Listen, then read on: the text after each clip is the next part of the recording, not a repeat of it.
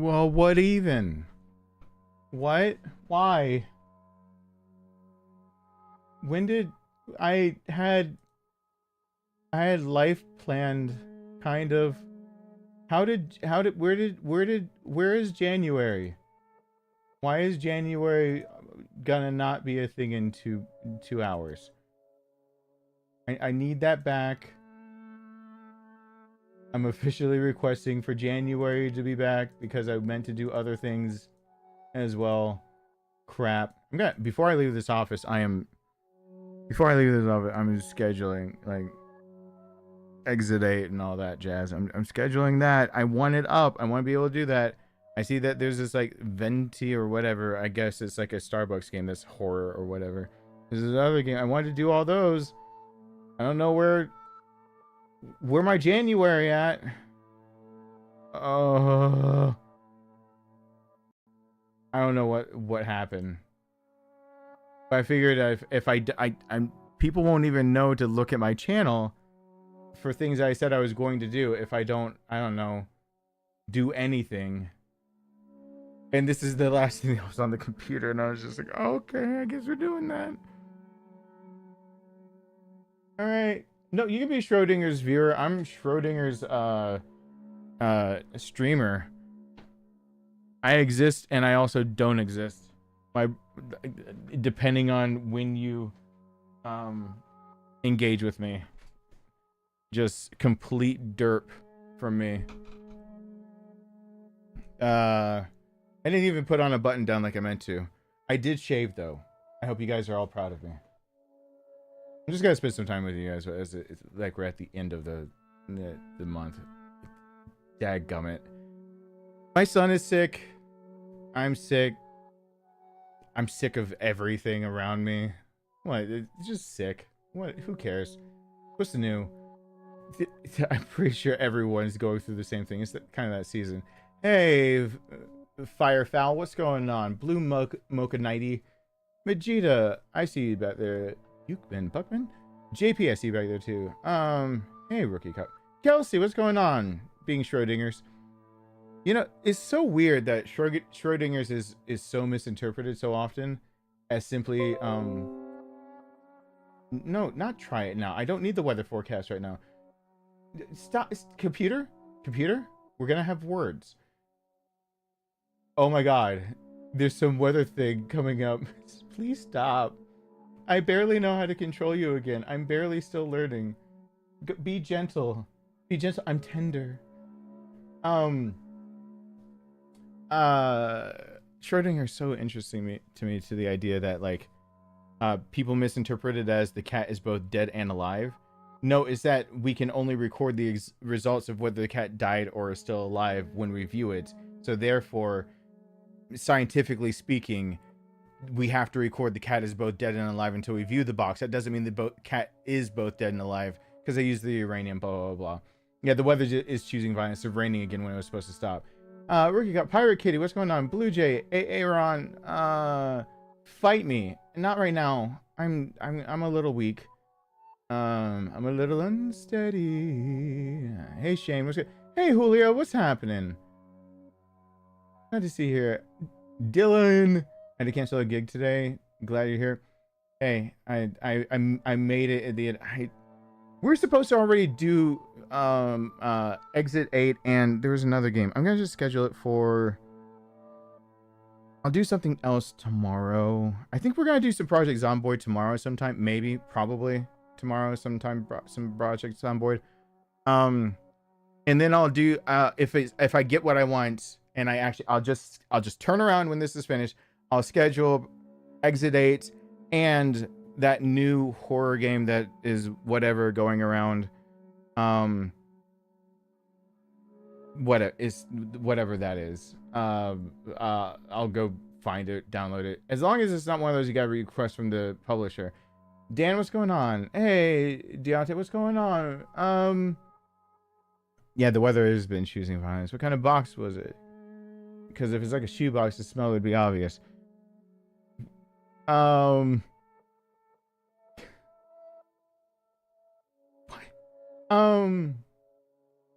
Always proud of you, I mean, Mommy? No. Mommy? No. Mommy? No. Hey, Typhus, it has been a hot minute. I've been away a lot though too. You didn't miss much because I couldn't tell you what you missed. Because I'm an amnesiac. I'm trying to make a joke out of it at this point now. It's not a joke, but it is what it is. Hey, I want you to know I've had your birthday in my Google Calendar for like 4 years. Yes, my birthday is in like 5 days. I guess 4, whatever that is. I do have a birthday. I'm gonna be turning 39, which I don't know. Do I have a scene? I've learned more of my stuff. I've remembered how to get to more of my stuff. Do I have a webcam full screen thing that I can do? Is everything? Nope, not that one. What's this one? Nope, that's not what I was looking for.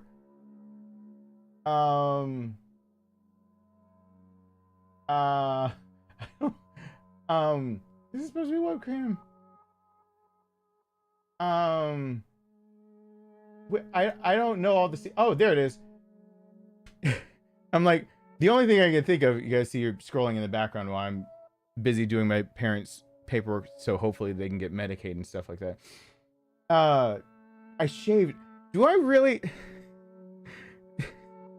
My son says I'm like 30-ish. I'm going like 39. I'll be like that in on the 4th. Yes. February 4th. There we go. There's a but I shave for you guys. Be proud. I had to jump. I shave in the shower. I had to jump in the shower. I'm like 29. I don't know. Audio might be delayed by a second. There's always a chance. I don't know. I'm not. Listen, I am. Hold on. Let me see if I can make it work. I'm just proud that I can get everything working. I gotta be honest with you. I mean, I'm honest, but I just gotta say it like it is on this one. I'm just proud of the idea that I actually know enough of how this all works again that I can do this at all. So let's do some of it. Kelsey, I'm gonna quantum soup. Oh, like the box. Yeah. You can't smell the dead cat box. It's all sealed. But they are surviving in it. This it's a thought experiment. Hey, Shadow, surprise stream. Yeah, it is. Not that kind of box. And it's definitely not my junk in a box. I'm afraid my son's watching me on vacation in Bangkok. Oh, I hope you have a nice vacation. Why, Razor? Why would you pop up on the screen? I get the cap swearing on that one. No. Hey, Alyssa, what's going on? Often, most project starting my taxes. Why you gotta bring up the T word? The taxes. Hi there. Jonte, also finally got my ass post with Claire. Thanks for the amazing guy. You're very welcome. I started watching you in my junior year of high school. What is Razor doing in the background? I'm now in my 5th year at art school. Holy crap. I mean, that'll make me feel aged no matter what. Reinvent your resume. Why are all my computers doing? What was the last thing I was doing that makes it pop up and do all these things? Okay. Hey, Chuck Kokoki, what's going on? Hey there. Going on 40 if you're pain. It's actually not pain. I'm so done with 30. I'm so done with it. I was done with teenage years when I turned 20. I was done with 20 when I turned 30. Now that I'm getting closer to 40, I'm just like fuck it. I'm done with 30 is bull. It sucks wall to wall. But what up? What's going on? I'm turning 45 and I get camera up my butt. It happens. You're getting your endocolonoscopy, all that stuff. Okay. I don't know. Is that not endo? I'm just used to being combined with a lot of people. I mean, what's going on? I'll say 7 going on 7 in my. Let's play a few things. I realized. See, the problem when you have taken a break for a while and then you gotta start streaming again or start working again, people don't know that you're actually doing stuff unless you do something. And I was like, I'm not letting January go without doing more. And we were playing the same game as last time, which is a comfort game, but I meant to be doing like the whole thing where I'm not communicating with you guys as much because I'm recording in the background, because I gotta figure out if I remember. Did my face cam freeze? It froze on me for whatever. I gotta figure out if I really did learn all my programs again properly of being able to record. I think I did. I think I'm good to go now.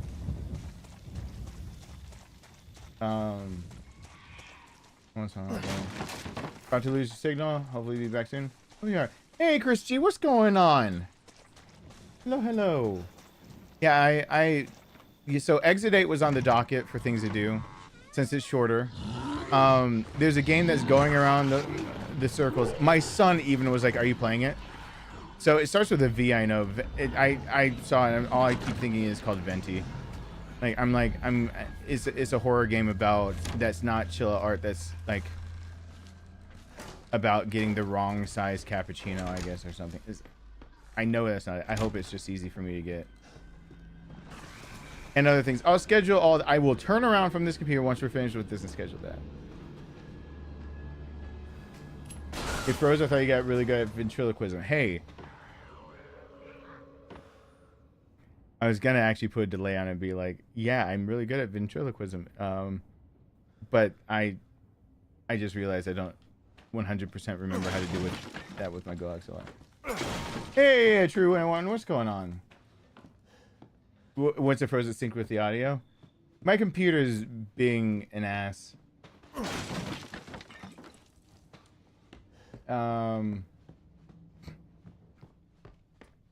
It is what it is.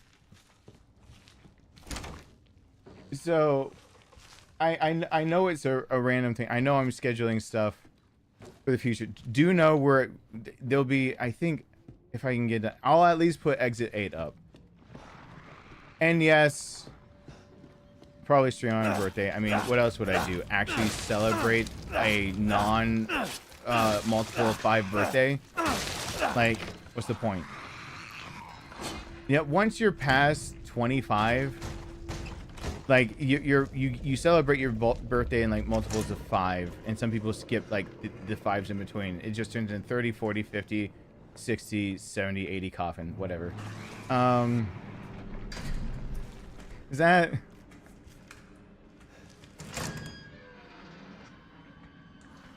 I guess you can stick a 90 in there.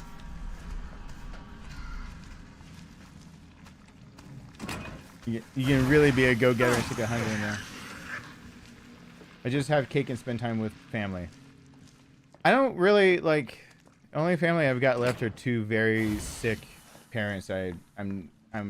I've basically turned into a full-time caregiver, just not paid for it. I won't get into the reasons why I'm not getting paid for it, but there are certain things that have been happening that probably everyone's sick of having to see on the news that have made it so that I'm not being paid as a caregiver. So, you know. There's that. I'm just here to basically talk to you guys and be like, hey, I'm going to do something. I'm going to do things. And also to see if there's anything you guys want me to talk about. I don't know. I talked with my therapist today. I'm not going to say what that was said, but it was a really productive thing that made me feel better. Like, I actually had a very productive, nice thing happen with that. I also realized I haven't actually... He hasn't charged me anything because I've been a broke-ass bastard for long enough now that to make sure that everything was in order and that all documentation about like privacy and everything was there. I paid him $5. I was like, I haven't really. Screw the burner. Tell me sarcasm's not here. Like I haven't actually paid in a while. Hey KJ, what's going on? I appreciate that. I don't like the way I look. I guarantee it. Men's Warehouse commercial. But I don't know. I shaved. I did shave for other people. I'm not looking at my webcam. I'm trying to ignore that shit.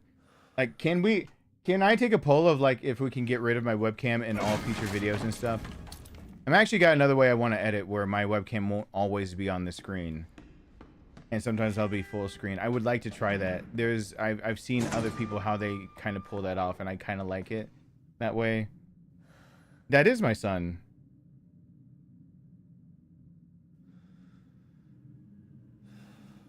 My son just sent a text saying womp womp. Yes, Rowan. Daddy had to work tonight. I had to. You knew this. Why did I just get the womp womp text? I don't even know where my phone is. But he's not on the block list. Hey, Mike. What's going on? Burners of... Why you gotta be like that? So, good news. My son does know I'm working. And he is on... He gets past my do not disturb. And his reaction to dad... Oh, if he knew sad trombone. Hey, Rowan, do you know sad trombone? Are you watching me right now? Do I have to be, like, fatherly in the moment? Do you know sad trombone? Feel free to text me your answer. Please do not respond in chat. No one needs to know if, like, I don't know what your handle is. That would show up in chat.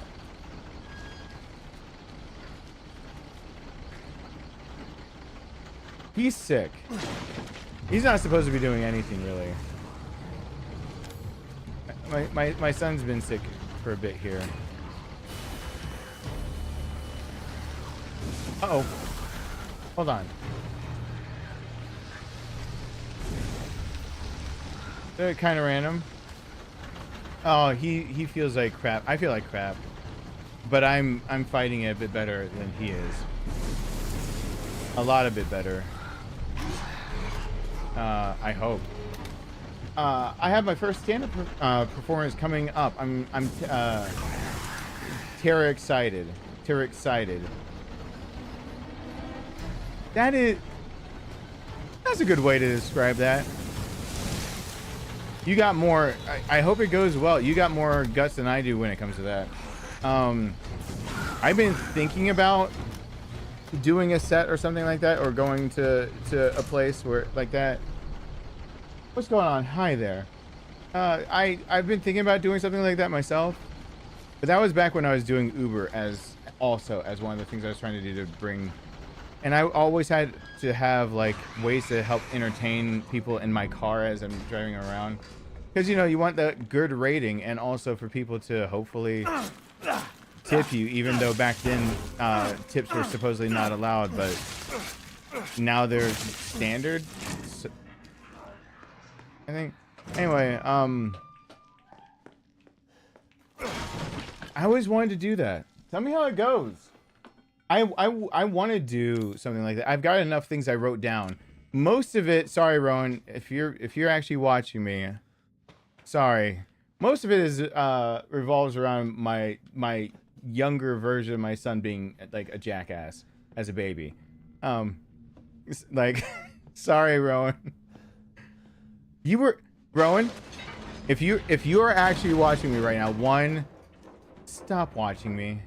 Yeah, I said within an hour of your normal time, just relax and stop watching after I say this. Second, you were a good baby, but I do tell people about some of the things, like when you cried while I was editing. You know, you've heard it from me. They've also heard it from me, so you know.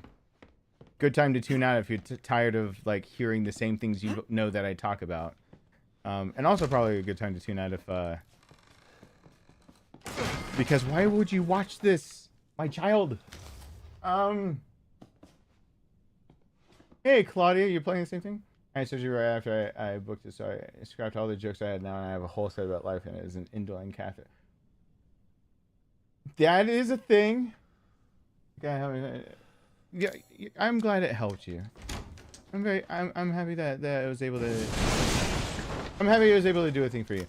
Yeah, most of the stuff I've got for comedy is basically like, you know, the stuff of my son being a jackass, of like me going in the office to edit photos and him like I'm on the phone with the bride, the whole thing where he cries bloody murder. And I'm like, I told a bride out of just instinct of going to rush to my son, even though I had, for those who don't know, basically I had my a camera in the living room, like a death-proof playpen. I was only just right around the corner. He's like 7 months old, I think, something like that. And I grabbed the phone since I had a camera in my living room hooked up to my iPad, so no matter, like, I was afraid to use the bathroom without being able to have eyes on my son. So like, he's just doing his thing. I pick up the phone in the office. I talk to it. 2 words later, I swear I hear him die. I told the bride I was talking to, I have to go. My son just died. Something along those lines. I come out to the living room. When I didn't have to tell her that, I could have just seen...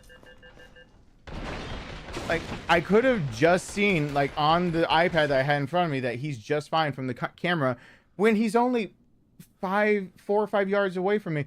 Yeah, I came out around the corner, like, sprinting. And he's laughing, like, hey, I got daddy to come out of the office. And I was like, oh my God, you little bastard. You actually... My son is not a bastard child. He's planned and loved. But, like, it's like, oh my God. And so I put up on Facebook something along the lines of, when is it too early, like, to call your kid an asshole? I think it was. I can't remember exactly. Something like that. And no one responded. Nobody liked the post. It was an honest question for me, like, you know.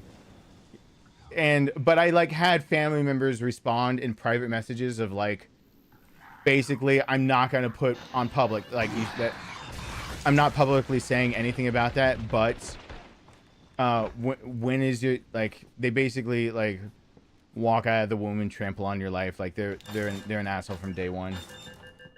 But yeah, it's never been a joke that I told the bride that I always wanted to take all of that kind of stuff of, like, because I do realize now that there's a comedian that has been making the rounds as being very popular, and he does what I do.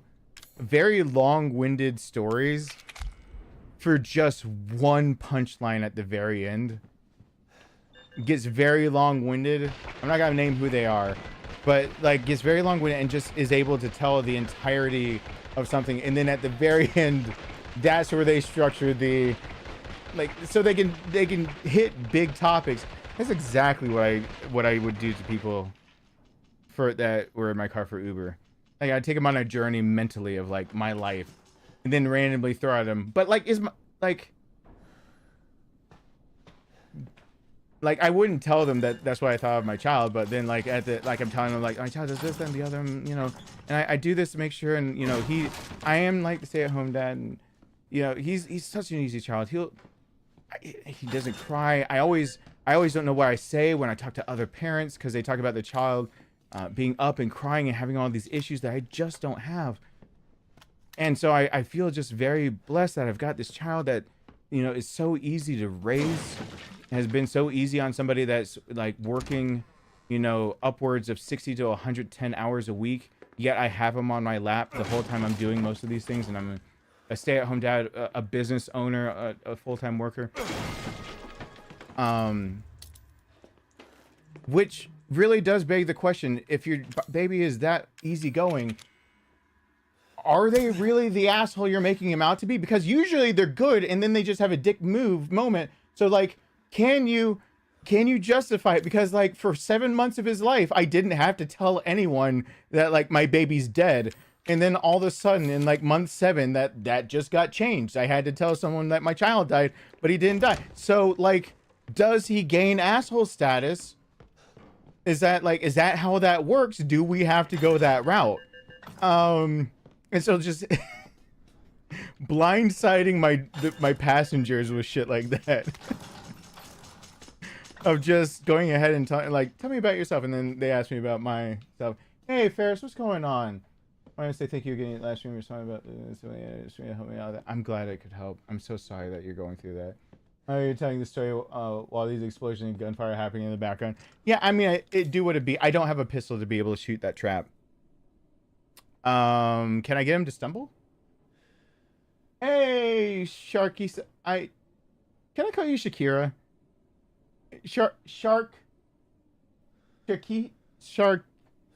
Kesha? shark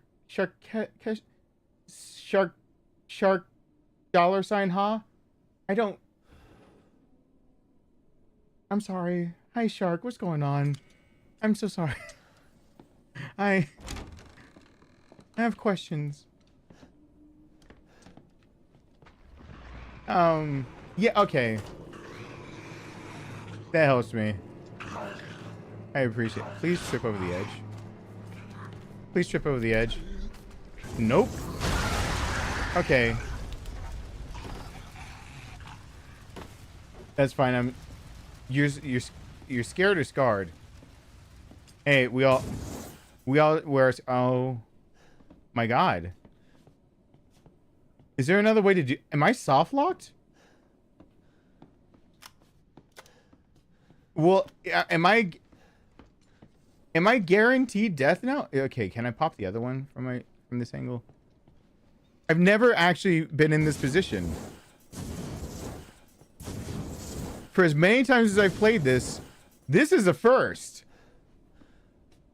This is a first. Hey.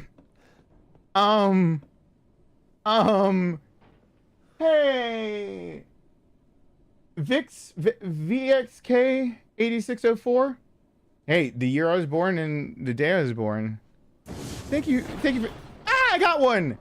Thank you so much for this support. I appreciate it. Welcome to the family. That shield is wooden. It gets stronger over time. Protect yourself, protect the family. Thank you. Does that count? Yeah, got around it. All right, got him. Not soft locked. I'm proud. All right. Can I get though like any other weapon? Okay, other than that one first. Thank you for the support. I appreciate that. Yeah, I've now seen another comedian. So I'm kind of actually jealous that you've got the courage to get up on stage and I haven't done it yet. I've seen another comedian do what I know I could do, which is I just need to turn it into. No, I just need to turn the way that I present myself and the way I present, the way I try to be funny. I'm not gonna claim to be funny. The way I try to be funny and I feel like I fail at all the time. I need to just learn how to present that in a more refined fashion, if you will. Do I have a ticket? Okay, anyway. Because I can be long-winded and tackle topics, and I like hearing this certain comedian who has been making waves, and it makes me realize that I could do that. Also, by the way, I'm telling all of you guys now that I'm live. YouTube still does want me to use the Everyman name. So I'm letting everyone know so everyone can remind me and bug me. I think I'm just going to do a series called The Everyman's Guide to Becoming an Everyman. Everyman's Guide to Being an Everyman. It doubles up what they want on the keyword, and I'll do ones called like whatever edition, like game edition, like the game's title edition, where the subject of what I'm talking about is actually presented in the video game. I was talking to someone about it, that the way that I can learn quickly and things like that are actually learned traits. Some of them I naturally come across. Some of them are very, very learned and has to be studied and acquired over time and rigorously. And I realized, oh yeah, like I kind of am like a person that seems like they're all over the place of having done way too many things in their life. How about I just do a whole series of like being a random, well-rounded person, the things that I cherish and everything. Hey, Chloe, what's going on? Hey, Jesse, Happy New Year. What's the worst that happened? They don't laugh at me, or I get that from my mom.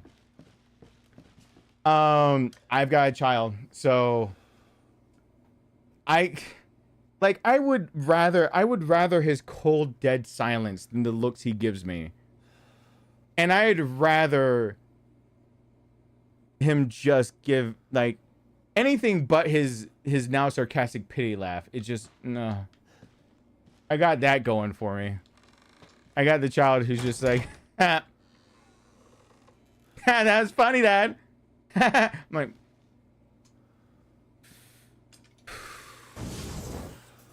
like one of those moments where you're just like, I would do anything for you, but I right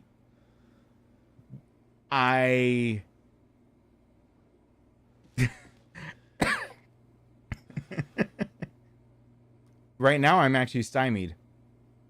So for those who don't know this particular trap in this game, the trap is that there's supposed to be no way that you can live through this, by the way.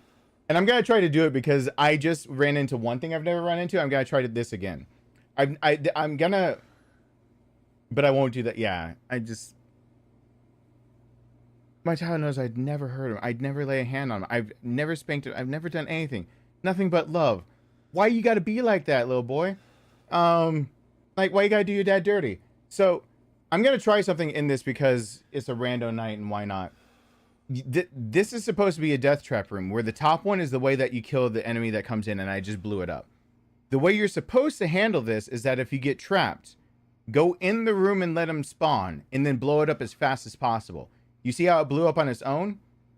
That's how you do it. Now, on the other hand, half the time you go to blow it up, it trips the other two wires anyway, so I said screw it a long time ago. There is another way that I think this is supposed to be handled, but you see that red barrel? That's your punishment. You're supposed to get him in the tripwire, get him to explode, but you get punished if you go for the barrel. So I think the actual solution to it might be, and this is me spitballing, I think I'm about to get myself killed, is staying away from the barrel and letting him trip it. Where is he? What? There he is. So if I stay far enough away from the barrel, he trips it. Oh god. Oh god, he's still alive. He's still alive. He's still alive. I'm glad I had steroids. Close the door. Close the door. Drink. I'm glad I can make it even if I'm sticking my nicely on. It's been going around. My son's got a fever, had a fever. He kind of popped positive for influenza. I'm not doing my best. I've just accepted my fate. Tiara, what's going on? And Green Ranger. Which Tommy was my favorite Ranger. I mean...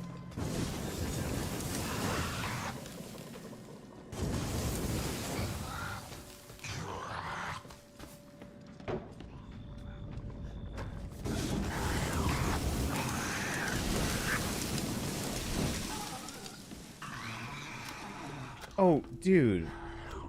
Just die. Thank you. You tell me Ethan drinks through his severed wrist. Billy Blue Ranger? Yeah. Can I remember all the original Rangers? Here I go. I decided I'm doing that. I got off the... Okay, hold on. It was Jason is the Red Ranger. Kimberly's pink. Tommy's blue. Zach is the Black Ranger. No racism involved with the idea that Trini is yellow. Zach is black. The Asians. No racism at all. And then Tommy has the Dragon Zord with the doo doo doo doo doo doo. And he came along later, and Zeta, whatever her name, that she's freed. She had control over him, and then he became a good guy, and then he became the White Ranger, and then he took over as Red Ranger and did all the whatever things. I didn't watch the show ever when I was a kid. Did I say Tommy is? Billy is blue. Tommy is the Green Ranger turned White Ranger turned Red Ranger turned every Ranger. Yeah, Billy's blue. There we go. Is that good enough? Okay. Yeah, Rita Repulsa. Rita Repulsa. I do remember that.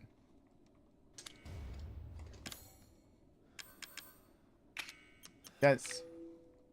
You know when you got them memories that just, like, you wonder WTF to yourself? I got them memories. Hey, Vamp, thank you for the 5 gifted memberships. Welcome back, Gene, Latoya, BitMe, Owners King, Stacy. That's some welcome back. Thank you. Hey, Vamp, what's going on? Been here for a while, but It's been a while. Usually watch with my husband. Shout. Yeah. It do be like that. I appreciate that. Thank you. Thank you. It really does help. Especially since I really got to make a better consistent schedule. And Kelsey, thank you. Thank you. I appreciate that. We would like to buy one child, please. Spite. Hold on. Do I have a better voice for Spite? What I don't remember what I read. Spite. That Spite. Hey, Spite. Spite the overlords. There we go. We must spite the overlords. Thank you, Kelsey. Here we go. I just got to remember again. Yay! Yeah, with a 4 years still. That's really cool. Yeah, lurking's fine. I encourage lurkers. I'm a lurker. I would totally be a lurker. I don't know. I'd probably be someone who would try to figure out how to lurk and would fail. You know what I mean? Like, I'm a wallflower, mostly. I know, like, I'm on the internet. How are you a wallflower on the internet? Don't question me. Just listen. So, I'm a wallflower.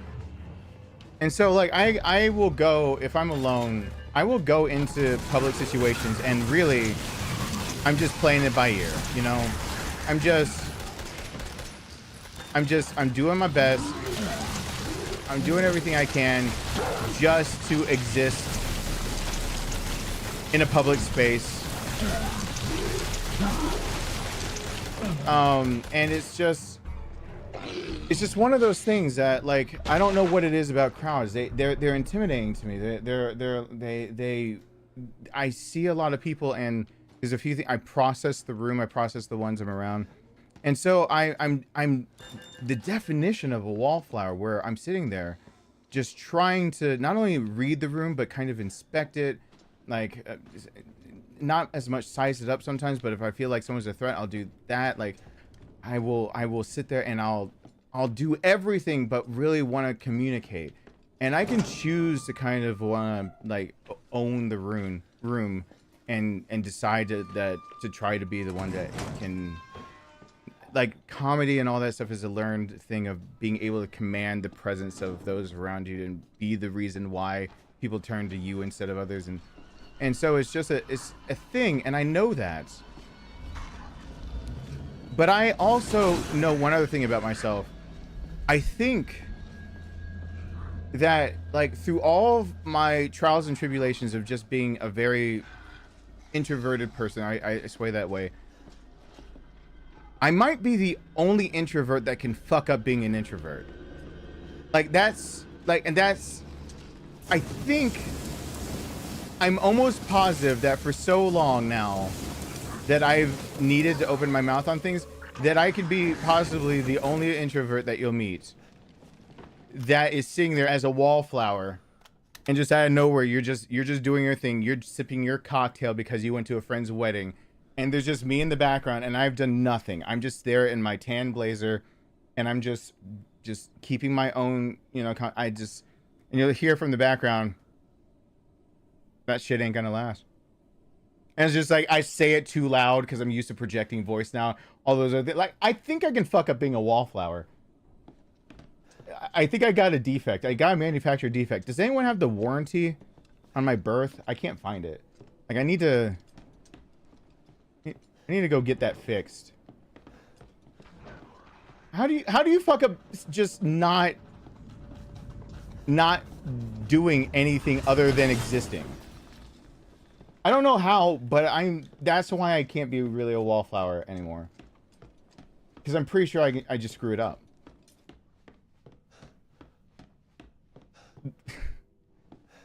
Yeah, I'm busy with get what you can.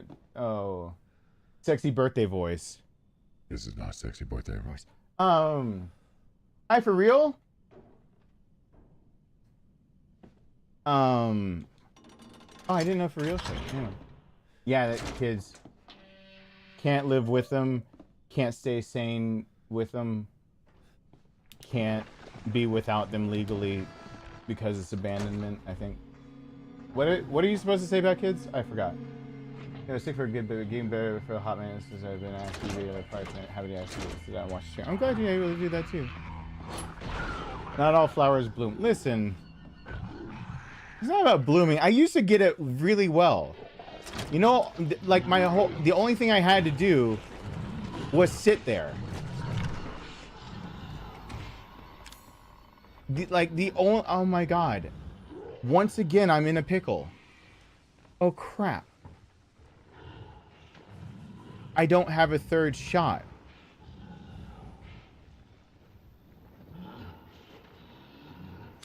Yeah, I'm more shy in person. I speak more lately because I've been told my whole life you need to speak more.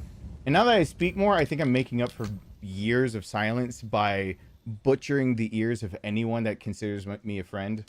Hey Larissa, like all my years of silence have come out and manifested in the pain that I will inflict on those who are willing to listen, which is more than why.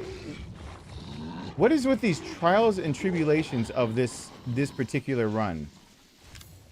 Even if I use the shotgun shells, I've only got 2 out of 3 shots needed, and he needs to explode to get out of the way. What is with this?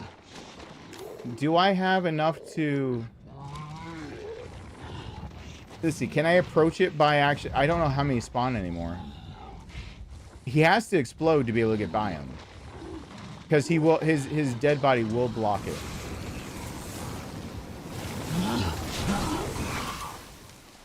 Okay. Yep, okay. So the idea for this one was, did I get any caught in the crossfire of that explosion?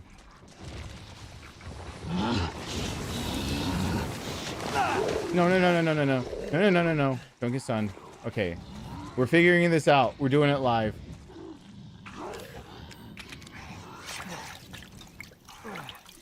Being an introvert and an extrovert, it's a spectrum. You kind of just fall on it. You're never one thing or the other your whole life. It's more the idea of which one you veer to is how you recharge your batteries. If you veer towards being an introvert, then you recharge your batteries by having alone time after you've been around people. If you veer towards being an extrovert, you recharge your batteries by being around people once you've been alone for too long. Oh God, come on. No. I recharge my batteries in a normal wall AC outlet, but like most people, like they got to get one or the other. Now, I don't think I ever recharge my batteries being an introvert by being alone.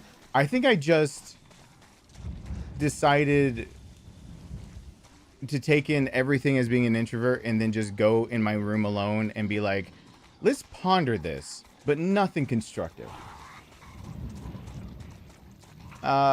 Which is like the worst kind.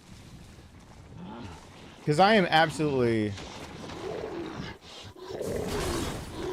Are you joshing me? This is the worst. He moved from his spine. How is this happening?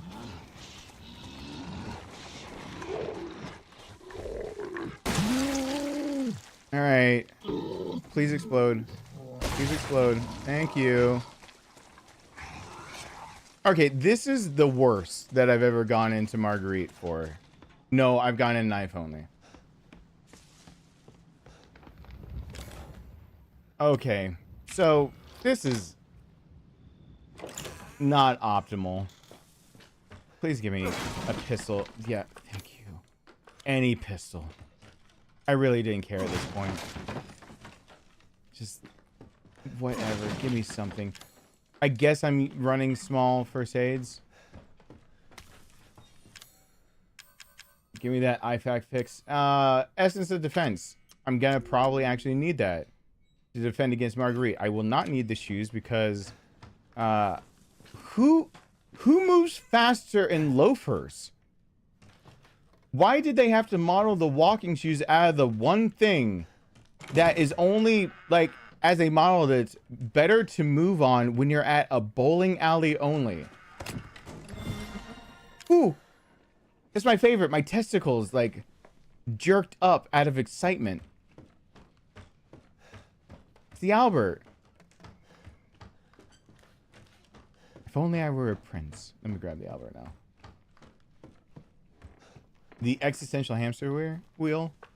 The wheel. For some reason, it made me think of a thing in Final Fantasy 14, and I'm a dork. The wheel. I can't.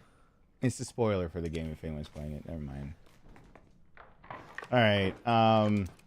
This pistol's gonna carry me.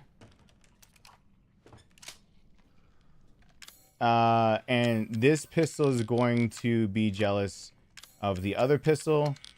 And I'm going to start off by equipping the knife and then switching the slots. So the next time I have to switch things, it's that pistol. So I can break that one box. They're draking me? What, they're releasing an album about their feelings specifically about me? Like, he's prolific because he's the only artist that just is like, I guess my diary is now my career. And also, I'm going to get pissed at a lot of people real fast so that I have more material. Like, you do you, boo. I guess. Alright. We got nothing to burn them with. We got, you know... I don't know how handgun strength is determined by the idea of the way they do in this game, but I guess it's video game logic. I'll just pretend that this has got like, this is a 380 instead of a 9mm or something, and just make my brain happy about it. Okay, maybe there's something in it for me in that box. Nope, it was a trap. Should have saved it. That box? That's a nerd. You're not getting away this time. I'm not trying to get away. Why has she been crawling lately? Like, so fast. She starts her crawling rampage too fast. Uh-oh. Uh-oh. Uh-oh. Uh-oh. Uh-oh. There's no escape. No. Uh-oh. Uh-oh. Uh-oh.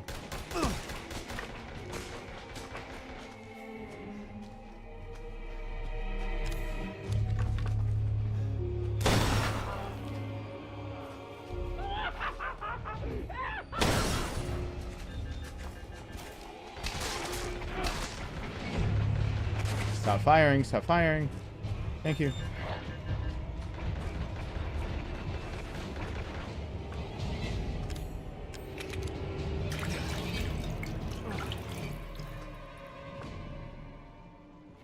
I'm trying really hard to not go out like a little bitch.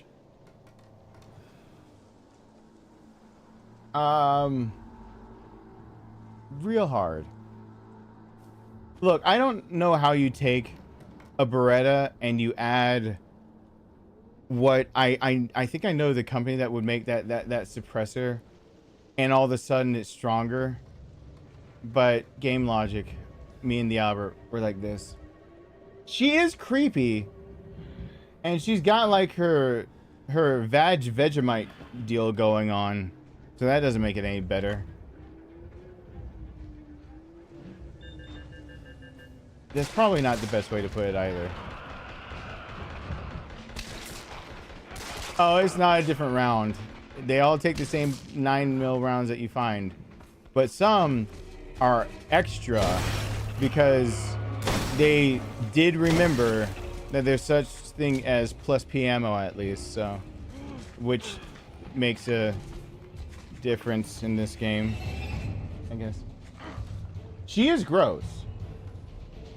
Like, fire works the best on her because you are burning out the cockroach infestation near her. Don't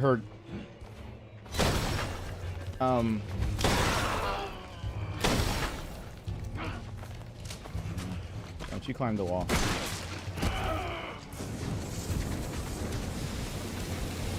Alright, all the rounds of this I got, and Carry me, weapon. She's gone. Carry. The Prince Albert came through for me. There we go. It's not, it is in a different bullet. Some random bullet. Nah. I wish it were. That's a Beretta. The other one, I just tell myself that it's a 380. That maybe there is a difference, but it's not. They're both a 9mm. Whatever. It's about shot placement. This isn't the stream for that. That's a whole different thing. I don't know. Anyway, I'm telling everyone. I think I wanted to satisfy YouTube. Like, I want a list of topics. I don't want to do like the most pretentious one I'm afraid to do is like an everyman's guide to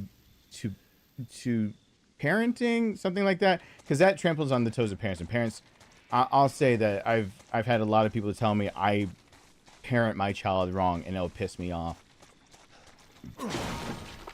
Son of.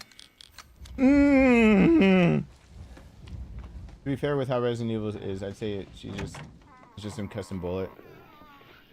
I mean, the enhanced rounds are, but it's just added pressure. You could just get the same out of getting a box of, what is it, Winchester that sells NATO, which is 10% extra powder in it. So, and if you have a long enough barrel, you'll actually burn your powder out, and it'll achieve better velocities, but it's best for the range anyway, because that's the wrong box, because it's just giving you, it's letting you train with the kind of kickback you'd have with an extra pressured round, as long as the handgun is taking blah blah things that don't matter. Is suspension of reality and belief of things is what I have to do, instead of picking it apart as if it's real life. Shotgun shells. I do have a shotgun. Oh, well, look at me being a silly Sally over here. I have a shotgun. Why didn't anyone tell me I didn't have a shotgun? C96 is the strongest handgun. The Red 9. Okay, for those of you who might not know, the Red 9 being one of the strongest, right? The real life counterpart, the Red 9, which, if you didn't know, like, the Red 9 actually does have a reason to exist. There was, yeah, the 96, whatever that is. When they converted those to take the 9x19 Parabellum, like the 9mm Luger, or 9mm we're used to, and not the German 9mm. German 9, in another round, can't remember its original round off the top of my head because my brain is not in that mode. They stamped the handles with a 9. Like, they branded the wooden handle with a 9. So the Red 9, sometimes they were painted red to make it obvious of like what ammunition is supposed to go in it. Those things are collectible. They're the most collectible hot garbage ever. And if somehow you can come across one that actually has its original buttstock, do not let somebody talk you out of like getting rid of it for less than a premium, because if it's got the original, those things are just so bad. Yet it's always considered such a powerful weapon because it's got the attached buttstock, which is not a longer barrel. A carbine would actually do better, so you're burning more of the powder as the round goes through. Whatever. Things that YouTube, are you cool with me talking about that? I know I haven't been streaming enough. Do I get docked for that? Am I allowed to tell people that the length, like, of the barrel, am I allowed to tell people about that? Like the length. Thank you, Green Ranger. Am I allowed to tell them the length?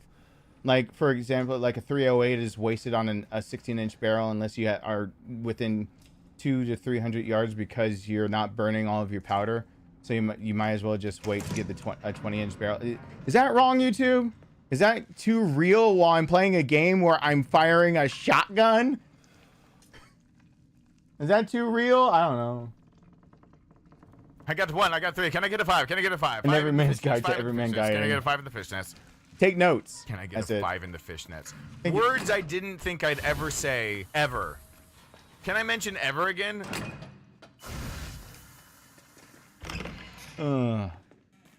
I always forget that I did do the 5 in the fishnets. Thank you, Green Ranger. I appreciate that. I got your guide right here to being an everyman, like for the guides. Right? Hey, Patrick, was it? Here's the guide. Here it is. All it is. Write it down. Don't write down what I just said is the guide. Like, no, just write it down. Like, just do the thing that you're doing in the game and then write it down. And then try to do that thing again. But if it doesn't work, write it down. And then whatever you tried next, write that down. And then just get carpal tunnel until you're good at the game. Like, there you go. That's... If you're not...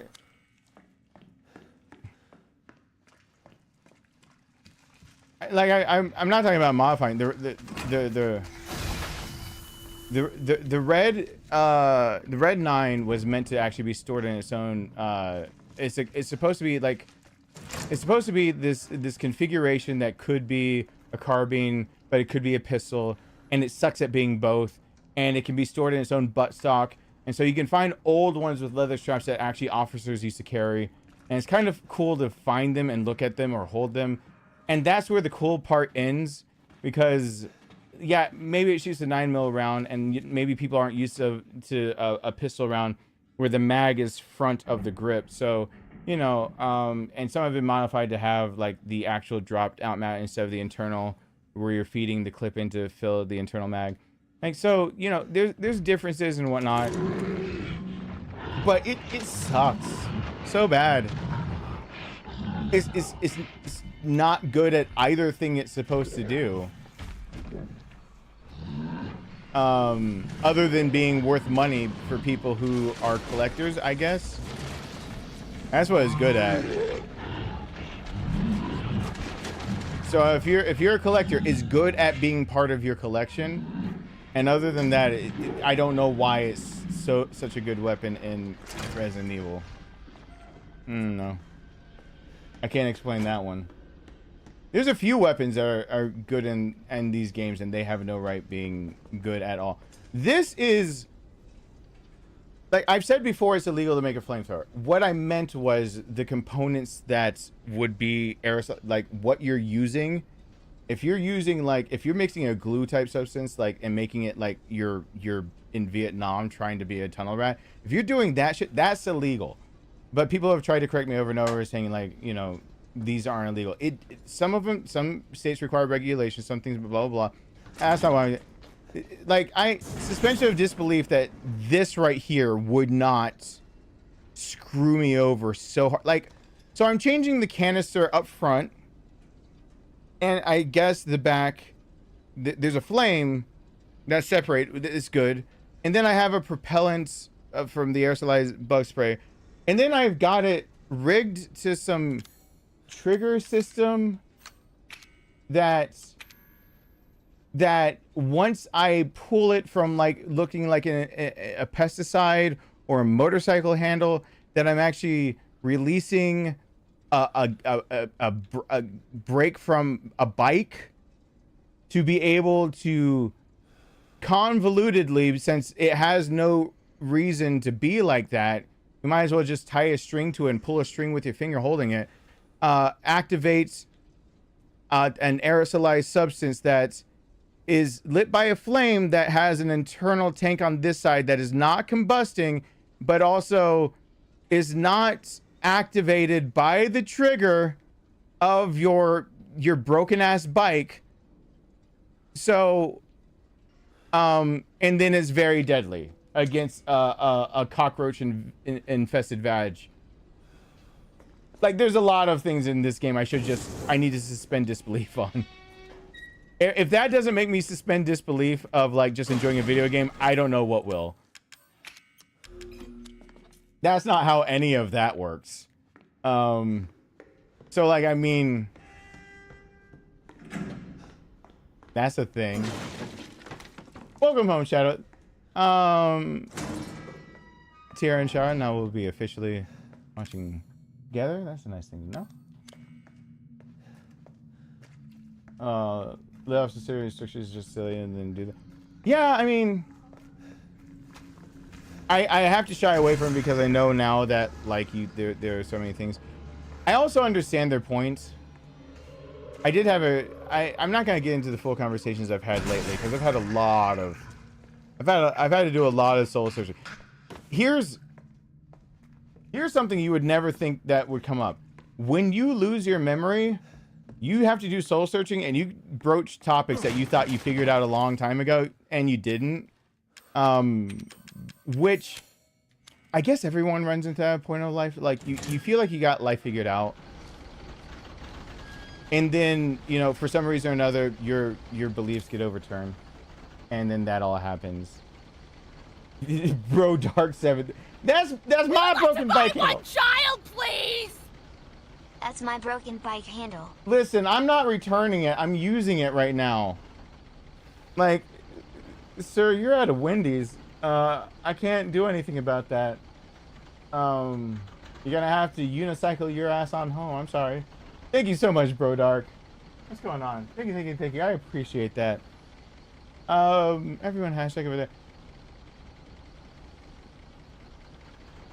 Like I've lately been trying to regain semblance of normalcy and regain memories I've lost and having memories shift around. Like you do, there's a lot of soul search. So I've had a lot of conversations I have to steer away from because they could be detrimental to mental health and all these other things. And I'm trying to work through them.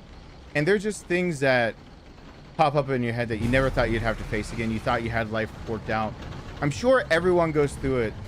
I'm positive everyone goes through it because you go through, I mean, man, life, you don't get out of life without getting unscathed by something. Like everyone goes through personal tragedies, personal hardships, things that test your faith in yourself, in systems around you that you hold dear. Like things that really just can shake you to your foundation because you grew up so long with a steadfast belief that you had it down pat, and then something can disturb it. And for me, it's amnesia, and for other people, it can just be just the life-changing circumstances.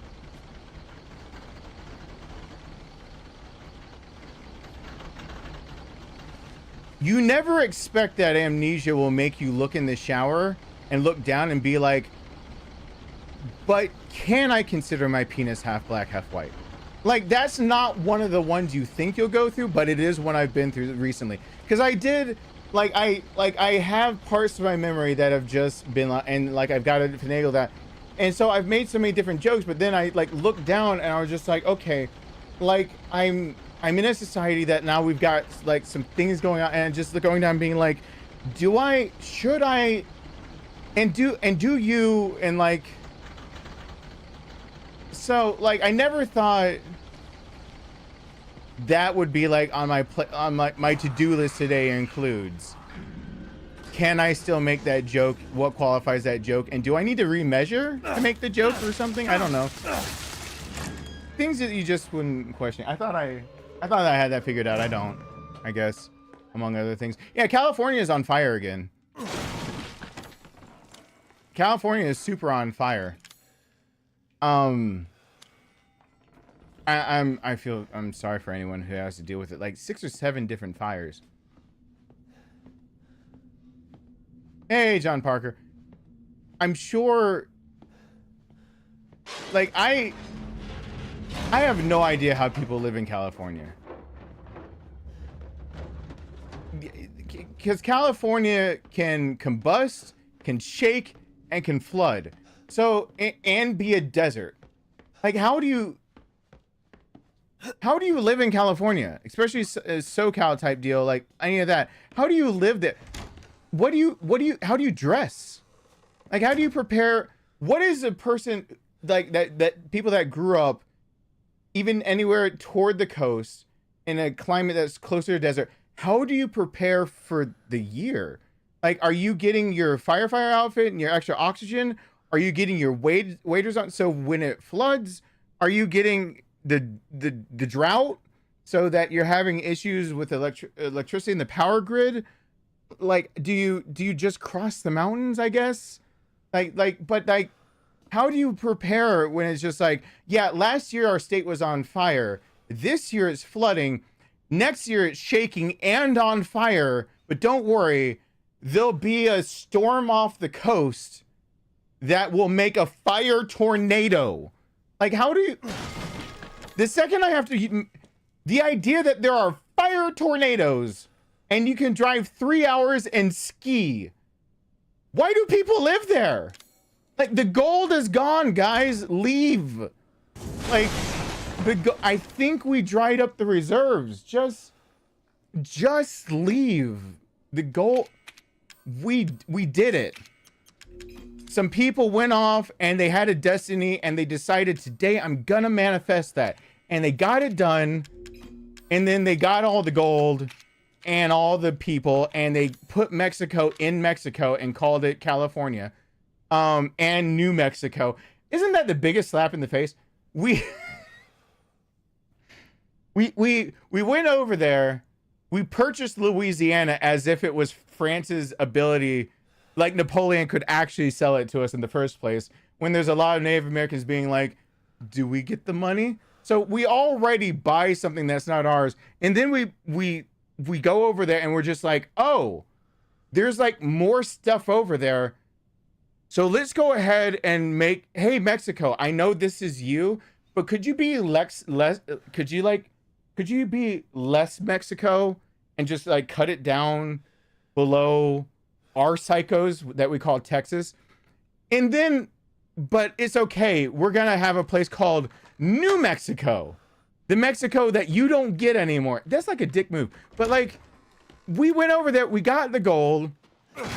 Some people had a destiny. They made it manifest. Why are people living there still? Why would you do that? I was born... Why? Like, I understand. Like, okay, I shouldn't be ignorant. I understand poverty. Like, if someone ever asked me, why didn't you just move away from like the places where you could be stabbed and shot and where people would rip off 3 of your fingernails when you're only a child and everything like that? Like, no, 2 fingernails. It was an adult when I had 3 ripped off. Well, older at least. So, like, and I would look at him and be like, bitch, you need money to move. Like, I get that part. But there are people who move there. That's the thing that weirds me out. It's a state where people were once in a different place, and then they went to that place, and they're like, "Yeah, I'd like that house, please. Does it come with all the accoutrements, like being able to wobble when the ground doth shaketh, and being high up enough that the flood won't hit me, and possibly like." Is it fire retardant enough that I can survive 6 or 7 wildfires? And will the electrical grid go down if we're actually in a drought? Because none of that happens. Or do I get like the combo special house or whatever? Like, why would you move there? Like, you just, I figured like it was a place where you get born and then you go, the fuck did my parents do? And then you leave. And then the people that are there are people that like we need to expand welfare, Medicaid, to give them the opportunity. Like, if you live in a place where your house will get set on fire every other year, and you were born into that, you should qualify for Medicaid, so you don't have to worry about the medical bills that'll come with all that free therapy. Just make as many things available possible so you can leave. Guys, why?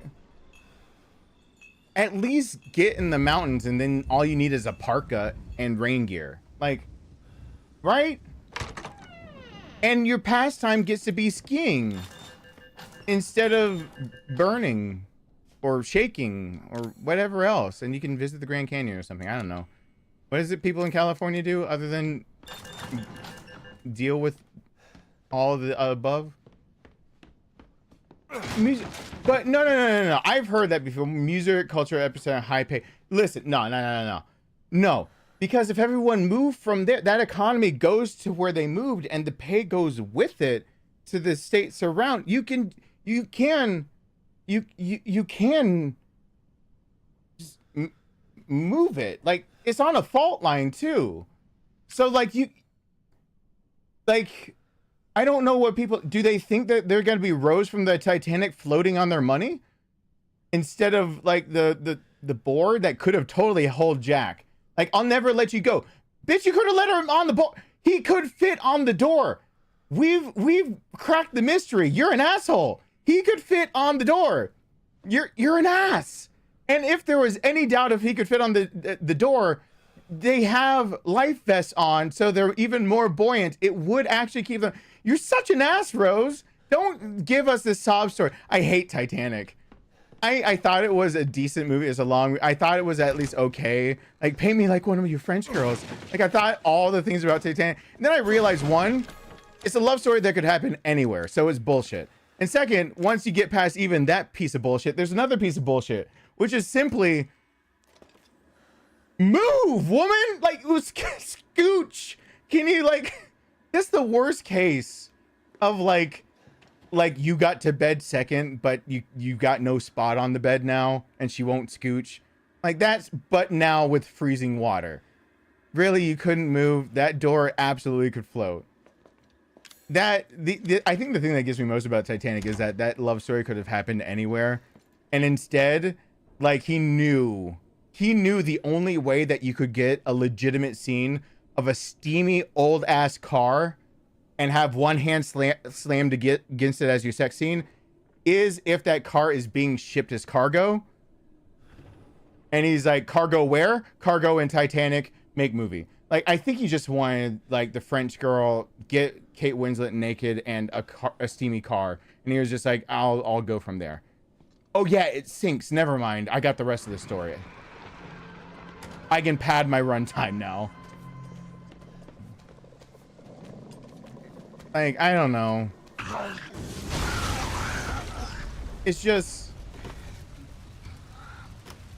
because there are similar stories that are even more like horrifying, of like the ship that flipped upside down, and that the survivors of that ship were able to get out the bottom of it once it flipped. So the only survivors, and one was, I believe, an Olympic swimmer that was able to help lead a line, but they even could not get all the way around without actually dying and everything. And it's based off of a true story as well of how they survived. And it's, I mean, creative liberties are taken. Oh, Poseidon, yeah. How is that not more popular? Because, like, instead of Kate Winslet getting screwed by her fiance and then screwed by Jack, one is getting screwed over and one is getting, like, hey, oh, pesto ravioli or breakfast rice, which do you make? Why you ask a question like that? My son says, why, please fix the gift cards. Yeah, I'll get on it, little boy. I'll try to fix pesto ravioli. What kind of, name me the brand. Pesto yeah, I let the chat decide. I'm not getting into that. I just have issues with that movie. And then the moment I realized none of it had to happen on there, like, it really is, like, just the worst place for that entire movie to happen. What do I get rid of? What do I... Burner fuel. I get rid of that. Alright. I don't really... I sound like I have all these qualms and grievances about Titanic and things like that. There's a lot of movies that I just stare at and I'm just like, I should have been a critic. Not because I'm, like, critical or just overly... I've got an analytical eye and the willingness to say, the fuck even? Like, that's... But I don't think that would have been, like, Roger Ebert levels of, like, critiquing a movie. Because I would have had to write backwards. I would have had to pull, like, a David Cage, where I'm having to write my way out of what I wrote myself into. And I don't want to be a David Cage. I don't want to have to, like, do all these games before I finally get it right and make, like, Detroit become human. Like, I don't want to do that. But at the same time, I think I could be a good movie critic. Especially if I could write it and revise it. I'm not a bad writer. I know I'm not a bad writer. It's one of my few strengths. Being able to write. I know I need to probably make a website and do write-ups of playthroughs I've done and my own review, so that like Google Analytics can see what I've done, and it helps point to my YouTube channel and makes it bigger and blah blah blah. And it's another place where it's posted, so it gets so you know, being able to get my SEO in order and all that jazz. And that's not the point. I just know in this particular situation, it would be a bad case of watching the movie and being like, all right, I'm taking notes. And then it's just, there's very rarely movies that I can enjoy without just being, what the fuck? And then after that, the thing I usually come away from the movie from is like the what the fuck moment, where I'm just, if I'm alone or around somebody, if I'm alone, then God help my soul, I'm going to sit there and ponder over it. But like, yeah. So I would have to basically David Cage write my way out of it, because what the fuck is the middle of anyone trying to tell a story about what something happened? It is, go test me on it. What the fuck is always the middle of the story, which is what David Cage does when he writes things like every story he's written, including Detroit Become Human, but he got it right at least some way with that. But like Jason, like he writes a good middle, and then he has to figure out how does it begin and how does it end. And usually good writers start with a good beginning and ending, and like know their ending point and they write to it, or they have a very good ending and they create a plot that can lead to that ending, and it starts off with strong characterization. He writes a middle that's really catchy, and he's like, and it's, if I have to dumb down or re-explain or anything, however you want to put it down, of what David Cage's writing is really like to somebody who is actually finds himself as at least better than mediocre writer, the best way to explain it is that what the fuck is always the middle of whatever story you're telling. It is always going, if you have to recount a story and what the fuck comes up, you are in the middle of your story. You did not finish it yet. You gave us the beginning. The audience, you gave us the beginning, and then finally you came to the point that's like, and what the fuck? And then you need to actually resolve that shit.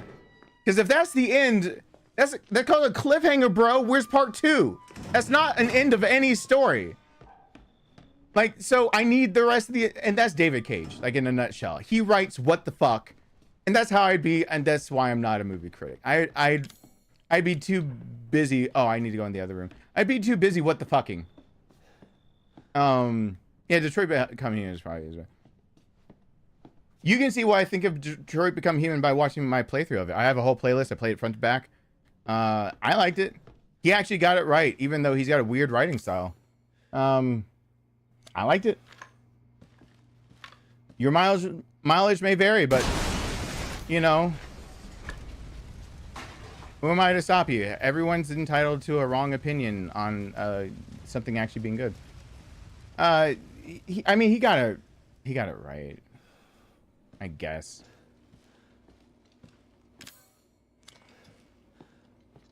There's a Titanic 2. There should be a Titanic prequel. Is everyone aware that I don't remember if it was years or actual decades before, but for those that don't know, here are fun little tidbits of things that you might not know. I was gonna say another one because I've got another one of these little knocking around in my head and I forgot it. But one little tidbit you might not know is that there's an author that wrote about an unsinkable ship, and he turned it into a publisher, and he was a struggling author trying to find a publisher to get his footing in the business of just being able to have a printed, published anything novel. And he was a fiction writer, and a publisher turned him down, saying that the events in his book were too unbelievable. And when he wrote the book, I believe it is correct that he named the ship the Titanic. Except for without the ick. He named it the Titan, I believe. I believe it was either years or decades before the Titanic actually happened. And if you go read the manuscript that he tried to submit, that was turned down for as unbelievable no one will ever read this book because it will never happen. It's almost like he's Nostradamus up in this. He's pulling in fucking Asimov when it comes to technology. Yeah, he wrote about an unsinkable ship and a story about like what that happened, including the idea. I believe it is true. They include the idea that it sank out of malfunction of an iceberg. So like I believe the story is of the Titan.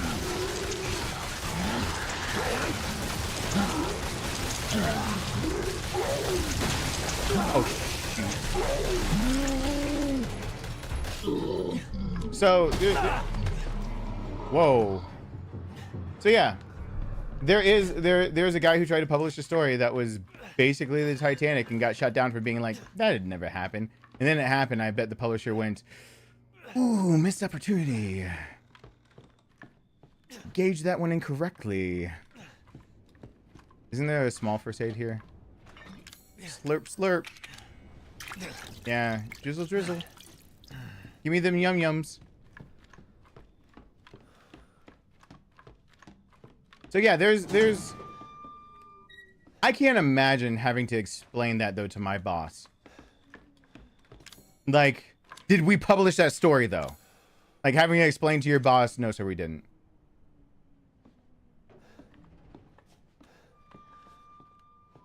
Futility or the wreck of the Titan, 1898. Yeah. You had to look at, yeah. It's a real thing. Thank you for looking up Kokogi. It's really cool. Did I see that there are other people here that I didn't say hi to? If I didn't say hi, I'm sorry. I'm not trying to ignore you. Miguel, yeah. Buckman, Travis, you remember the Titan story? Yeah. You know how I first found out about it? Beyond Belief, Fact or Fiction. Anyone else remember that show? Where there's a guy that always is gonna... Do you like to play baseball? Or... Ever been home alone? Ever had to drive in the dark at night? Like, he always started every single intro he did with a question. Jonathan Franks, yeah. He started, hey, Earl of Irony. Everything was him walking into a set, asking you a question of just being like, I guess I never really thought about it until you awkwardly asked me about it, I guess. My family, we used to actually play a game with that show where we would have a whiteboard and we would watch the show when it came out. So that ages me right now because like you gotta have some age under you to have watched the show while new ones were coming out, because there are some, you know, before Jonathan Taylor Thomas was famous, he was on that show. That means it was before Home Improvement started. And so, JTT, everyone, remember? God. And so we used to, hey, college debt. Oh God, why'd you have to come? You chose violence with that screen name. Why you gotta remind me that I got shit that I can't pay to pay? Imagine if you will. Yeah. So we used to, as a family, all watch it, and we would have a scoreboard. And it was, since my dad worked nights, it was a whiteboard that was when you turned from like you go into the house I grew up in, the house my parents are still in, that I'm trying to help them take care of and be able to live in the house for the rest of their days. My dad's not going to live that much longer. I'm hoping to keep him around a few more years, but it's been really taxing. This week alone, I have logged in for government's sake, so hopefully they pay me 34 hours just dedicated to trying to be a caregiver to my parents. So it's taxing, and that's not counting everything I've done. So you'd go into our house, and the kitchen, you'd go around the corner, there's a kitchen, and the home phone was against the wall around that corner. Had a long cord because the kitchen phone always had the longest cord, because you know why. And right under that, we put a whiteboard that was like memos, because my dad had a pager, and sometimes we had to remember to, like, you know, what he said or what he needed to tell us. And, you know, 2 ships passing in the night, because he worked nights so he could get paid more and get overtime working to try to support us. All these things. And so the scoreboard mostly was like, yeah, caring for my parents is the hardest job I've ever tried to take on. It is fucking hard. So it's my mom, my brother, and me. And it was literally fact or fiction. Fact, fiction. And it was like putting under next to our names, it was first our guesses, whether it was fact or fiction, as each story. Number 1, number 2, number 3, there's always 5 stories. And likely either 2 to 3 were fact or fiction, and the other 2 were the other. Sometimes they would actually do 4 are fact or fiction and 1 was the other. And those were dick episodes. There's only a few of them. But there's only a few of them where there was all 4 are like fiction, 1 is fact. And so we would at the end of the night tally up, and we would have we'd keep score. I think the longest we have ever kept score for was, I want to say just over a year and 2 months, that we had a running tally that we had to keep going because we kept tying every other week-ish. And we had to keep going. And so it was just like this long escapade. Shut up, Windows security! And I'm never activating you! Because people don't see that screen. And so it was just this long ass tally of times we'd watch a random guy ask us a really random question and watch a story that might have future actors in it. And then, yeah, it just went for so long. We competed on that one. It was nice. My mom hated it after a while. She says she loved it. I know she hated it because she lost to her children. And my mom is very competitive. Like, I'm not competitive by nature. I wish I could have. Hey, Cheesy McJesus. Do I need to play mac and cheese sound? Oh, it's Vegeta. Oh, okay. You're on a second. Okay, got it. It's Vegeta. Okay. I was about to say, Cheesy McJesus is asking me to play the mac and cheese sound. So,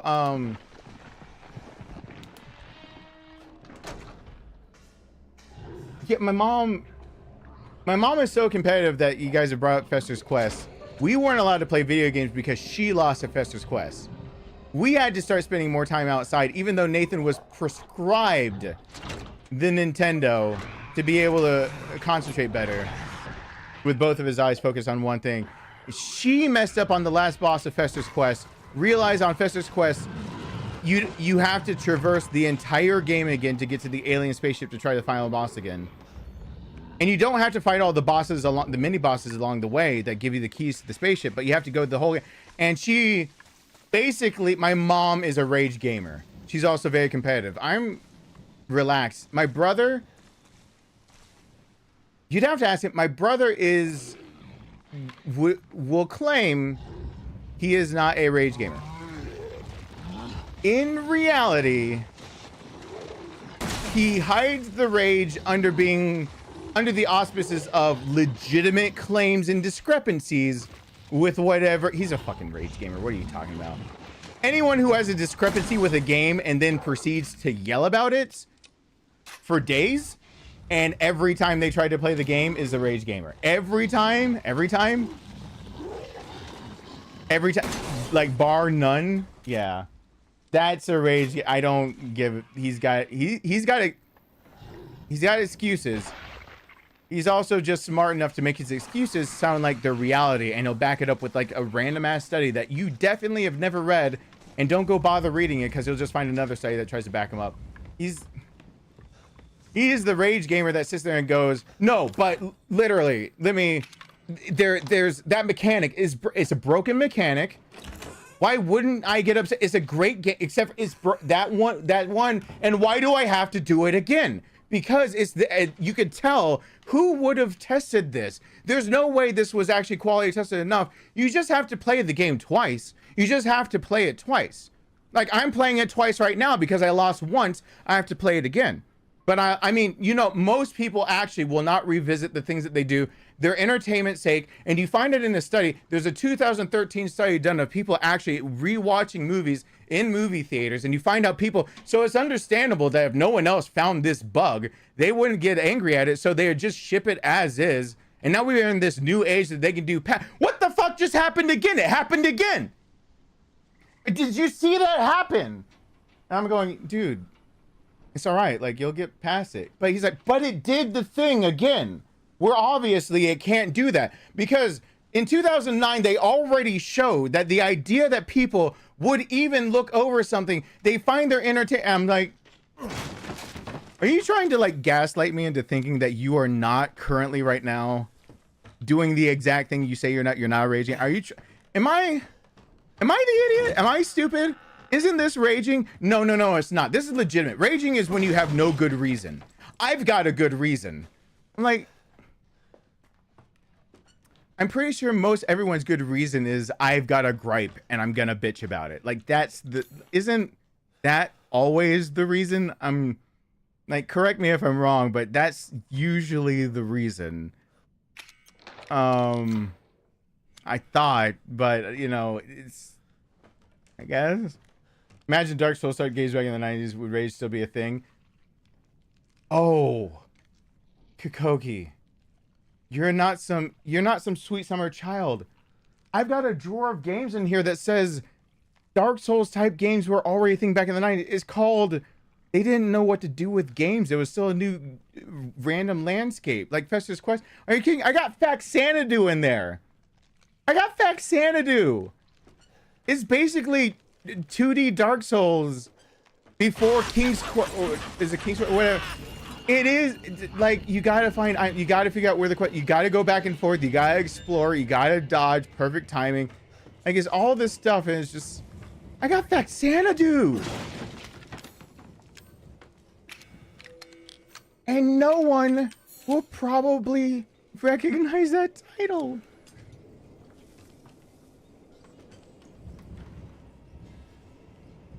I've got Solstice. Between owning the games Faxanadu, Solstice, and Lolo's Quest. Lolo 2 especially. What was I saying again anyway? They should have done a prequel to the Titanic because like of that book. That was all I was getting at. In summation, my point is they should have made a sequel to a prequel to Titanic. Is that the point I was making? I'm sure it was. I'm sure I didn't get off track at all while doing that. I'm a little screwed. Why does she now screw up and go back over there every time? Is this because of PC Master Race bullshit? She keeps going up there when she doesn't belong up there. She's supposed to drop down. PS5, PS4, she'll drop down every time, bar none. City boy. And she crawls on PC in places she's not supposed to.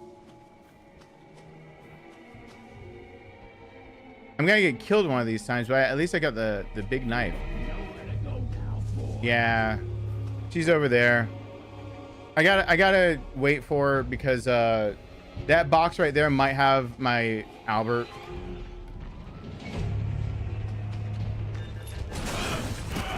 Oh, I'll burn her. Burn that cooch. Burn the cooch. That cooch is on fire. That cooch is on fire. Yeah! Now move back to my safe corner. Fortune favors the bold, and I'm boldly stupid. Let's fucking go. I hate that. I hate it when people legitimately say that.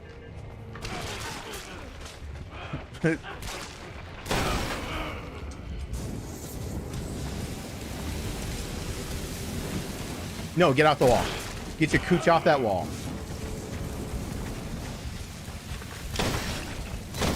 Oh, God. God. Jacob, hey there.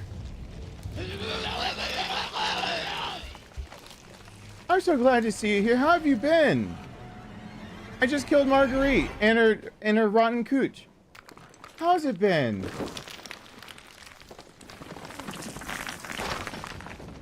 Long time no see. It has been. Also, for me, like if you could actually tell me is you saw me last week, amnesia is a bitch, and you could actually convince me of that. Hey, what's going on? It's nice to see you back. It's technically in my time zone still today. Every time I make that statement, it will be true. Technically in my time zone, it's still today. Yeah, going to school for in your 30s is hard. I know, bro. High five that shit out. As soon as I can get shit federal level of like grants resorted, because for anyone that watched the news, there's a thing going on. Like, I don't know.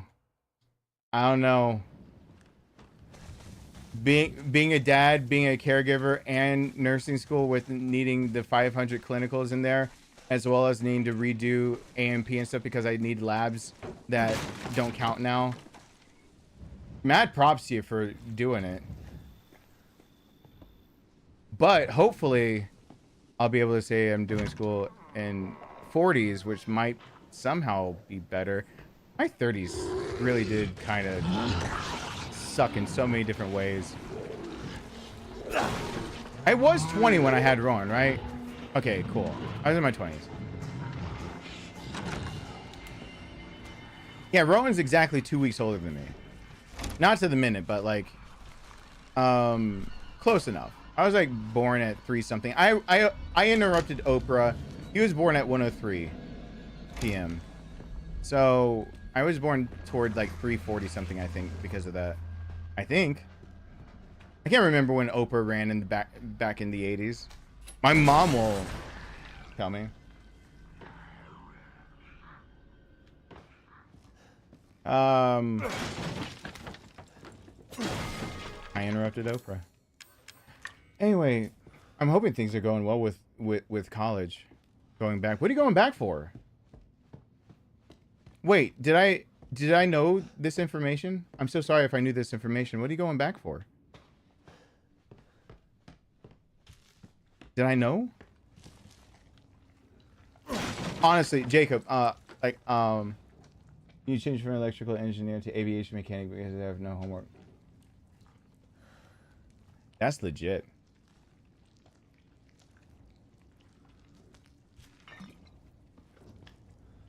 Aviation mechanic. Yeah, I hope the best for you on that one. That actually sounds, you know, I like the idea that you're going to become an aviation mechanic, because I don't want to have you be part of the cult of engineers. I don't want you part of that cult. You've probably heard me talk about it before, right? Whenever you ask an engineer what their job is, no matter what it is, it's a cult because they'll never tell you outright what it is. Hey, what do you do for like? First thing every time, any engineer. Well, it's kind of hard to explain.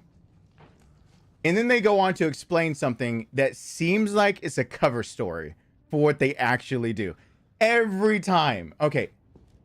Somebody here tried to say that that's not true. And let me... Oh, how wrong you will be called out. Someone tried to tell me that's not true. It feels like a cult. It feels like you're just not allowed to know like the deeper process. Like you're not indoctrinated yet. You haven't passed like the test of loyalty that they can let you know like the inner circle. And like their job is to piss off mechanics.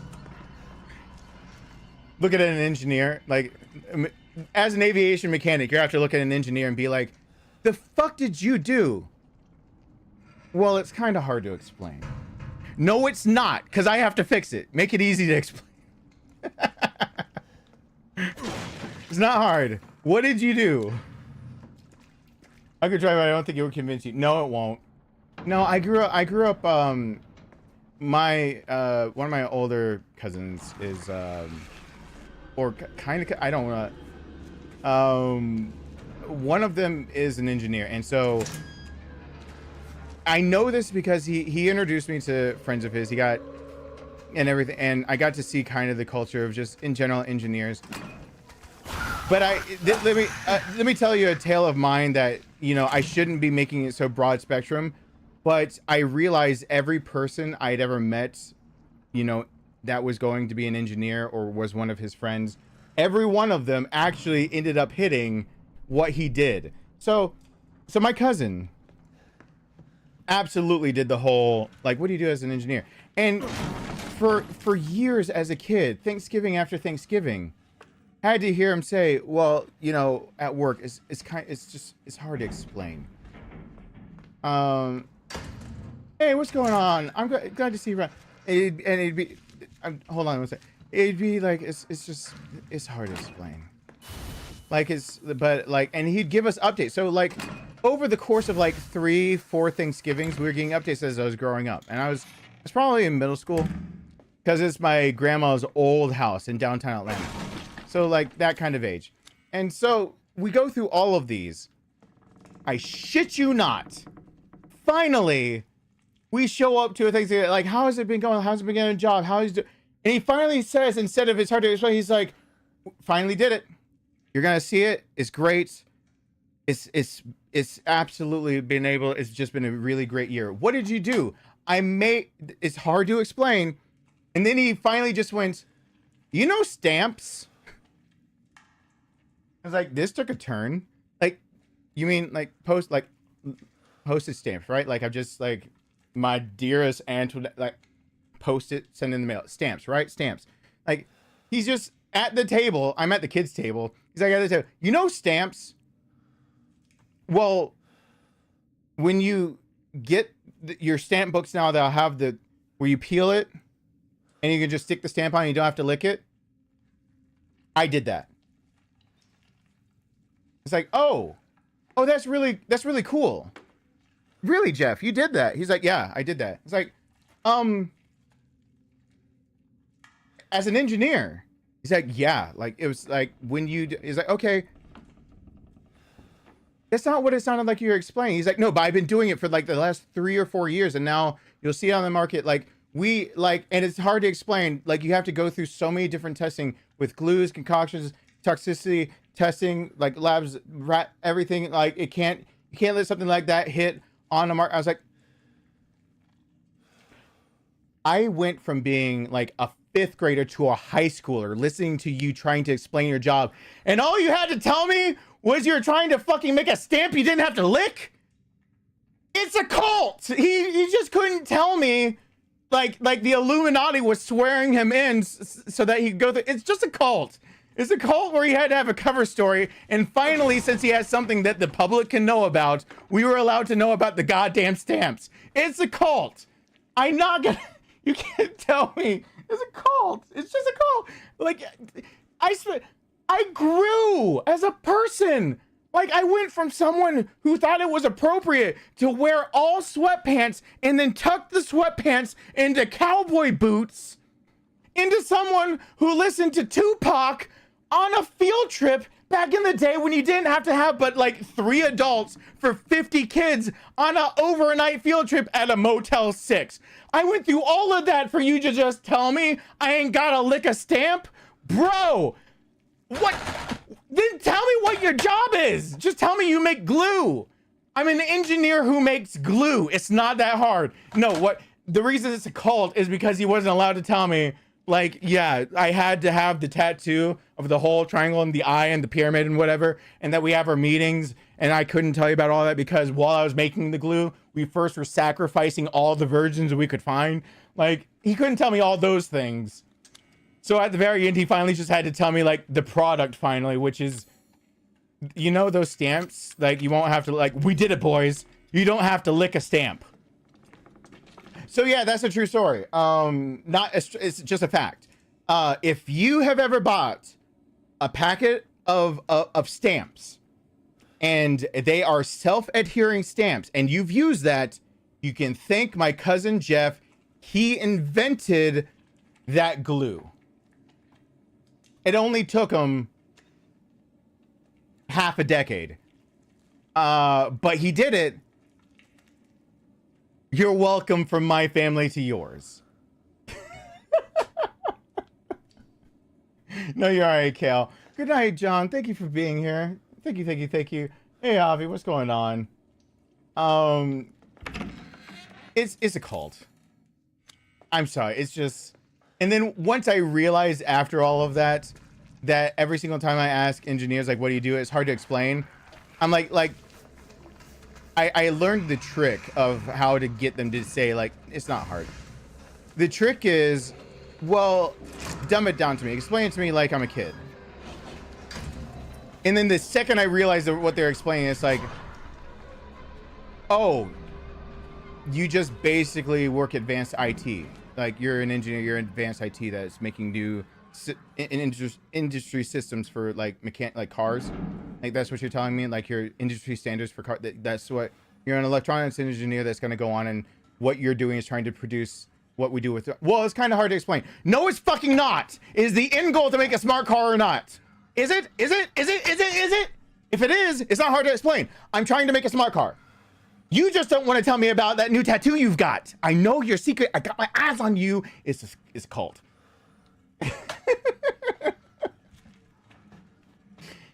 So I got my own thing. That self-adhesive could have saved Susan from licking all those envelopes inside. Yeah. You know what? You know what he talked about? A prototype to apply it, because it was, I wish I could make this shit up. I really wish. I wish I was creative enough that I could make some shit up. Like, I wish I could wish. He said a prototype to be able to test the glues out in a way that wouldn't harm anyone on the line testing it, was to apply the glue like you would licking a normal stamp. So to take a stamp that doesn't have any adhesive, that needs any kind of liquid to, that, you know, basically a blank template of a stamp, and then to use a device that would be as if licking it, so it would be hands off, and then to have that device then turn that piece of paper over after it's gone through something that smears the glue on and stamp it on.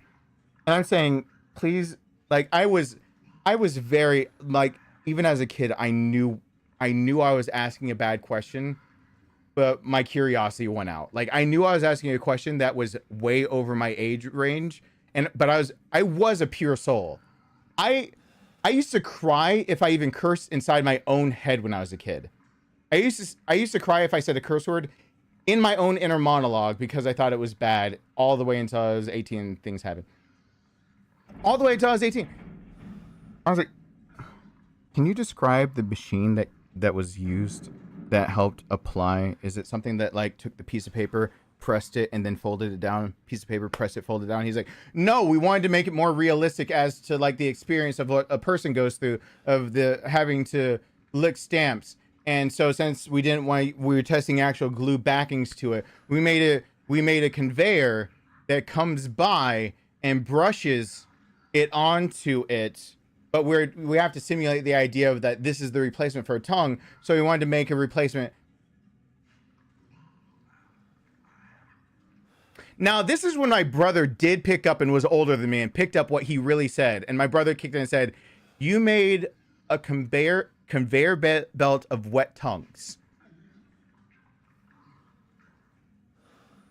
Now that I'm older, I understand the significance of that. When my brother said you made a conveyor belt of wet tongues, that I should have been more ashamed for prying.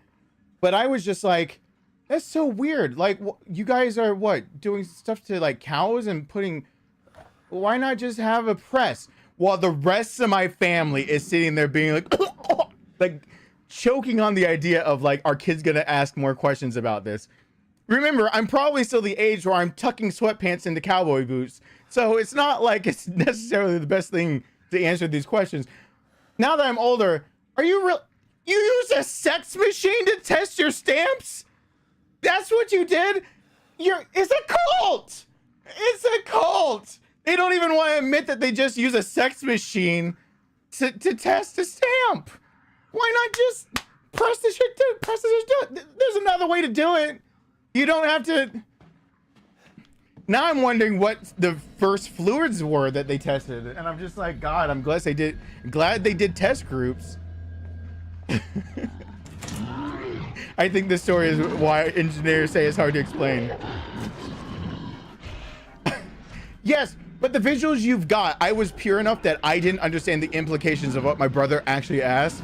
I'm just sitting there thinking, that's really silly. You've just got a lot of floppy tongues. How do you make sure that the glue actually gets onto the floppy tongue? Like, I'm asking like the real questions. Like, that's really silly. If you're just doing the, how do you make like a, but I'm not kidding when I say that as my family was like, I'm trying to sheepishly ask, I'm trying to like ask Nathan and Jeff at the same time, but how do you make it when like this is a stamp? Now that I'm older, I'm like, oh my God, cunnilingus. Like, hey, Jeff. Yeah, how do you, but I'm just a little kid, and that's where I know that I had that's why I know I had an older brother, because he got in trouble and I did not. Because they assumed whatever it is that I was asking, it was his fault. And that bought me so much leeway. And honestly, I did not know what I was asking, but like, I didn't know what I was asking. He knew what he was asking. He knew. Damn, I didn't even know my brother dropped acid until I was in my like 20s. And that my mom knew. I was like, I would have been grounded for life. And she's like, yeah, you would have, but yeah, you're not your brother. So why does he get to do it but not you? Like, we had a rule for him. He gets one try for everything. Like, what? Nathan had a rule? What do you mean Nathan had a rule? And my parents are just telling me, yeah, well, your brother was always like way more book smart, but he was always confused on like the practical applications for things. And so even from a young age, he'd read about all these subjects, but then he wouldn't be able to like think about how it really is in life. And so he'd want to see it up close. He'd want to, you know, and so we thought about from a young age that your brother was just the type of person that probably would end up becoming that. So when your brother started talking about things like any kind of drug and what it does to the body, we knew we were right. And so we just decided to have a talk with your brother when he was in his early teens, saying that if you ever decide to do anything, just call us, call your parents, like whatever it is. If it's the first time, you're not in trouble. If it's the second time, I'm throwing your ass in jail and they're going to pay for your meals and it's going to save on our budget. But if it's the first time, and I'm like, Mom, you really said it? He's like, yeah. Like, I mean, he called us once and he was like tripping balls on acid because he went over. I was like, what? Yeah, he dropped acid with Chris, and so like he was over there. I was like, what time? You know that time that he went over there and he just went on his bike and he didn't tell us? Yeah, he dropped acid, but I had to go get him later. I was like, that's why you went and picked him up? Not because he was in trouble for like lying about whose house he was at? Because he said, can I go to Chris's house? My mom said, okay. And he didn't mean Chris around the corner. He meant Chris 5 miles away. It's like, yeah, we picked him up because he was tripping. He was smelling colors at that point. I was like, I got in trouble once because I spoke. Like, I think there was a time that I got in the same amount of trouble for speaking. They're like, yeah, but that was you. Like, you never like really spoke out and did anything. Like, so like for you to do that, we knew that was like really disrespectful. But your brother like was very verbose from the beginning. You were mute until you were 4. Of course, like the second you start opening your mouth and saying things that you shouldn't, you're gonna get in trouble. Like, but he dropped acid. It's like, yeah, but we picked him up, so it was fine. He never did it again. It's like, why did he get away? Well, he did read about it that day too, like the effects. I was like, this is not real. That's true. So apparently, my brother lived under the standard of everybody gets one. He lived under the Family Guy, Spider-Man, everybody gets one standard. And I lived under the, oops, I spoke a little bit, while they were already speaking and didn't realize they were already speaking, I'm in trouble. All right, I guess every child is different. One speaks at a turn and one drops acid. But, you know, the flip side of that benefit was I didn't get in trouble for cunnilingus questions. Hey, Connor. Engineers are probably... they don't want people to think they're pervs. I don't think all engineers are pervs. I definitely think the ones I've met are. But I think it's just how much time they had to spend being in their field, and then when they realize, they're like, wow, I've been working on this how long? And then they're like, oh, I didn't have sex that entire time. Like, I was so busy. The idea of carnal relationships was off the table for, it's been 4 years. Yeah, if another 4 years are gonna go by, I'm gonna make a how am I gonna apply glue to stamps? Make a sex machine. Because on my off time, maybe I can try if I like butt stuff. I don't know. Like, I'm just saying, I get it. Like, I can justify it, but it's still a cult. I get probably where the reasoning is, but like, it's still a cult. you indoctrinate exactly by withholding information. It's a cult. Your older brother gets a pass. Yeah, but it is true. I asked why I would never have gotten a pass, and they said because you would have never done it. Remember, it is a true fact that I, in 4th grade, got called on by my teacher to say an answer she knew I had. I put my head down on my desk and cried. I was so shy that I did not want other kids to hear my voice. And she knew I knew the answer. Hey, Dark King, what's going on? Hey, what's going on? Glad to see you here. I was the kid that... very much, even if I had to act in self-preservation or violent, I was quiet. I was the kid that was considered by all medical standards mute from until age about 5, 6-ish, because of my lack of verbosity, basically anything. I'm the one that considered cursing inside my head just as bad as cursing out loud, and I thought cursing is just bad. So until the age of the first time I ever didn't really get upset that I said a literal curse word in my own inner monologue. It was somewhere between February of 2004 and April of 2004. I even know the dates. Somewhere in there of February 4th, 2004 and April sometime is the first time I ever said a cuss word not out loud, and didn't get really upset at myself for doing that. To the point of tears. So anyway. I would never have done what he did. I would have never attempted it. I would have never tried. So they are correct on that, but still dick move, parents. Like, come on. Maybe your child was rebellious and wanted to.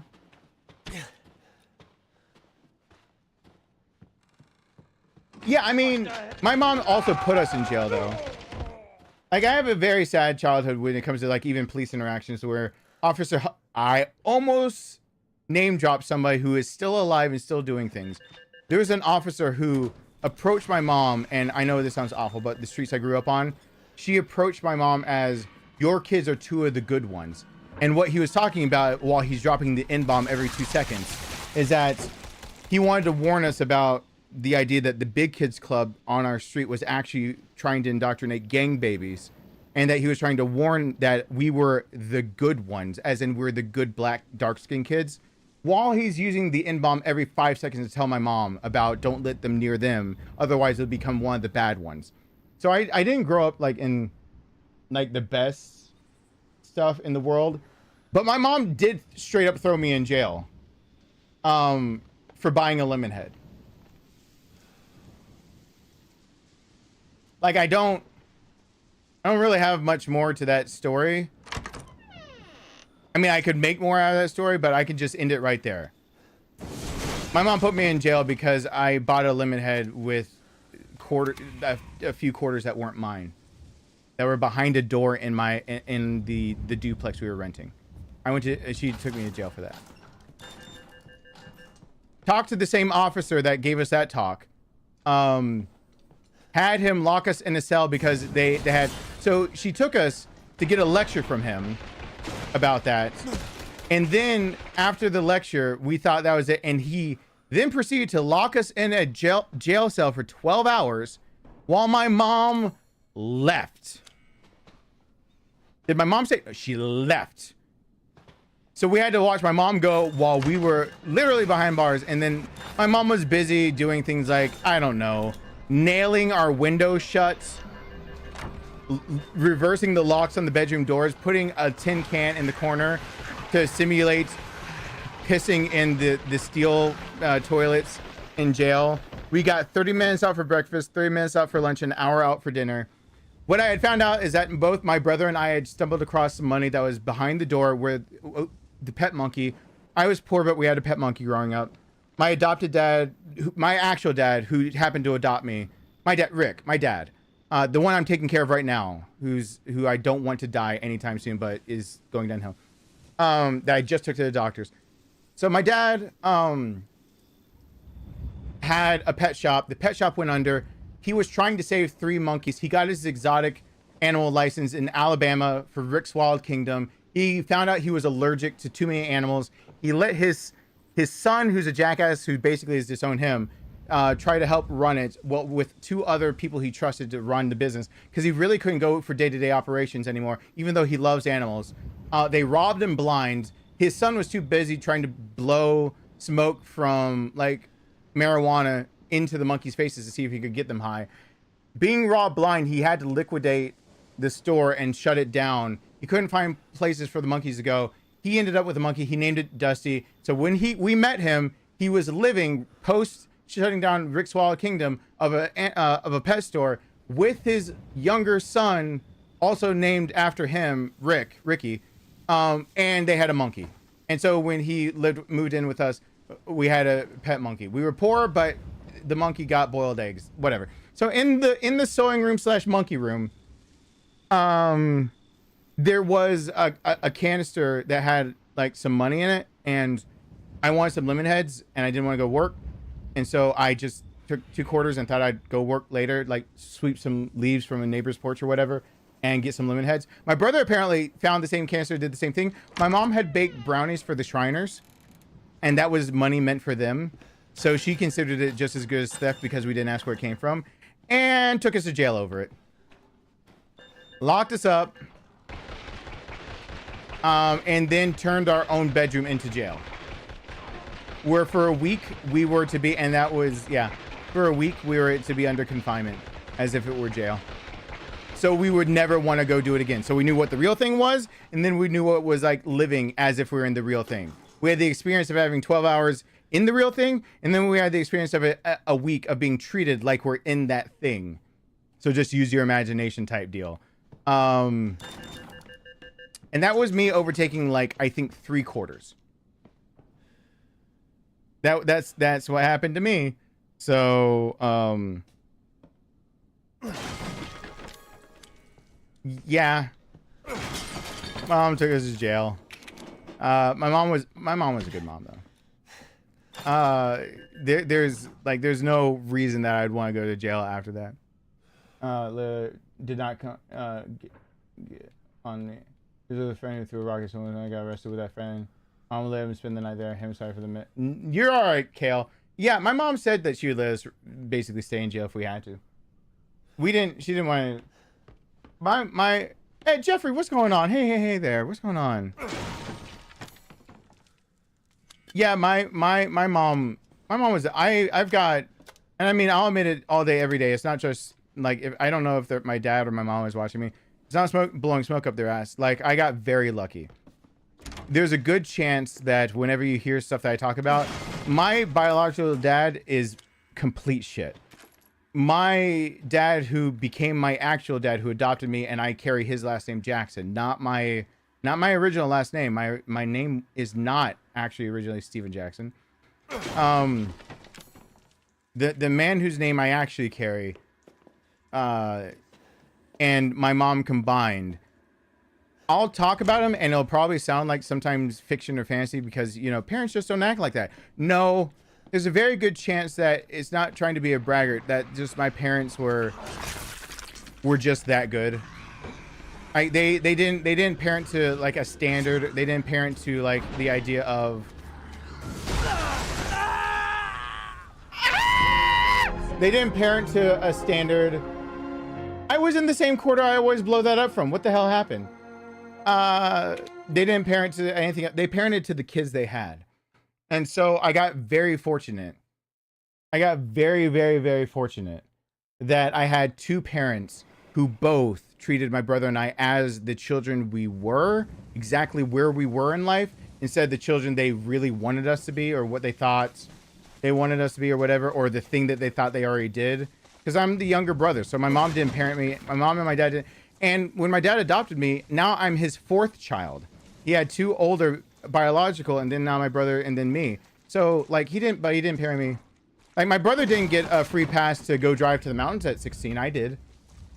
I got overwhelmed on a Thursday. I got overwhelmed on a random Thursday, and I was in high school, and I just knew I could not go back to the school because the people there overwhelmed me. Like, it wasn't just like societal pressure things overwhelming. It was that I had a few issues and that people looked to me for help, even though I was still shy and introverted, and I just couldn't handle it. I knew what was on my plate. I know what people needed help. I knew how serious the home issues were, and like there was nothing I could do about it. One of them, to be honest, I think back then was even someone like I had already called the police, but it was about their parents and molestation. It was bad stuff. And so I went down to my dad, and my brother was not allowed to go like anywhere.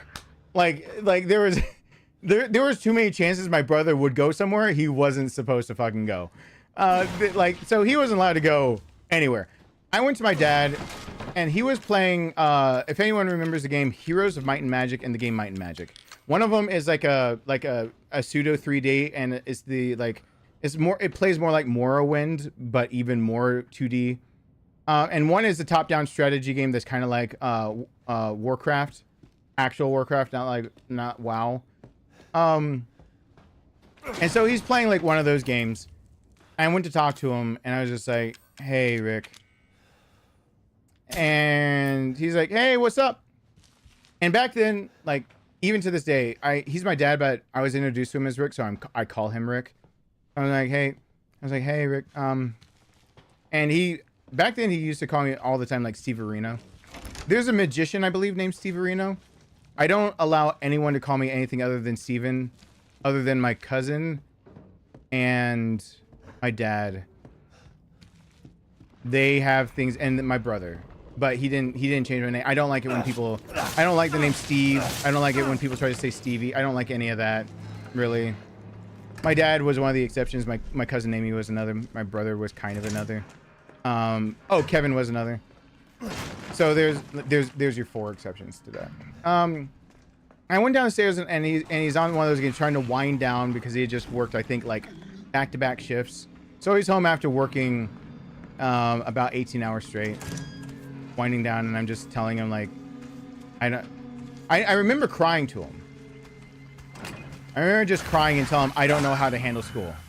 And he's just like, hey, what's wrong? Like, and he's like, I don't know how to handle the people. I remember telling him something along those lines. He said, then just don't, like, take a break from them. I was like, I can't. They're there if I go to school. I don't want to be there. He's like, where do you want to be? I was like, all I want to be is up in I want to go to mountains. I want to go to Gatlinburg. I want to go somewhere happy. I want to go to something. I want to go anywhere but there because I don't want to go. I don't want to face the people. He's like, is that really where you want to go? I was like, yeah. I just want to. I don't even know if I'll. Just the mountains, or somewhere north, not here. And he's like, you do have your driver's license, right? I was like, yeah. And he did like he's asking me like, you did that thing that your mom said you have for the driving course? Like he asked more nonchalant. He would always be like in a chair, like playing. He was the stereotypical dad that like they just got the computer, so they're gonna lean the chair back, but the mouse is like a million miles away. So he's playing the game that would be way easier for him to play if he would just sit up. But he's sitting there trying to adjust his glasses and do anything but just sit up and actually see the screen clear because it's a small ass screen way far away, and he can't control the mouse very well because the mouse pad is about that big. So he's that dad, and he's just, it's more like this, him talking to him, just be like, so where did you feel right? And if you went up to the mountains, you'd feel better? Is that what you think you really need? You did the thing, you know, like your mom signed you up for? Damn it, I didn't mean to do that. Thing your mom signed you up for? Damn it.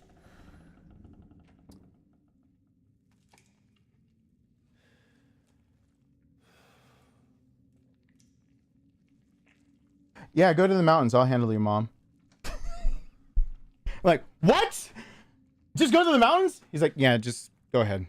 Just make sure you fill up the tank before you go. Go to the mountains. I'll handle your mom. I'm like, I didn't like scream. I was just like, really? Like, I just go? He's like, yeah, whatever. I'll handle your mom and we'll handle the school. Yeah. And I needed to be gone, and he recognized that. So, like, my brother would have never been allowed to go. Never would my parents have let him go. They would be like, yeah, you're going to do something but nefarious. No.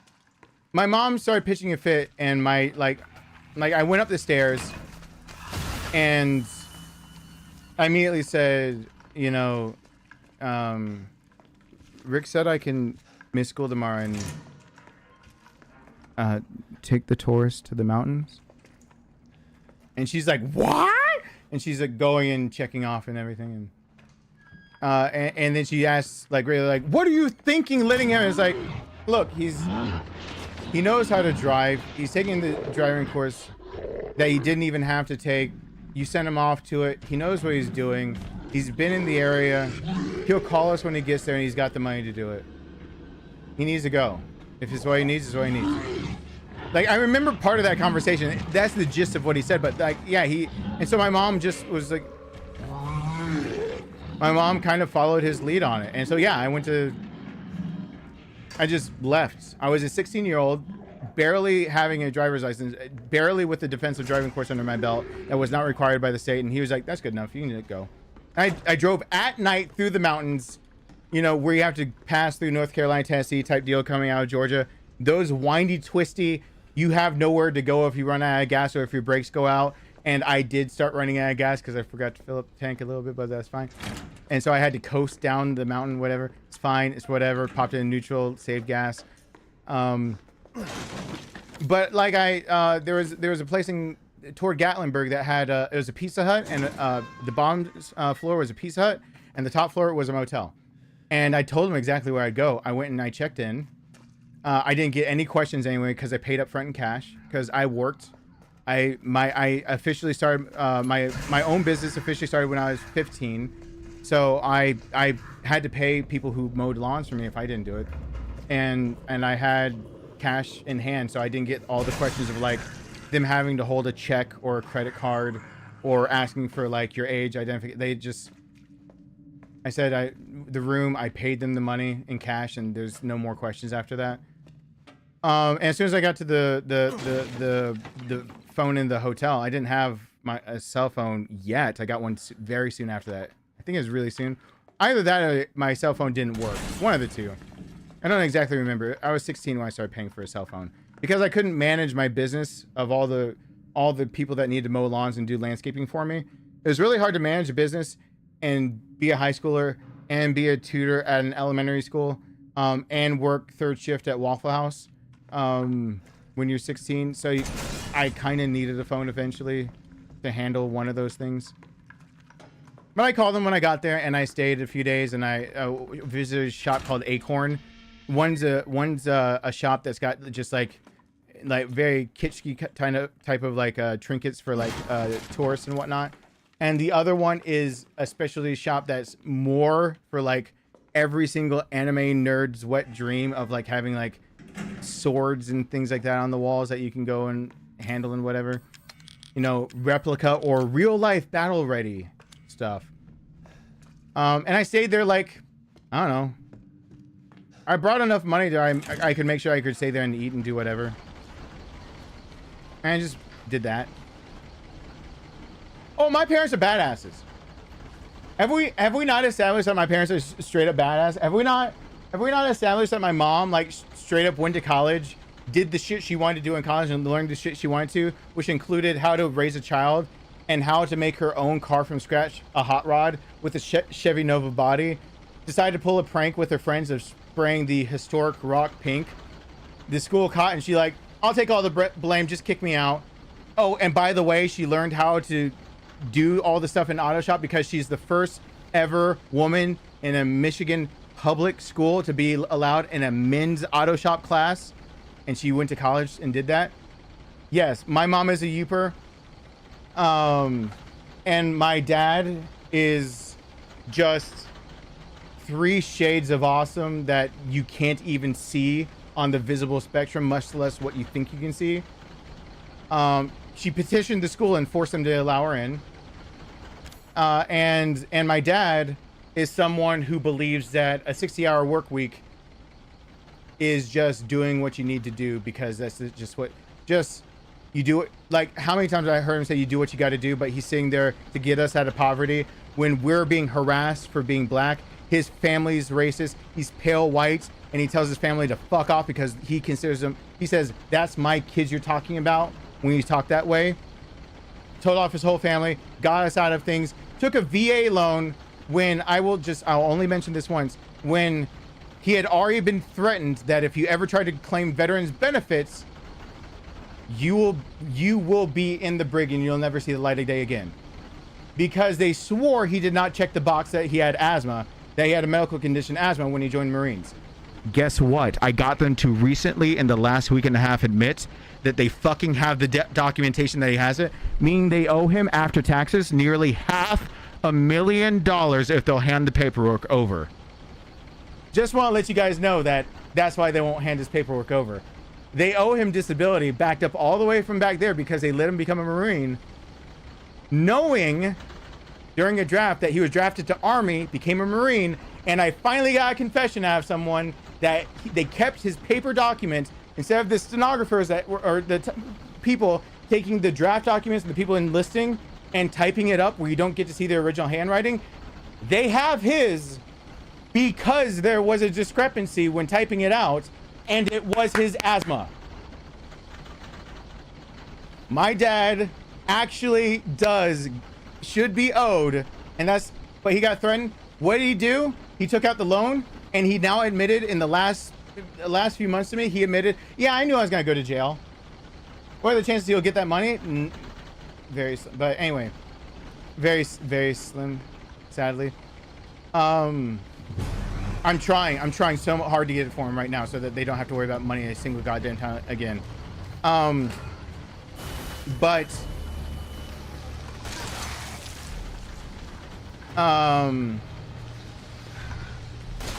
like he recently finally admitted, like, what was your plan? I was like, you were threatened. You're threatened with your own freedom if you ever claimed VA benefits. And the first lieutenant that threatened him is part of the 1st Recon. Now, 1st Recon, 1st Division out of Camp Pendleton. I now know that. For those of you who don't know the significance of the 1st Recon from the 1st Marines, the 1st Division, they don't even have a regiment. And they were instrumental in a lot of different things, and they've been implemented. But if you don't know, then you don't know. If you do, the person who threatened him was a 2nd lieutenant, then 1st lieutenant when he got threatened, and they meant it. And my dad said, "Oh, I was just ready to be executed if they did anything." I was like, "What?" He's like, "Yeah, I was ready for them to put me." He's like, "You guys needed a better home, and my VA loan could do it, and they couldn't take back the VA loan if I claimed it, and I had my DD-214s." So, you know, if nothing else, they could threaten me, and I'm sure they would try to follow it up. I was like, how are you so sure? He's like, oh yeah, they did check up on me, but your mom was disabled by then, so they didn't do anything. I was like, so you planned on being imprisoned or killed just to get us out of poverty? He's like, yeah, I mean, it's what you guys deserve. Yeah, you want to talk about 2 badass parents? One is the first female ever to be allowed in a male auto shop class in the state of Michigan, period. The other was willing to die for his 2 adopted children to get out of of gang streets and into a proper house. That's my parents.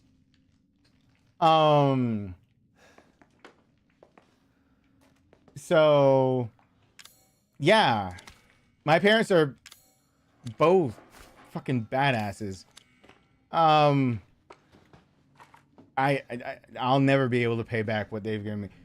My Facebook page has said since the day Facebook was made at all. Like, you know, 2005, I believe, is when Facebook opened up to other colleges as long as you had the .edu address to your email. You know, before other schools and then parents were allowed on and we're all having to be like, shit, delete it all. And one of the first things I ever put on the oldest form of Facebook was they asked you to do a description, but like it was like a quote or something like that. It was like a quote, and there was another thing, and you used to fill out. And remember the really old blocky form, like your picture was on the top left, your feed was on the thing, and you had the column about you, and the about you used to be to the right, but they made it under your picture, and so you had that picture. You remember that old blocky Facebook, and it just had Facebook as a banner to write your name. Yeah, that one. And they had to do the whole, and so the quote I put on there was, even with our eyes closed, there's a whole world out there that lives outside ourselves and our dreams.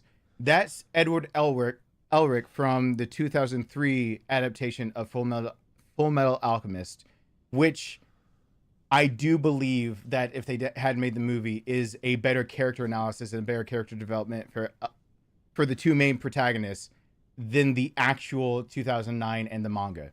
I do believe it actually is better in that sense. But when I had to put like saying or something I live by, I can't remember how they used to ask it. I wrote it, and it's still there to this day on my Facebook page. If I can be half the man my father is, I'll be leagues above my entire generation. That's the first thing I could think to say as like something to say in it, by the way they structured the questions. If I can be half the man my dad is, I can't remember how I'll be leagues, but it's still there to this day. If I just pulled up Facebook right now, I could just read what I wrote in 2005. So I've never, now we're in 2025. So, you know, come this fall-ish, 20 years strong, I've never changed my tune about how my parents are. They're awesome. Looking what side I was do time. Hey Cass, what's going on? Hey Darth. So is that free at the moment? Yeah, I didn't do anything to be able to get it. I'll be once it comes out, I'll probably play it.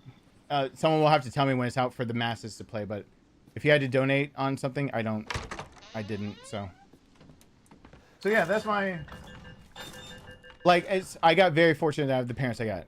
To be honest, on that topic, an honesty that I don't like sharing, because it feels a little invasive, but I will say it. Without the parents I have, I'd be dead. It's just that simple. There's no what if to that. That's into discussion. If I didn't have the parents I had, if my biological father decided to stick around, and my mom fell ill, if my mom had acted any different, if my dad had acted any different, there's no way I'd be alive. And it wasn't just the gang streets. It was my own mental health, and it was the streets, and it was, you know, the lessons taught and what I carried forward and everything like that. And the danger I posed to myself as someone that was troubled when I was younger, and the danger that I put myself in trying to help my brother or other people. And just in general, like, there's no way I'd be alive. 100% I'd have died a long time ago. So, yeah. I'm lucky. I do not take my parents for granted. That's why lately I call and check in with my parents 3 times a day now. Mostly to see if my dad has been doing his nebulizer, because I can tell him the sound of how he answers the phone if he's done it. But also to give him an update on how, like, his medical stuff is going, since I'm handling all that paperwork now, and trying to give him updates that give him hope. that things will be accomplished and they'll be able to get stuff. Kind of like me being able to get, if I can get my dad's backlog disability that the VA, like, you know, he earned as a veteran, because he did actually write. I did have someone admit they got to see with their own eyes the form that he checked medical condition, and he's like, does your dad have sloppy handwriting, and would he have just written the word just simply asthma and that's it, not explain anything else? And I was like, yeah, that's my dad. Like, yeah, okay, well, he did fill that out. So I have that confirmation it exists. Now I'm just trying to get it. If I can get it in his while he's alive, yep. The VA owes my dad backed disability because he was serving and he wasn't a recruit. He wasn't, my dad was, he asked to be comms, I found out. And I'm not going to go too much into my dad's past because I'm the one to keep it. He told me I'm the one to keep. Basically, he wanted to be comms. They mistook what he yelled out because it was, you know, Vietnam era. You know, they had someone saying everything, all of your, you know, MOS, what it could be, what it wasn't. He yelled out the one that should be, since he worked for a telephone company, comms. Instead, they thought he said 33. That's gonna be a cook. So he did that. He turned right back around, and unlike today, it was a 3-step process. ITR is like our SOI. So after, you know, his MOS, I believe, was 3371. 33 being a cook and 71 just being a generalized cook, not especially of anything. I think it was 71 or 72. 72, I think, is specialty. And then he turned right back around to ITR, which for right now, for Marines now, would be SOI, infantry training. And then he was so small there, even as a cook, if you could fit in the tunnels at Vietnam, they put you as a tunnel rat. He went into a tunnel and had an asthma attack. And then they threatened his freedom if he ever tried to claim VA benefits. So yes, they do owe him, but my dad actually, good night, Vash. Thank you for, I hope to see you around more often. Thank you for stopping on by, Vash. Thank you. The quote from Brotherhood was, if I can be half the man my father was, I'll be twice the man I ever thought I could be. Oh, I did not know that was a quote from Brotherhood. Brotherhood didn't come out by the time I wrote that in 2005. I'm talking about the quote from 2003 of Even With Our Eyes Are Closed, when Edward is in like the fourth to last episode, the last time he sees Mustang. So anyway, but hey, Gene, what's going on? So, I didn't quote, for that one, I didn't quote Full Metal Alchemist. I was just whatever came off the top of the dome.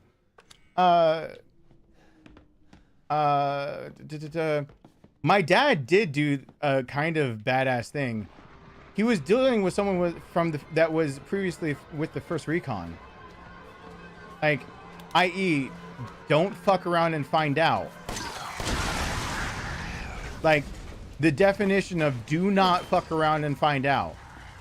And my dad still said, all right, produce my form. Show me my documents. Show me where I didn't tell you that I had asthma. And they wouldn't show him. And so he said, all right, if you're going to discharge me honorably. And they're like, but he got the threat. I only learned a few months ago that he was willing to die. Yeah, my dad's amazing. There's a reason why I talk to my dad 3 times a day, but there's a reason why, like, lately my parents insist every time I call, I give them an update and I'm like, hey, I've been on the phone. I was on the phone with Dr. A. Your nebulizer new treatment that they want to give you as medication. I haven't been able to sort it out. I'm pretty sure you thought you were on Medicaid or that you had Medicare Part D, which would mean I applied for Medicaid. All those systems are shut down due to government fiasco stuff right now going on. I'm doing my best. I'm trying to get a meeting still with VA to be able to meet with your stuff, so maybe you'll get those benefits. Dad, I got you script for like your physical therapy at home. It can't be the same as mom's, but it's catered. I'm gonna be on the phone a little bit later. I got a call from, you know, the hospital, Emory. Your bill should be paid for. I gotta send your taxes over. I'm trying to get your stuff together. I need your last year's tax return off your hard drive. I got your hard drive here. I'm trying to duplicate it. I'm sorry it's taking so long. I was duplicating it earlier today. I need to be able to I don't know if I'll be able to pull it off by tonight. I didn't pull it off by tonight. And I'll be getting your bank statements for the last 2 months. Do you have enough nebulizer treatments for just generalized for your aerosolized, you know, albuterol? Because if you have that, then we'll just stay on the same medicine regimen. I'll try to see if there's a pill form. I know he wanted you to have that power form to breathe in. Just give me the number, and here's a few things about updates and blah, blah, blah. And I don't know if I didn't cover anything, but I'll get back on the phones, and I'll try to make sure that I get back to you with your cardiologist, because we had to skip that because it was, the driveway was ice. So I'll try to get you in with the cardiologist. We've got the appointment on the 25th for being able to get you in. This was all just today. We got the appointment on the 25th with the nurse has to come and talk about the home health care where you don't have to go to the doctors anymore. They have to do the televisits, and she'll be there to take your labs at home so that you do. I know I have to be there, and I'll help clean up for a few things that you guys are starting to get. I'll be there next week because the day after my birthday, we have you seeing pain management, which is good because your tramadol runs out actually on the morning of the 6th. But I've got it for the morning. So I have your medicines with me for the 5th. And I'll package all of those, and I'm sorry I don't have them to you. Is there anything I missed? And he's like, they're just hearing it. I'm just like, okay. Well, I talked to my therapist, and I'll call you back a little bit later, and I'll get back on the Phones because Dr. Rowe closes down at like noon, and I'll try to get all of your stuff submitted, even if systems seem to be down and everything. I'll try to get paper documents, and I'm sorry that it's taking so long. You guys should have already been on Medicaid, and if I get it right, Medicaid will go ahead and refund you last year, so you guys will get $2,000 plus your premiums back from last year because they're backdated to 8/8/2023. So that should also be your premium. I think last year for both of you added up as like $4,051 for both, because you both would be thrown under it for that same. So it would be that refund for at least 1 year, then prorated back to that. So that should be able to give you enough savings for the next medical emergency, because I know that's running low. I'm so sorry that I've been enough of a shit show that you even had to help me out anything monetarily, and I'm trying to repay it as hard as I can. I'll get that money back for you. I'll get the Emory to stop bugging you, and then I'll deal with the doctor that treated you badly and everything. I'm just trying to do it as a everything. I'm getting so. That's literally the rundown I gave them by the time it was only like 1 or 2 p.m. Noon is maybe straight. I think it was like 1. I think that was. I had another conversation with him so yeah, that was noon. Yeah, it was noon. And then they go off and say thanks. And the reason it drives me nuts is because, yeah, my parents are that much of a badass to earn so much. You don't need to thank me for doing that. Are you kidding? Let me get this straight. The same man who said, yeah, I knew I could die trying to save you guys, and I did it anyway, is the same man saying, thank you for taking care of all this. Why the fuck are you thanking me? I haven't even done anything enough to earn the idea that you are willing to die to keep us safe. You think a few doctor's appointments keeps up with it? You think keeping up with your No. So they keep thanking me, and I keep feeling more and more guilt over it. Yes, being my parents' now full-time caregiver, especially when I live an hour away from them, and learning that only recently, the past few months, did Georgia change it, that you do not have to be under the roof. But I am working a 40-hour week just taking care of my parents minimum. And that's just parents. That's not me being a parent. That's not me working. And most of the jobs I've been doing in the background don't get me paid. I still don't get paid by the state of Georgia yet for being a full-time caregiver. And I'm still working on that. And I still don't get jack shit that they need help for it, I feel like. And they insist on thanking me every phone call. Yeah, it makes you feel guilty when your parents are that much of a badass and they still insist on thanking you. When you're just like, I'm a fuck up. Like, I'm just like, I don't feel good about you thanking me since I'm garbage, you know? So you don't have to do that, but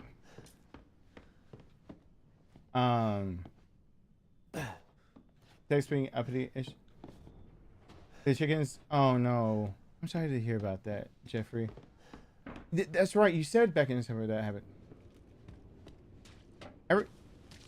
I think you did. Please, memory, don't be screwing with me. You did already talk about the one that you lost. Please, memory, don't be playing tricks on me.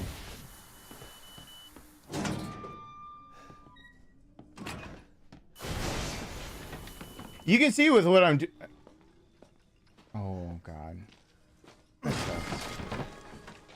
For anyone listening, you can see why I'm still pursuing the route of thinking like nursing, because boy howdy, if I can't pull off being a nurse, I tell you right now I can pull off being admin, because all I gotta do is know enough about nursing, to make shitty decisions and boss people around and ask them about their numbers. So, you know, I get paid more to do less. I really wish what I said was a joke right there. Oh, that irks me. Hey, Michael. It's been a while. It has been a while. I just tightened vocals way too much for that. Hey, Michael. What's going on? I see you here. I'm going to probably stop soon here, though. And as soon as I stop, I'm going to schedule at least exit date. The thumbnail, I haven't perfected. It's not my finalized thumbnail, all right? It's not exactly the way I want it to look. But exit 8, I'm gonna do kind of like the live recording of the thing to make sure I know. I'm gonna probably schedule for something, but don't judge me on the thumbnail. It's still the prototype. It's the concept of the concept, but it's actually a thing. I'm gonna put it up. You're gonna see it. Just don't judge me. Okay. It still looks decent-ish, maybe, kind of. You know when you walk back your statement because you're afraid it's not actually as good as you thought it was? That's what she said. That's what she said. Anyway.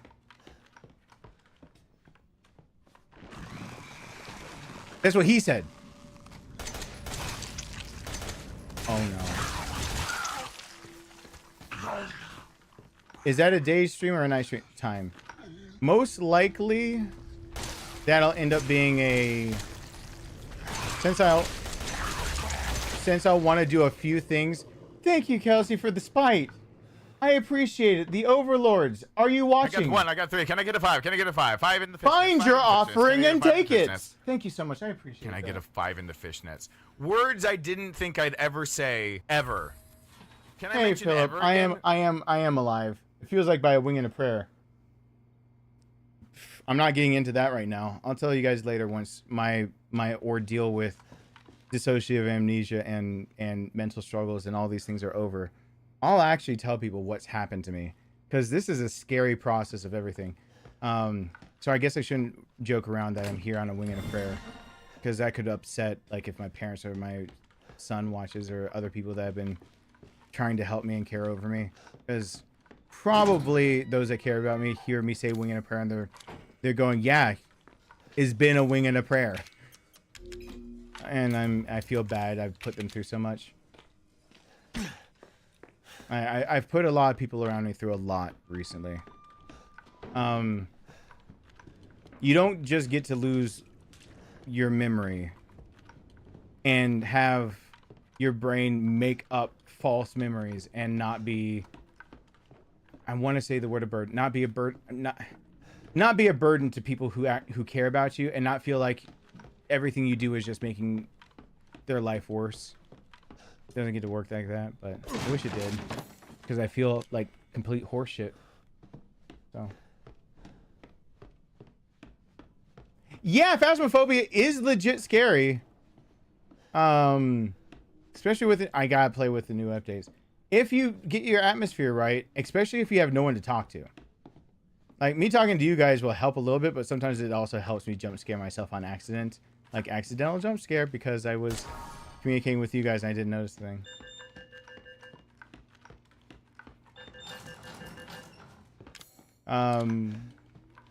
Yeah. So I guess I shouldn't joke around like I'm here by wing, but I am here. And not by wing of prayer. I'm here now by sheer spite for the idea of I do not want to unalive. And by support by people who care. Because I have no idea how I'd pay bills or be a functional human being if I didn't have somebody doing something. You guys have not seen me live enough for me to say that I could pay my bills. That's just not how it works. I wish I made that much residual income, but no. I'm only still functional and going because people around me that, you know, there's a few people that actually know me in my personal life that care, that have helped me get things. I usually am much smarter than the things that I say. Usually much smarter than the things that I say. I appreciate that. Wing and a prayer or not, you are here and you are alive, and that's enough. You are enough, man. I'm glad you think so. I hope one day I could think like that too. Everyone #Philip. Thank you. Yeah, I had to finally suck up my pride of all of my adult life. It's one of the first times I've had to turn to others, because I'm used to being the one that, of all people that I'm speaking to a crowd of, you are the guys that know this. I'm used to being the one that if somebody else needs help, I'll do what I can to help. I forgot that I'm speaking to the exact crowd that knows I'm not speaking out of my ass. I always feel like I have to justify that statement when I'm talking to like my therapist or other random people that know what I'm going through, or other stuff like that don't see my career. You guys are the audience. Like, you guys actually do know that that's the truth. I'm not used to the one that actually needs, by help, I mean, like, if this were just 2 years ago, if somebody here needed help, not just 2 years, there are people here that can attest to the idea and know and have seen that, like, oh, like, I got donated mics. Let's do a fundraiser. Somebody here needed help and they helped my career. Let's pay them back. Like, all those things. Like, this is the first time since I was...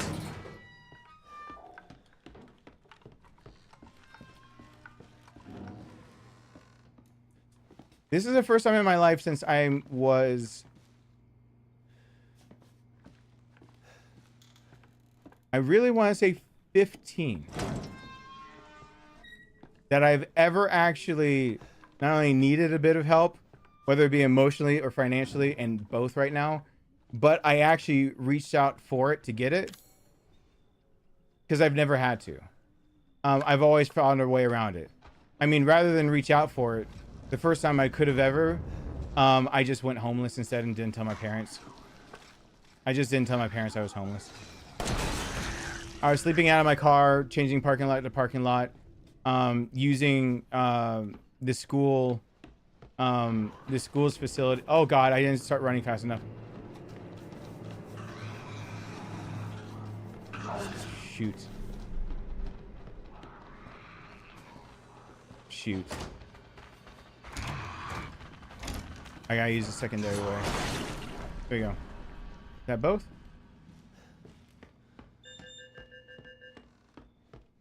Yep. Okay. Yeah, I mean, I don't think pride isn't what I look for of like what I'm trying to say of why I would never look for help. It's, I've been someone who from a young age, money was a commodity everyone else had, but I never knew what that was like. Like, the idea of a disposable income to me still is like a pipe dream. Like, disposable income, what must that feel like? Like, you can just have income and just be like, I'll do whatever. Like, I don't know what that is. But I saw what poverty did. I saw that there were people in impoverished streets that I grew up on that, given any other place, it wouldn't have come to this. Now there's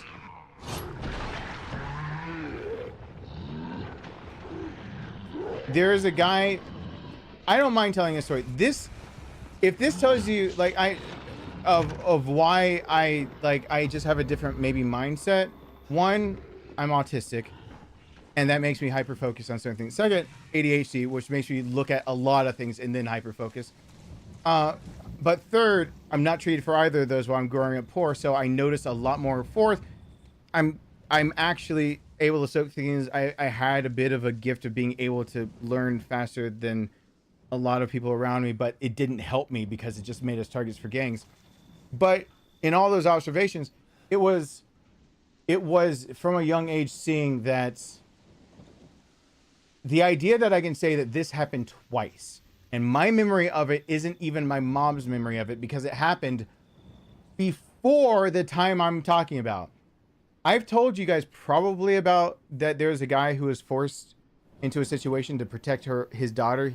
He killed the mother of his daughter because he kept being blamed for being the abuser. Well, actually my mom, I was telling her about that, of like, I realized that a dream that I talked about this a few months ago. I realized the dream I've been having for a lot of my life was actually when Al did that, or not Al, but when Steve did that. There's a guy named Steve. And I was like, I remember that when Steve, the dream I'm having is actually the day I went over to my biological father, Nate's house, apartment rather, and for visitation, and that he was dealing with the idea that Steve was being arrested. And she's like, you mean like Al? Or Al? No, I was like, Al is his dick friend. Thank you, Michael. Let me finish this one thing, and as I was like, no, not Al. Al was the asshole that tried to teach us all the self-defense stuff. I don't mean Al. I mean Steve, the one that like had the daughter that was being abused, and the courts wouldn't believe that he wasn't the abuser, it was the mom that was abusing. And so after he went to the police over and over and over, he was I remember him being a really, really good guy. And now remember my dream is us playing while the cops were there to arrest Steve, because Steve had called them to come and turn himself in because he had just killed the mother of his daughter because she had almost beaten his daughter to death, and the cops still believed he did it. And so they were wanting to arrest him for almost killing the daughter when in fact it was the mom, and the cops just wouldn't believe a mother would do that.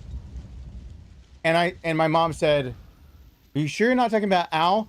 This is the kind of shit I grew up with, of being able, my mom saying Al was just one of your biological father. Nate is one of the only good people he ever was around. One of the only good people I could have ever met through him. I was like, no, I mean Steve. He's like, no, but like Albert, Al.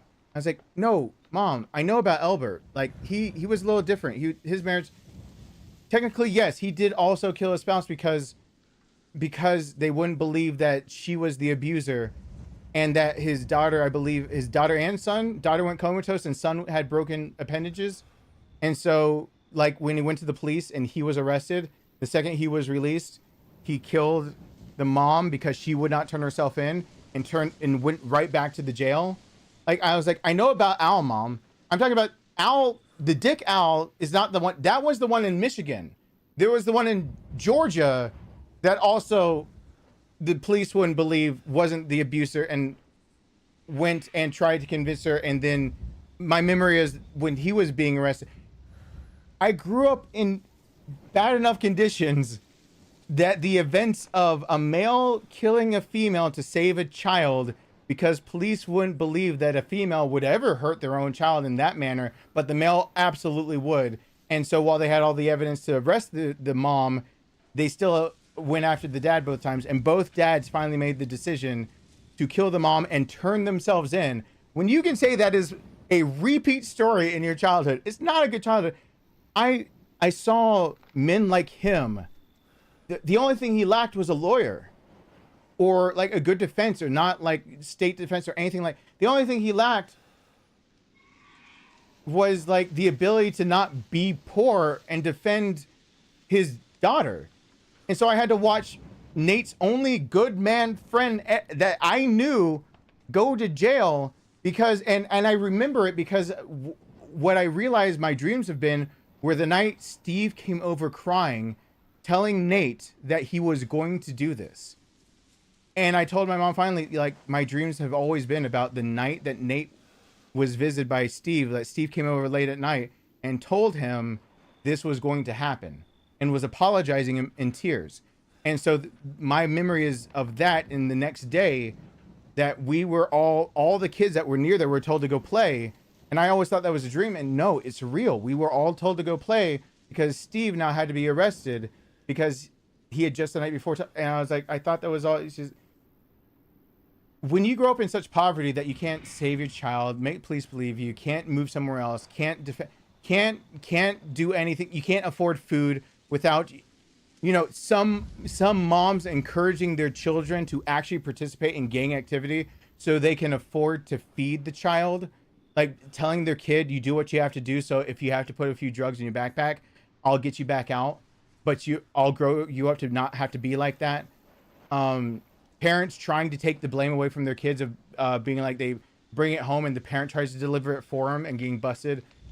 like seeing that money was this root of evil because there was such a lack of it. I grew up to fear it as like money as being something very, very bad. And so my fear turned into this depression and anxiety of, but if I don't have enough of it, will I one day be back there? Will I one day find out that I can't afford anything but being back on those streets? Will anything change?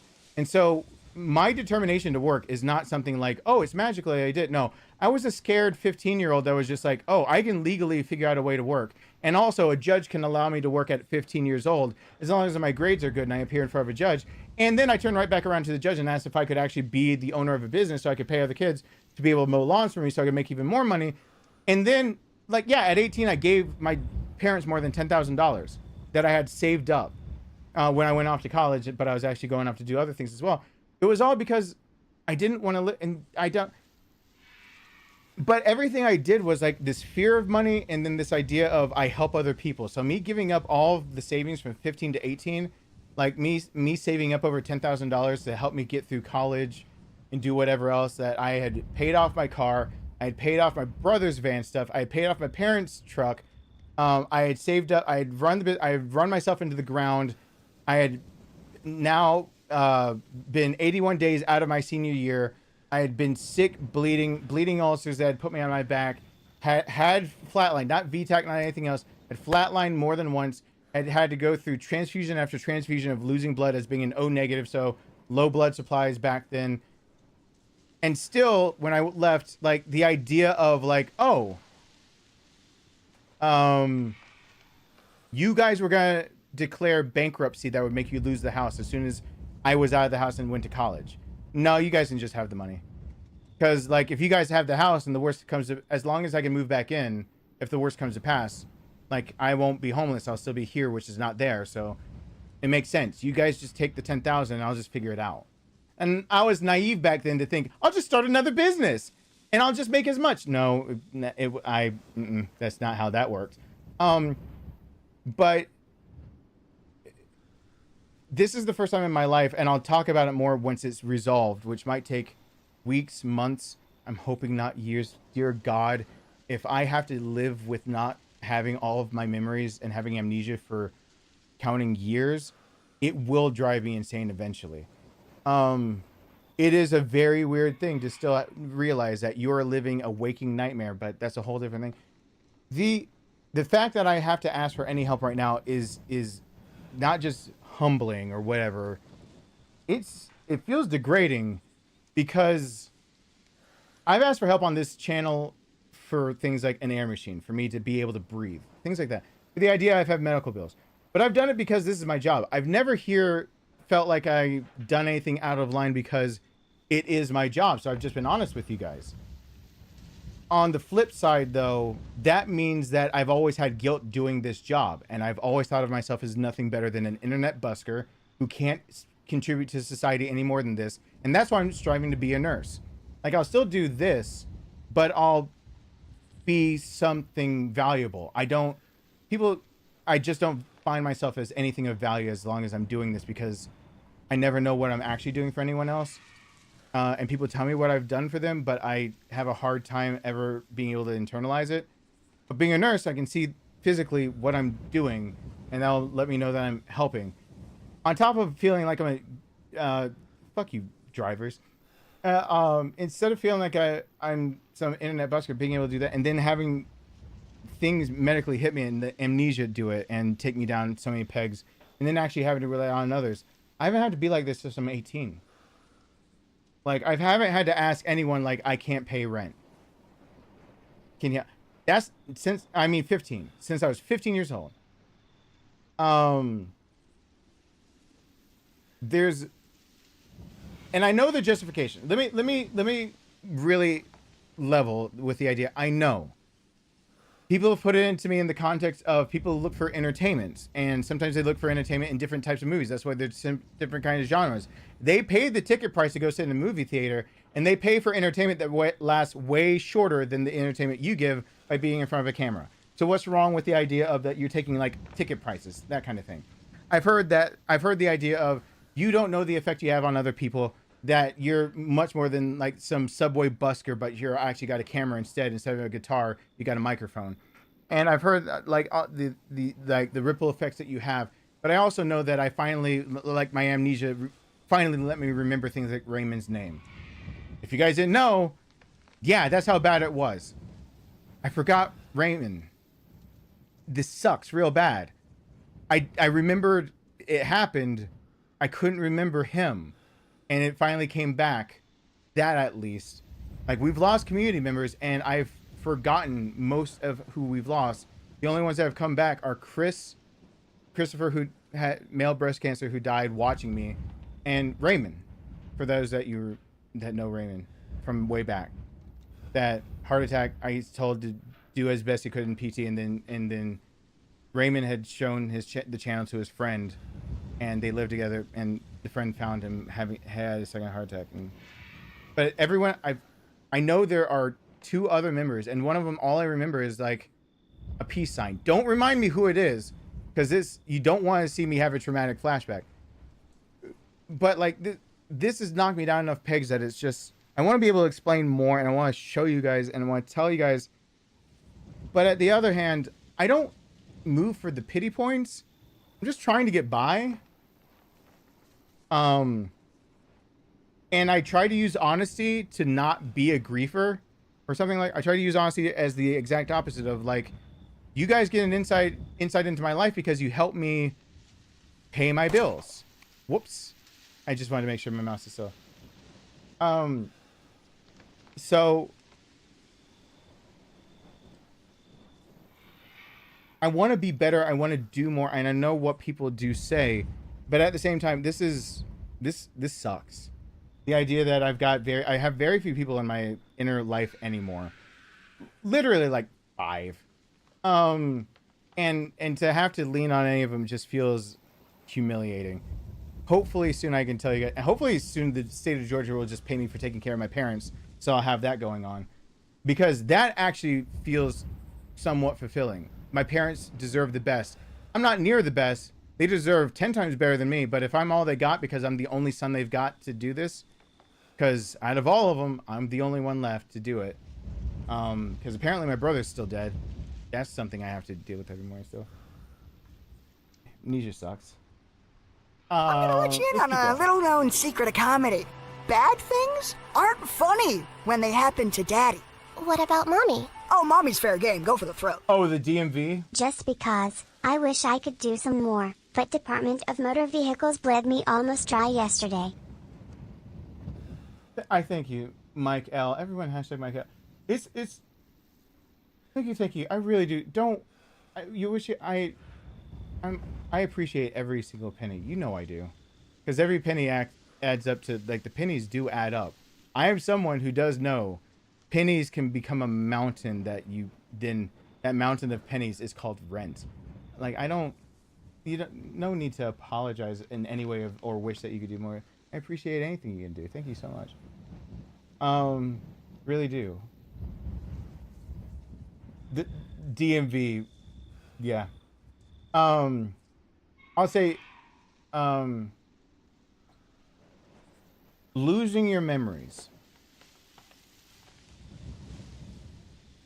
I will say that one. I don't want to talk about this too much more until I've gotten more things accomplished, like more progress.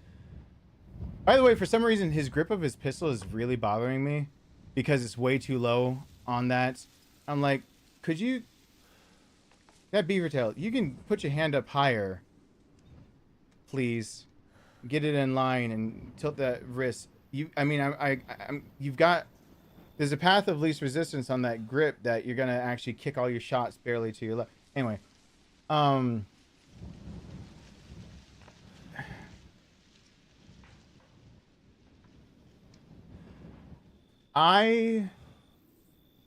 say this. Once I have stability in my mind where I'm not losing and gaining memories, because even being on here with you guys right now, I know tomorrow I'll have lost some memories and I might have gained back some. If it actually tells you guys some things of how bad it is, That guitar, I still don't know where it came from, and don't tell me. I'll remember it, because I thought actually I had a morning of anxiety in my living room, and I tried to figure out what it was, and I tried to do a grounding technique, and I touched everything, and I realized the second I touched the guitars, I thought I stole them. My anxiety was because I thought I stole guitars, because I don't remember how any of this happened. I have patchy memory now that has come back to me of remembering some of it. But I interacted with people. My memories are shifted by the people I interact with, even when it's online and doing my job with you guys. That's one of the tricky things about it, that my memories do shift by just interacting with people. So some memories come, some memories go, and I lose some things, I gain some things, and it's dissociative amnesia is a bitch. Having it in my certain case, I'm not going to describe exactly why it's happening like that with me until I'm more stable. But yeah, I have some memories back, and I even talked my son through of just like, I remember finally this guitar, and I kind of remember this one because I remember something about Soken in Final Fantasy, and it's a 7-string. I was like, and I know something about a name of like a Jeff type name. And I said, but I know that one's called Roxanne, but I have no idea why that one exists. I still feel like it gives me anxiety looking at that one. I feel like I stole it. I don't know where it came from. I don't know how I got it, or how I came to. I don't know what company for sure. I think I might have guessed, but like there's one day I realized, oh, I lost my memory of how I even have instruments, and so I have guitars lying around. The anxiety is, did I steal these? Did I like it's a. I'll say that it's scary. Sets in way later after the confusion, the frustration, and the sadness. Like the confusion of believing you know the truth and what's real.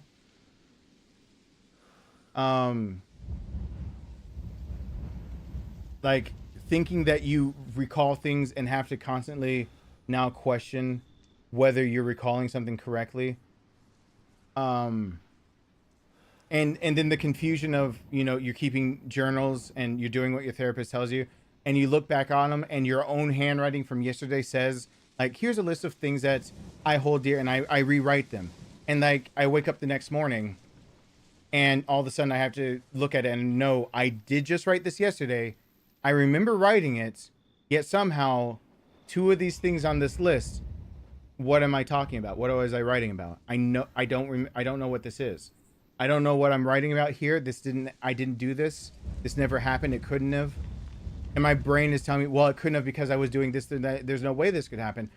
But knowing that when I went to bed sincerely, I wrote this down in sincerity as a header of saying, by my own therapist orders, to make sure I daily do this, to see where my headspace is at, and then waking up to see your own handwriting betray you of, oh,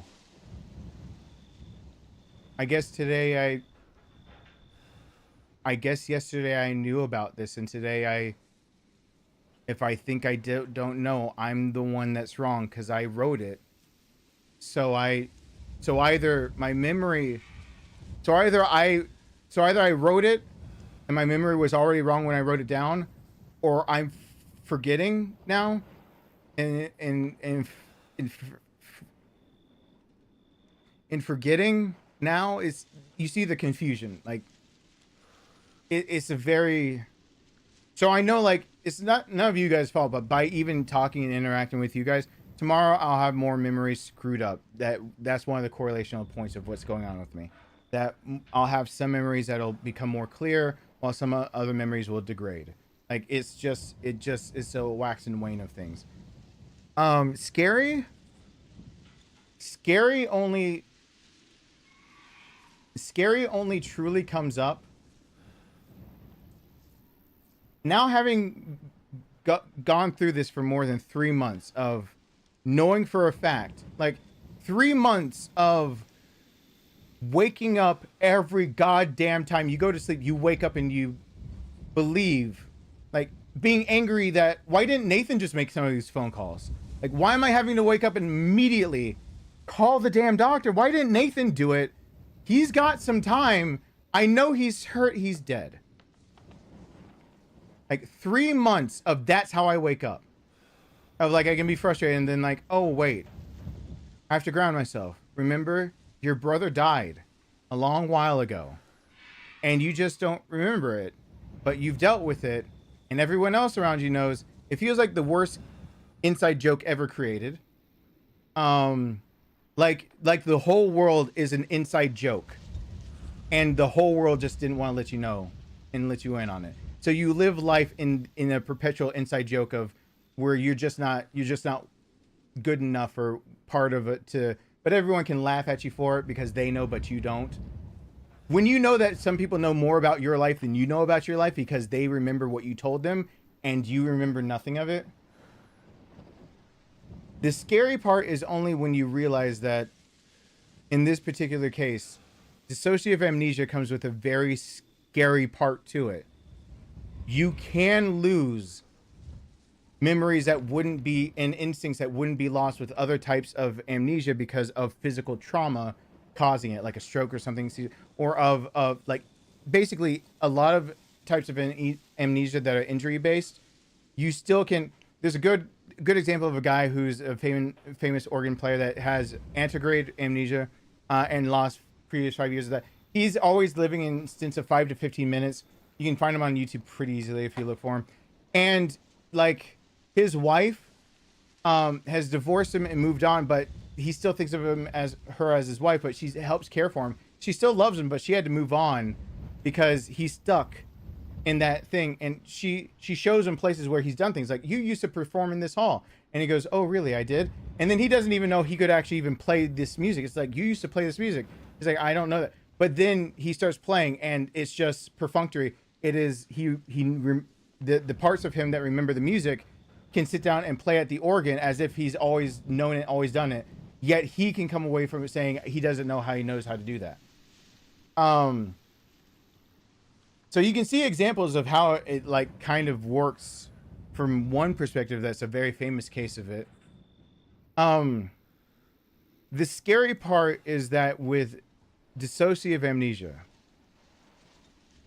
and I know, don't go look WebMD like the worst case of it, because then you get to multiple identity disorder as now categorized as dissociative amnesia, and that's like, we're not talking about that, so don't go there. Because this part we know is real and true, and we treat this part, and we still argue about like what we consider the worst case scenario. We argue about only really the worst case scenario. Psychologists and scientists agree the other parts of it are. The scariest part is knowing that dissociative amnesia, unlike a lot of other forms, can take away all of it. That if I lose a, let's say tomorrow I wake up. Actually, this did already happen. There's a song that I know that I had written down, and it reminded me. I tried to pluck around with it on the guitar, and it sounded familiar. And Rowan was here with me, and I saw it was written. Actually, it's in my bedroom on one of those adjustable boards. I tried to transcribe it, and I saw it, and I don't know what this is, and I started trying to play through it, and I was like, I think it sounds familiar, but I don't know what song this is. And then later on in the day, I just thought of the lyrics of like, we run right through those nights, or something like that, and I was like, oh, there's a melody. I think it's the same song. Like this just happened 2 days ago. And so like I told Ron, I didn't tell Ron, I told someone else first, and then finally I woke up and I remembered, End of a Life. Or actually I remembered the artist. It's Callie, that's on whatever. And that song, and I was trying to transcribe it and play it on guitar because I kind of actually like it. And and then like my son was in the kitchen with me, and he's sick, home from school, and I'm sitting there going, hey little boy, like, yeah, you caught me, like I'm putting something on the TV. I think I know how to find a song. I think I forgot a song that I know how to play. I was like, I think I know how to play it on guitar, but I don't even remember the song, but I kind of remember the melody, and I think I know who did it. And I started putting it on. The first thing my son says is, yeah, this song, you play it all the time. was like, what? Like, you play it all when I used to play it in the mornings when I went to school or late at night. I was like, oh, I play it? Like, I play the song a lot? He's like, yeah. All right. Oh. And like the song starts going and I'm just like, oh, I remember, like I did do do do do do do. Okay, like I get that part. Okay, I'm hearing this melody. I'm like, oh, I remember that. And then all of a sudden it just clicked, like the next verse, I'll fly no proof those heights. And then my memory just shuts right back off. And it's frustrating. And it sucks. And then like I don't remember any of like this like chorus or bridge rather in these verses. I don't remember any of that. And I just stopped the song and Rowan actually tapped me to help me stop it. I stopped the song because I realized I was staring off into blank space thinking to myself, Rowan says I always play this. I know this song apparently. And then like, you know, I see a red line under it on YouTube. I've played it before. I know I've done this. So like, why can't I remember this song? And why couldn't I remember how to play it? But I know I would have played it. That means I played it on guitar. So I didn't steal the guitars for sure. Because I would have played it on one because my Bean Blossom, I broke that when I lived down southern Georgia.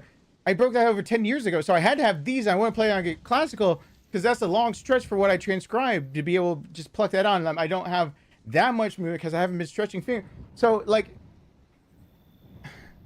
yes, even what I'm describing is the scary part.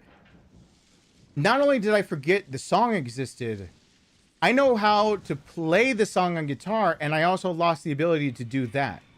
Even remembering the song and having parts of it click and everything, I can't play it on guitar anymore. Dissociative amnesia does have a scary part to it. If I were to like it's happened with this. I haven't been streaming because the last stream, what did I say? I had to relearn how to work Streamlabs OBS. I didn't figure out what the fuck was going on. Otherwise, I would have streamed earlier. I had to reteach myself how to use my own computer setup, programs, what I actually start up, how I use the scenes, being able to even switch from scenes, like me doing this to like full cam, webcam. I forgot all that. The idea of recording, the reason I'm guys schedule a stream of recording in the background, I forgot how I record. I thought I did it with Elgato. No, I do it with Blackmagic. I thought I did it I do it actually in ProRes. Like I forgot all these things. And so I don't know how to edit some of the stuff I've even got right now.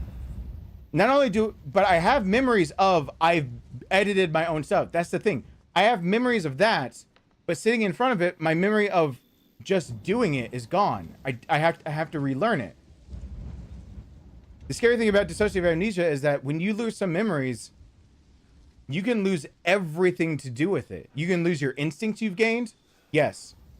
You can, scarily enough, that if you have had a trained instinct in you of like, let's say you're career military, you're retired after 20 years, your trained instincts that you, 03 infantry marines, something like that. Let's just say you rose through that. Eventually you got, you know, your commandant let you become, or you went from an E3 to all of a sudden you're like you're a warrant officer, something like that. You rose through the rank.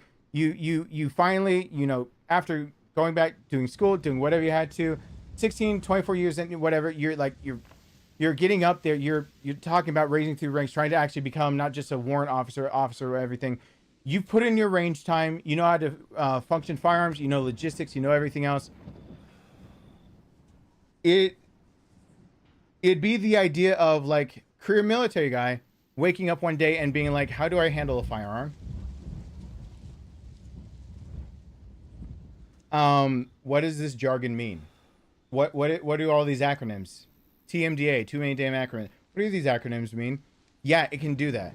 And then on top of that, the idea of let's say they have a home defense weapon. Their instinct to grab that weapon because they forgot their everything to do with handling weapons, even though they have for their career for 20 plus years and now retired,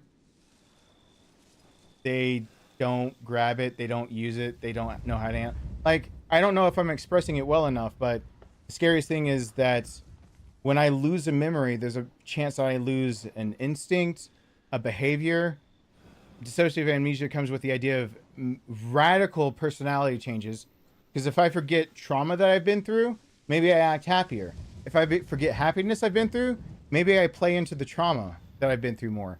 If I forget things that have shaped who I am, my brain will fill in the gaps with things that help it cope itself, which is usually just false memories. Like me having a memory of talking to my brother in the living room.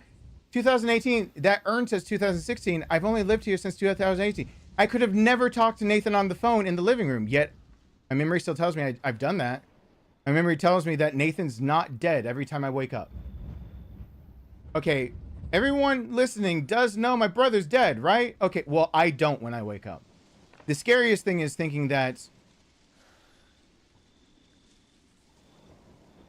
I've lost memories that have made me already. I don't want to get into it. I've lost memories that have shaken me to my core of, if I don't remember this, will I still do that? I've lost memories that have done enough that I've doubted whether I'm a good enough parent anymore, because I doubted whether I would do what's right by Rowan, because I couldn't remember what I did, how I've done it, when I did it. So because I have this memory, but now I have this instinct and that, will my son suffer? That's when it gets scary. When it gets scary enough that you know you're different, but you also know that now that difference will play out in the idea of, you know, yesterday you weren't acting like this, but you also know that you should have been acting like this because this is you, but it's not you. But now with that realization, you also know what you have done, but will you do it again? Now when it trickles down to someone like my son, Rowan, will it get him hurt? Will it get... That's the scary part. Everything else feels just like a jumble, confusion, regurgitation of memorizing facts of like, it's a fact my brother's dead. It's going to hurt like hell when I have to go through it again, of remembering what actually happened when he died. Still don't remember exactly what happened when he died, or even how he died. I just know he did, and I have an urn. Great. It really sucks. That is just sad. The hurtful part, the scary part, rather, because I've heard too many people that hear me say something and they think it's going to be scary. No, I got lucky that I even knew I had amnesia. Dissociative amnesia is many times not caught. You don't catch it until you've been going through it for quite some time. From the moment I can, like October 18th, things started going out of control. Actually, the 17th. By the 21st, I knew something was wrong and I had memory loss. That makes me lucky. And the fact that I could even point out that this is probably going down a certain route and had a therapist that could confirm, yeah, this is dissociative amnesia. Like, we have to tackle this now.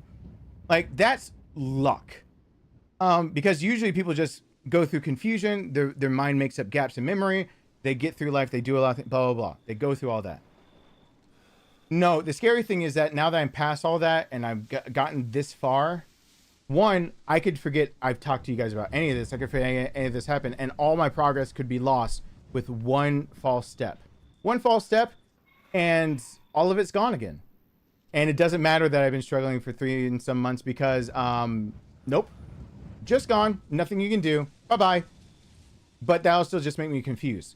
The scary thing is knowing that can happen, knowing you're trying, knowing you know what you know now, knowing that people can confirm the things that you know now are the true things, and they're telling you don't confirm others. It can send you into an episode. I'm like a type of dissociative episode. The episodes where I'm ripping my hair out screaming because I'm falling through my memories. It can do that to you again.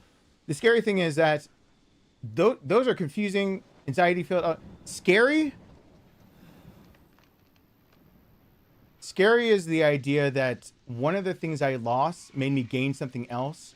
And in the knowledge of that, I had to question whether I would protect my son like I always have. I'll just say it finally out loud that I had to actually rethink, will I be the dad I've always been and put his life above mine, period, no matter what? Because something did happen that made me doubt if my reflex would still be there if it was ripped away. I lost something, and in losing it, what I gained back is something I never wanted back. And because of that, I had a week of just crying and like screaming into pillows in rage, but not being able to feel the anger myself, just feeling a hole, but then just being terrified. What if something happens to my son and I don't react in time? What if I need to react in a nanosecond? And because of what I've lost and what I've gained, because my memories are shifting and something happened, because of that and the amnesia, will that cost my son his life because I didn't act fast enough to save him? Is my instinct stunted while I even negotiate whether I should do it or not? That's scary. That's the scary thing for me. I can handle everything else. My real breaking point I've had like 2 separate ones where my therapist stepped in and finally said, even if it sends you into a traumatic flashback, we have to go through this. And one of them was that. It was something came up and I started doubting whether I would, my instinct to protect my son immediately was still there. Basically, my instinct to be a dad, if I had lost it somehow. Oh, it's still there. Don't worry. That's still there. That was solved. But then, like, yeah, a second episode of something like that happened where when I realized what I had lost and what was actually happening, the confusion turned into, now I realize what happened to other people around me, the effect I've had on other people, and then that's when you get petrified. Your existence becomes something that becomes, at least for me, is fear. You're now acting out of fear of, what don't I know? What won't I do? What will I do? And am I doing it because I'm me, or I'm the me that just forgot who I was?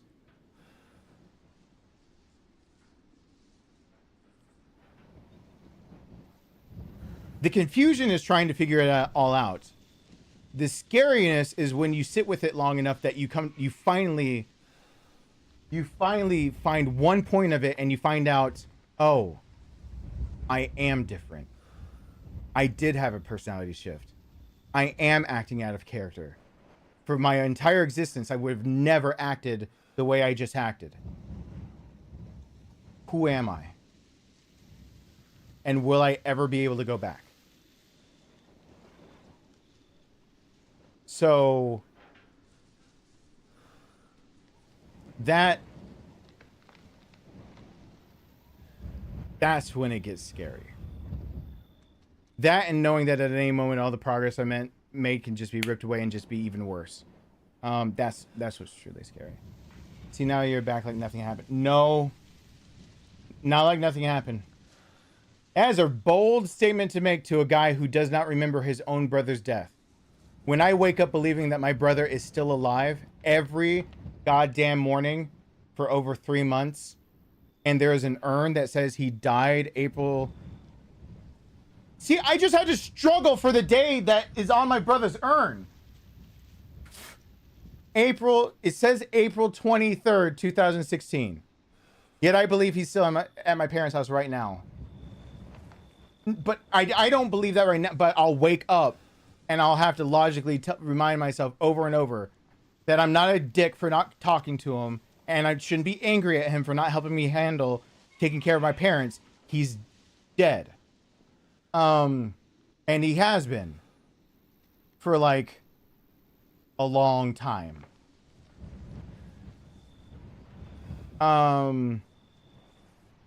It sucks, but most of it's not scary.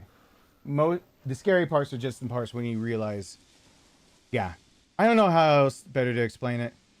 I wouldn't wish this on my worst enemy. Or rather, maybe I would, because maybe my worst enemy would turn into my best friend if they never recovered. Luckily, it's one form of amnesia that many people fully recover. Unfortunately, the word many is in there because some people don't. I don't mind if I lose, and this might sound pretentious, but bear with me. I don't mind as much losing memories of, like, I don't know how to work my equipment. I don't mind that. So, like, the idea that I lost memories on even how to work Streamlabs OBS to be able to stream, how all of my stuff is connected together, and how I get a face cam even on the screen and work and do everything that you see that looks so simple and everything, that I can adjust widgets again and everything. Like, there are bars that go on that I can relearn. Like, I don't mind losing those memories. One of my best strengths and attributes is I'm a fast learner. If I just put my mind to that, I can, if I have a passion for it, I'll learn very fast. So it does bother me, like, can that happen with me learning nursing stuff? Like, could I lose medical knowledge and all of a sudden, like, not be fully recovered, but, like, flunk out of being, you know, flunk out of clinicals and, like, what, med surge because I knew everything and then this took it away still? Like, how long will it last? No, the real, it's way easier than you'd think, and it's and at the same time way more complex. It's, I don't know. I didn't plan on making this a stream where I talked about this at all. I've been trying to not. And I don't really want to make another update video, really. Because I can't even go watch my own update videos. Because it's very anxiety filled to watch my own self talk about things that I don't remember correctly. And it's very anxiety filling to read my own journals that I know I wrote. But my first instinct is like, what kind of cruel bastard would play a joke on someone and forge my handwriting and write something that I didn't write just to fuck with me about something so important? And who the fuck would put an urn on my mantle that would make me try to think my brother's dead when he's obviously alive? Like, those are all very, like, there's things, but then it's not the emotions you think, it's not the things you think, it's not, scary is not the word you're looking for. For this in particular, scary is not it. I would say scary and terrifying are two separate things, by the way. Scary is not the word you're looking for. I think the real word you're looking for is...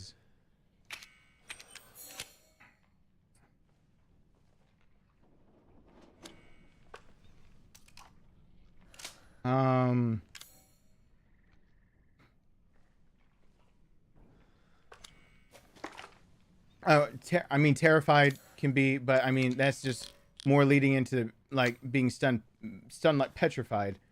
So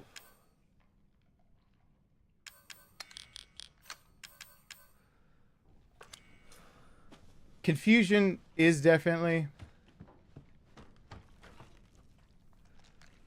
I feel like I should be able to describe this better, and I know I can't, because I know the best I can do to anyone that's watching, that unless you've actively gone through any kind of amnesia and lost memories, like, it's just you're doing a what if in your head. What if this happened to you?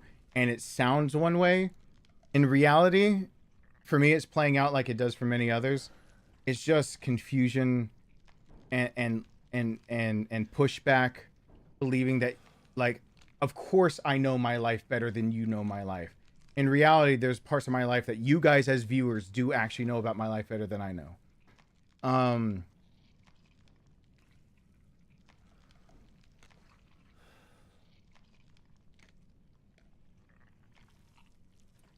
I feel like there's a word I'm missing.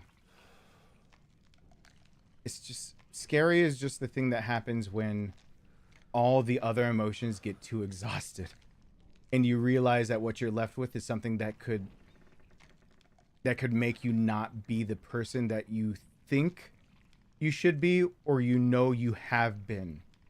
I think that's just all that happens. Scary is just what you're left with when all the other emotions get too exhausted to keep going. And it's goddamn exhausting, so I think it's just the last, it's being scared and the fear is the place your mind finally retreats to when it's got nowhere left to turn and nowhere left to run, because you can't run fast enough from yourself. I think that's all there is. When your brain gets tired of trying to run from its own a hell of its own making, all you're left with is the person in the corner cowering in fear. That's when and that's involving the idea of personality changes and thinking about what's happening and thinking about, does it affect other people, and are you who you are? Those are scary, but the rest of it's just every other emotion you aren't imagining. The rest of it is all the other emotions, except for me. I lost my ability to be angry, so that's great. Do I want to get into that? I don't know if I want to get into it. Just know I can't really. I don't really want to get into that. I've lost my ability for some emotions, even. So, even if it seems like I'm getting fired up, no, I don't want to get it. For the most part, with one or two exceptions, I can't become angry anymore, which is part of memory loss. Because, historically speaking, I was taught anger between the years of about 2014, 2016, 17. And then I went through therapy to learn how to be healthily angry. That's a whole topic for a different day. And I know that happened. I can't. Anger was taken from me. When anger's taken forcibly, I found out very fast that you're left with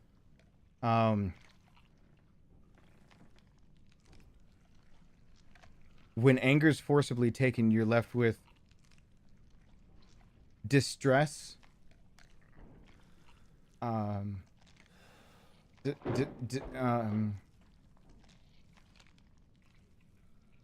desperation. It without anger, you skip right past sadness, because as a kid, I never got angry. The best I could do was reflect other people's anger, but I couldn't become angry. I would always internalize and become sad. My brother thought that was a good attribute of mine. He always was a proponent of, I never need to learn to become angry. Anger should not be part of it. Like me, even if it made me become clinically depressed, it was something that he valued in me. And then when he saw that change of being influenced so hard that I started showing that I was learning anger, he was the first one to step up and say, I think you should learn how to get rid of it. And I had two other therapists say, you should learn how to deal with it, with them saying, if you try to learn how to get rid of it, we're afraid that you'll actually become mentally unstable enough that you might be a harm to yourself or others. And so I sided with them instead of Nathan, and now that's just gone.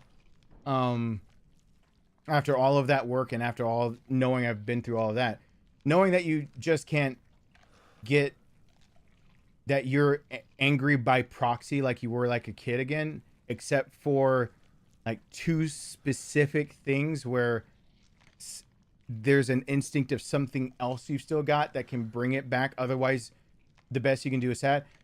When it's forcibly ripped, I found out, you skip right past being able to change all things that people get angry about. And I'm not the 6-year-old who changes I should be angry that someone stabbed my brother. I get sad because he got stabbed because it's my fault. I should have been better. I didn't get angry at the kid for stabbing him. I got sad at me and depressed and everything, upset at that he was trying to protect me too. And that's why he wouldn't, if I just didn't exist, he wouldn't have gotten hurt. Like, that's how my anger ended up going. The second it could have turned to anger, it turned into something else. No, I just skipped straight past sadness.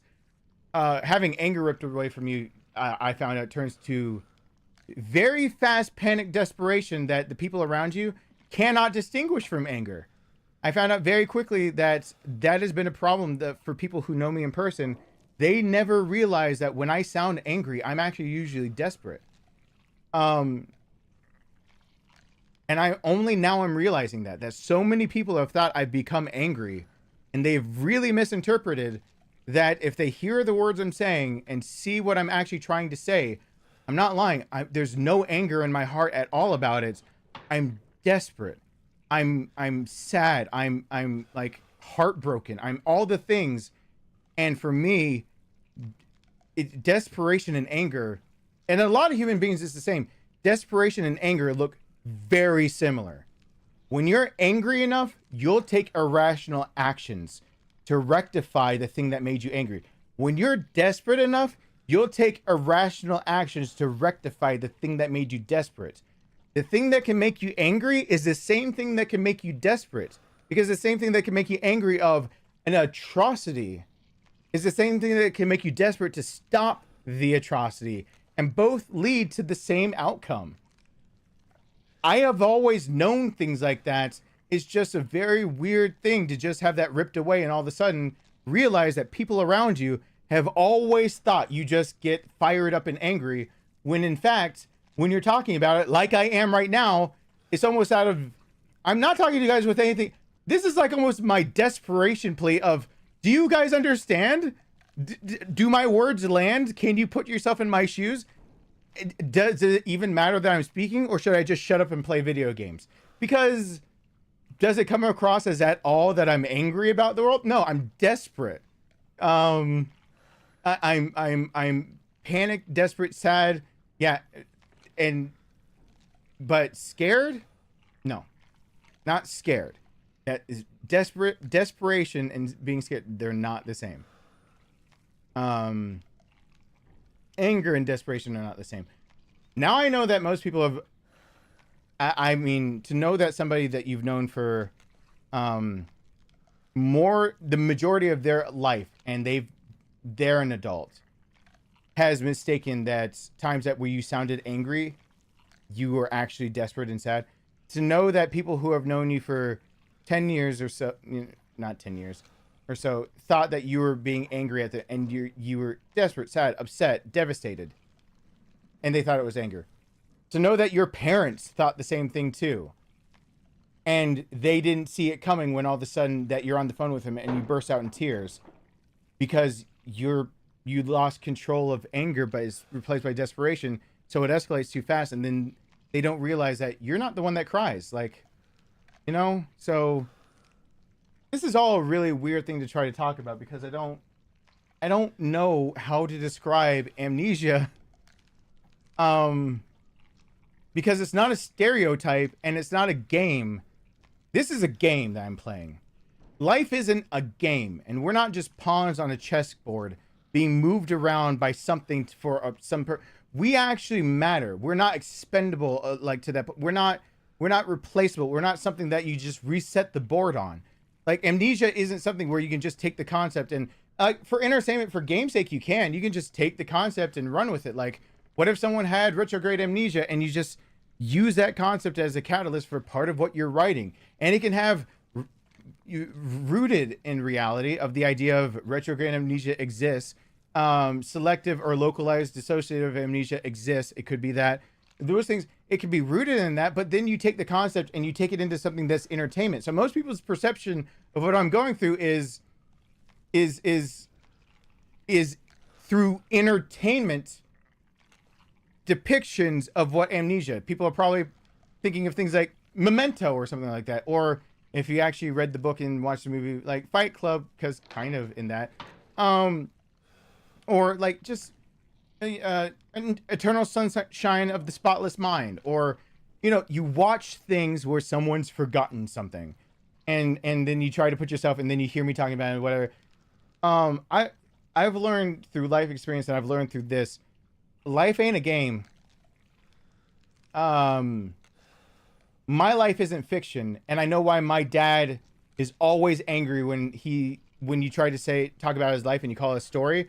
And the reason why I finally don't like it when I preface things I talk about as a story, or that people call my life a story. I finally know why. My dad put it. My dad is the one that said, a story is something you write down fiction. I have to still live it. It's my life, not my story. And so when I tell people, like, when I try to use words of saying I've got something to tell, and I've said it, and people say it sounds like you've lived like 10 different lives with how many stories you tell. And that bothers me. I finally realized, because of my dad, no, these aren't stories. It sounds like I've lived 10 different lives. Well, that sucks for me, I guess. But no, it's one life, my life. I had to live all of them. And part of it now of my life, not a story I'll tell later. I'm not just gonna be maybe one day when I'm a grandpa at 80, 90 years old, I'll spin a yarn for the young ones, for the great grandchildren, to be able to tell them a tale. Back in the day when our technology had webcams where we played games and had chat rooms that were actually live chat, and we communicated through such devices. We used the keyboard instead of our thought mind implant device. And let me tell you how, in that moment, my life got flipped, turned upside down, as I like to take a minute, just sit right there, tell you how your grandpa had his memories poof go into the air. Like, maybe one day I'll do that. But for right now, this is my life. And it's really scary that the best that most people can do when they hear about it is they relate to it by imagining it as a what if from a story. That's a weird thing. I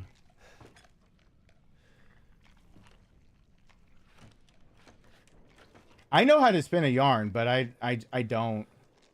I know how to tell stories. I know how to be long-winded on purpose to make the story more impactful. I used to tell ghost camp stories when I was younger, for newer scouts that wanted to be part of the Order of the Arrow. Before child abuse allegations and labor laws and things got in the way of Order of the Arrow being really badass and it got dumbed down.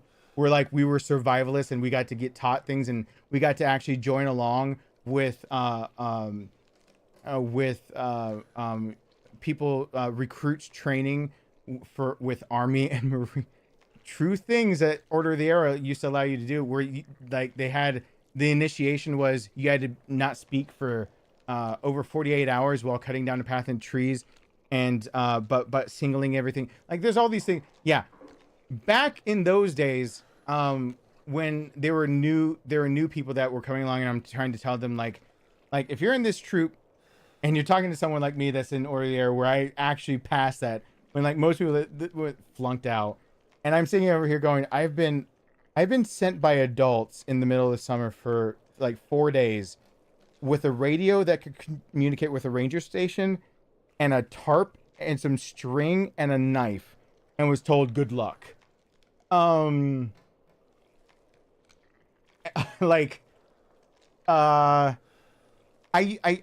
back then used to try to tell them stories, and that's when I would tell stories about like where we are and like what could happen, and I'd embellish it and I could do all that. And more of it was to make sure that when you tell a story, I found out, you very much have to set the time, place, tone, and so even the way you tell it gets different.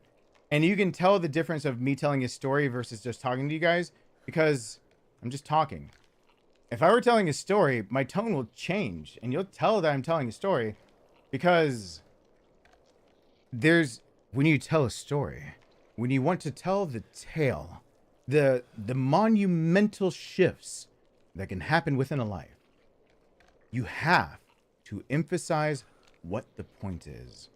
And when that point can be anything or nothing at all, the story element takes hold, and you must lead the reins of that story and pull somebody through their mind's eye into this new world where they have to start imagining the time, place, the scenery, the sights, sounds, the smells, where they close their eyes and you paint the picture that they'll now in their mind palace will create of the words you say becoming the life they lived but never lived before. And even when I say it like that, like the setting of starting to tell how you tell a story, your tone changes. Like, telling a story, I can spin a yarn. My amnesia and my life ain't some yarn I'm spinning, and that's some shit that I understand from my dad finally. I finally understand that. But I used to. I used to scare the shit out of kids so they wouldn't make stupid ass mistakes, like not putting out a damn fire or thinking that if they didn't bed down fast enough, that ghosts were going to look down at them from a roof because we were camping in a place that was the site of a massacre. So I did used to do that. I feel no regrets over that one. Good night, Vegeta. Thank you for being here. You came here for Metal Gear Solid. Oh, that's an interesting place. Where I forget some of these things I played. Yes, I have played that. I scrapped Metal Gear Solid 2 because someone threatened to kill me over playing it. Maybe I'll get back to it eventually, all that stuff. But hey, out of the death threat, I did get a PS3. So, and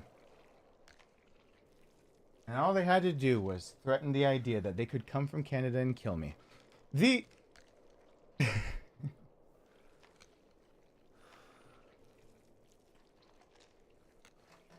I'm not saying any of this for anything other than to try to still be real with you guys.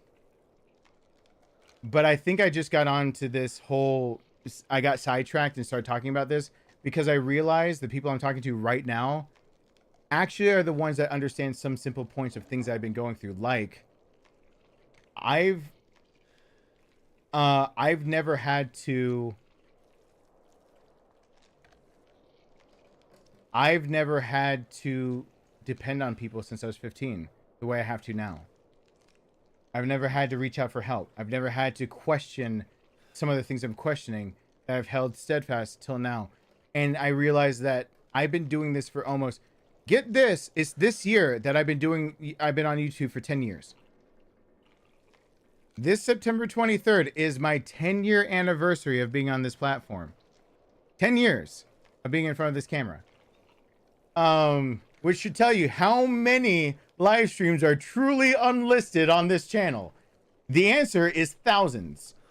And other videos that I've decided to take down or anything. Yeah, there's, for the 1,000, 1,500, 2,000, however many videos are public, there are 3 times as many that like are unlisted or something else.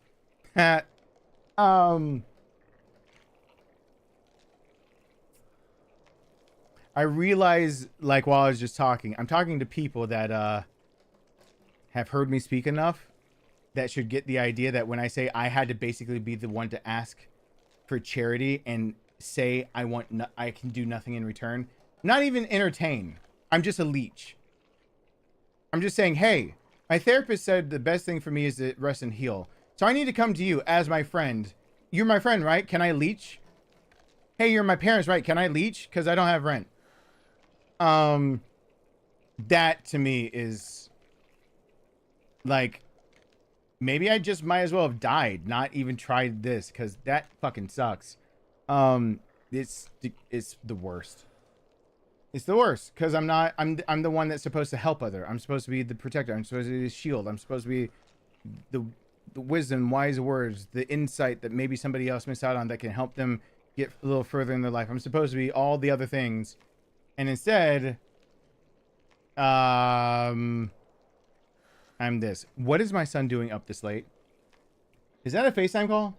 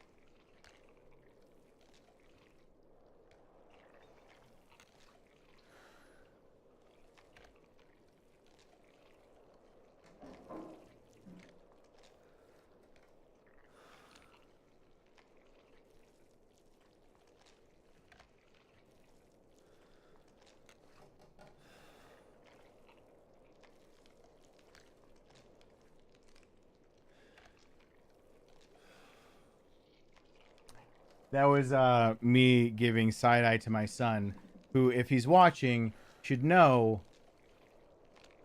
you were not supposed to be calling me right here. You're supposed to be asleep 2 hours ago. You've been sick. I said within 1 hour of normal time you go to bed.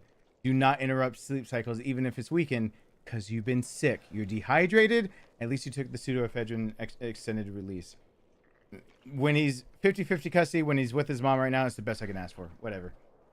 Oh, just unplug the power to the things and make him go to bed. At least my son is honest with me. At least my son is honest with me. at least he had the guts to be like, oh shoot, like he just called me, oh shoot, Dad, is it 11:48 or I thought there was another one. And I said, it says AM.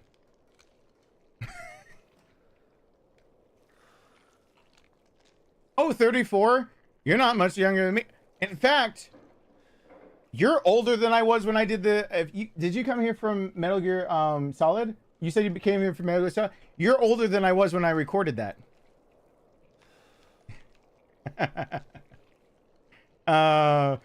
Yeah, age is nebulous. I don't give a shit anymore.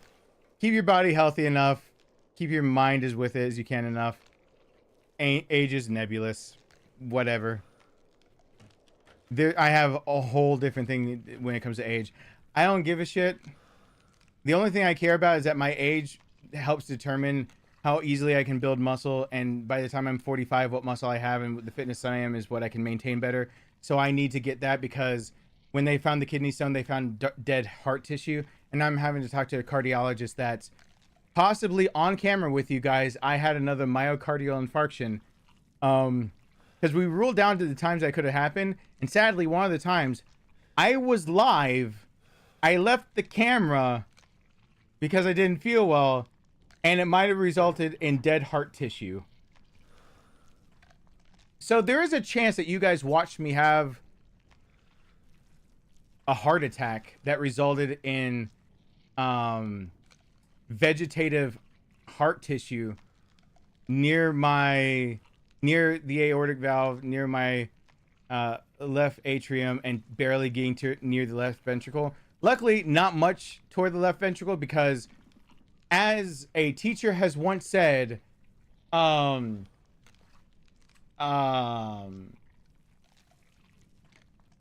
believe it was talking about infarctions, to the left ventricle are not compatible with life. You have tissue die in your left ventricle. It's not compatible with life. Yeah, but I still have a partially collapsed lungs from the big C in 2020. I did a whole series of showing people what it's really like coughing up blood back in 2020. I need to release some of those now so people can remember that you can still get really sick off of things. Yeah, when I had my kidney stone, just went to the hospital just about a month ago. They can see I've made progress, but my right lung part of it still collapsed. I gotta improve on that. I need to get back to my. I want to be at the day before my son came back, and 4 days before I actually got the positive COVID test, which was my downfall. Just before that, the week after the 4th of July weekend, like that week after, right before my son got to me, July 2020, I was pissed about a 9-minute mile when I know my first mile be 8 minutes, 30 seconds. My next 2 miles are 7 minutes, 30 seconds. I warm down, I go home. I do 3 miles every day. Not hard. I mean, it is hard for people who are working toward it. Don't let me shame you into thinking that you got to be there. Like, that does take discipline training. It takes time. I don't expect myself to be able to do. I might never do another sub 8-minute mile again, and that's fine, because I'm not usually a sprinter. I just did it because it's convenient. Get my cardio done. Wake up, wake up or do it after I'm finished working. Go from the house I used to own or where I used to live, especially the house I used to own. It was about a half mile to get to the park. There's a track that's exactly they mark out where a mile is for you. It's exactly a mile loop. And so my first mile is 8.5 minutes. Everyone after 7.5 is so easy at that park that I used to live next to. half mile back to my house, shower off, start my day or end my day, whichever I'm doing. And to be able to do a 7.5 minute mile, that probably took me.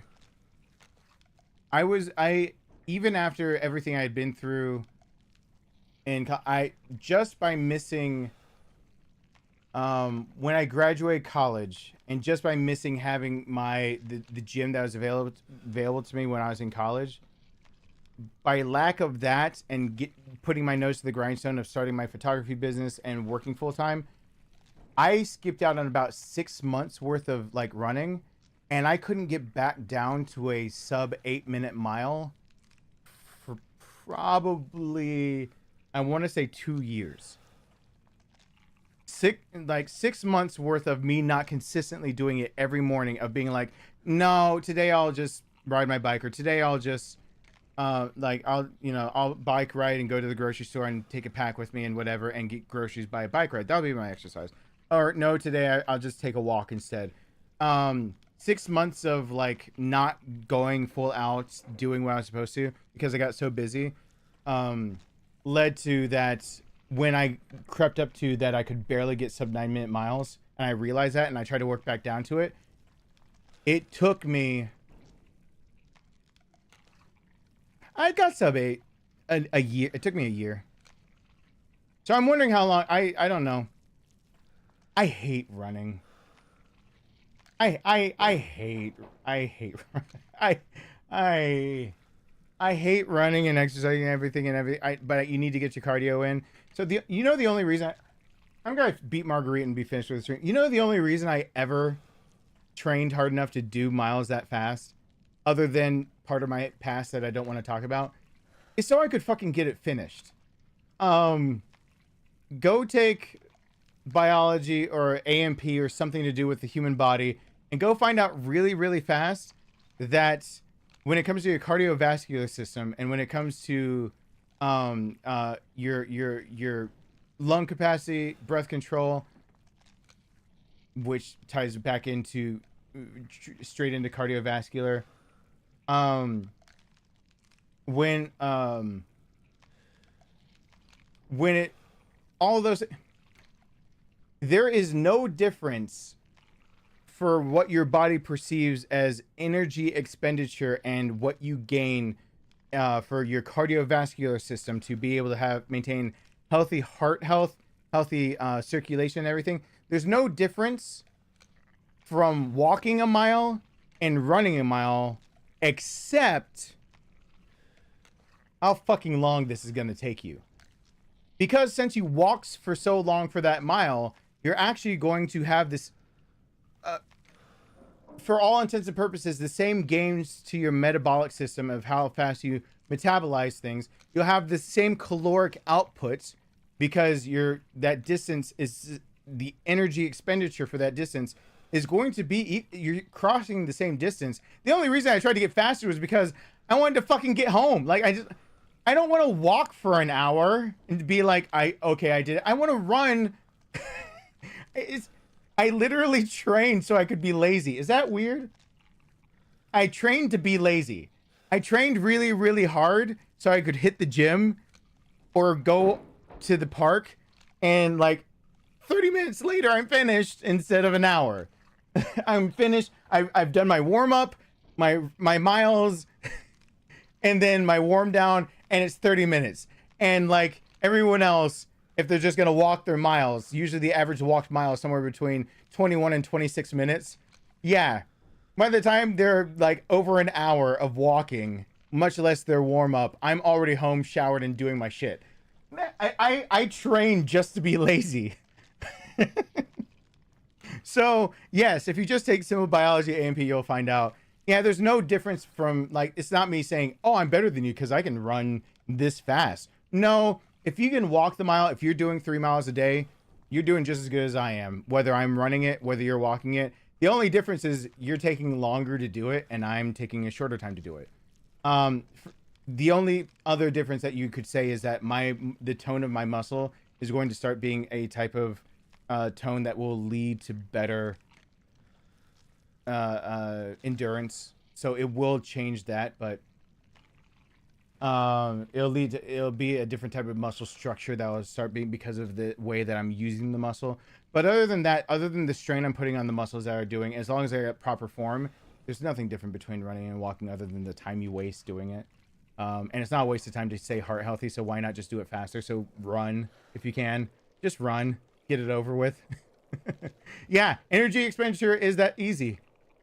Yeah. I mean, but that's also physics. You can take a physics class. Same amount of... It's all the same. Energy is energy. You're going to expend it. If it's over a distance, then whether you run it or walk it, it's the same expenditure of energy. You're now just talking about a living organism, but that living organism still has to cross that distance. So the expenditure of energy is there, which means the metabolic processes are still there, which means over time, you're now just spending longer with a lower metabolic process that comes into it. But it's the same. You can see it in the difference between potential and kinetic energy. What do you lose when you get... Potential is all the energy that's there. Kinetic is the energy minus the things that you shave off once you actually take that potential and use it for something like gliding in air, riding a thermal, basically apex, you know, all the potential energy in the world. Then you start falling. That potential turns into kinetic because now you have wind resistance. You have to blah, blah, blah. So, you know, you had all the energies there at the apex. The second you start falling, you have wind resistance and friction, and you have two different coefficients of friction. You have all these things, blah, blah, blah. But it's still the same energy. At the end of the day, when you calculate how much energy is there, you calculate potential energy equals the kinetic energy plus the energy drop off from friction and hitting terminal velocity and the two coefficients and blah, blah, blah.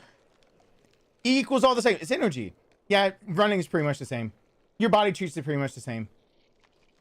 Since you're heating up your body longer and your metabolism's higher and your temperature is higher for longer because you're walking longer, then it's about the same as somebody who runs because they're going to get a higher metabolism. The metabolism, the baseline will be higher than yours, but you stretch yours out for longer, that their baseline higher will peak and then come down while you stretch yours out for, you didn't peak out, you leveled, planed out, but then it'll come down still. So even your metabolism will start benefiting from walking. It's, most of the things are exactly the same other than how much time you take doing it. So health lesson today. Go get on an elliptical if you're getting older because you don't want your joints to get hurt. But I'm gonna run because I'm stubborn. And get your shit out of the way as fast as possible so you stay heart healthy, so you don't, because walking and running are the same. And if you walk, then kudos to you because you're probably still better than 2/3 of Americans that don't do anything. So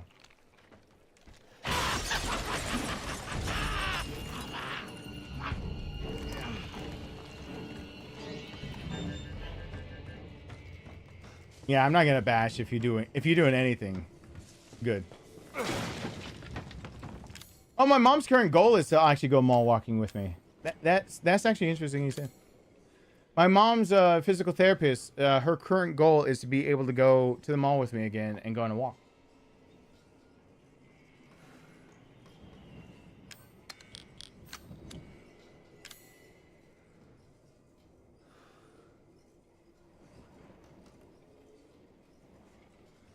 Yeah, 2/3 of Americans are categorically have no exercise regimen in their daily life.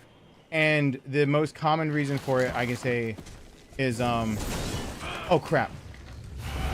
Too soon.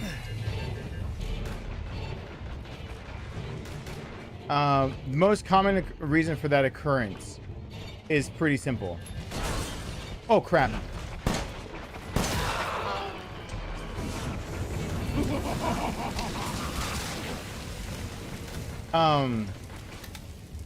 The average person... Oh, she's frozen. Pop her in the ass. Give me the freebie. Sure.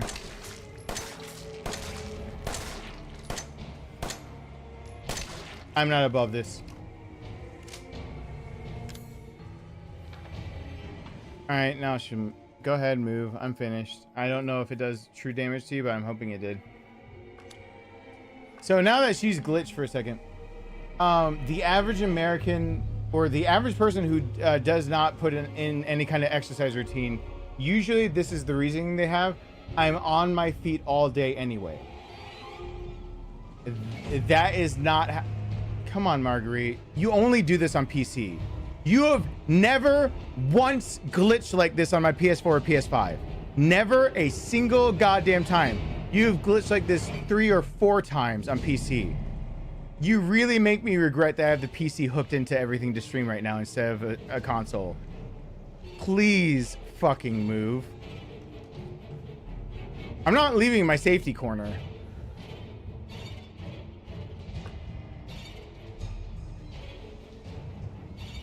She'll move eventually. I guess I can say while I'm looking at the when you, yes, people who are on their feet all day are expending energy, but usually you're actually doing, usually people who do that don't realize they're actually doing more daily damage to their body without doing anything to recover that damage. If I just said running and walking are the same energy expenditure and therefore it's going to give you the same benefits for metabolic and everything, the only difference is the type of tissue that you're going to be growing, usually in the muscles, in the function of those activities. That's going to be the difference. And muscle does play a part in metabolism, but somebody who's running is going to spike their metabolism and it'll fall harder than someone who planes it off and falls, and therefore usually you'll see the metabolic gains increase are the same.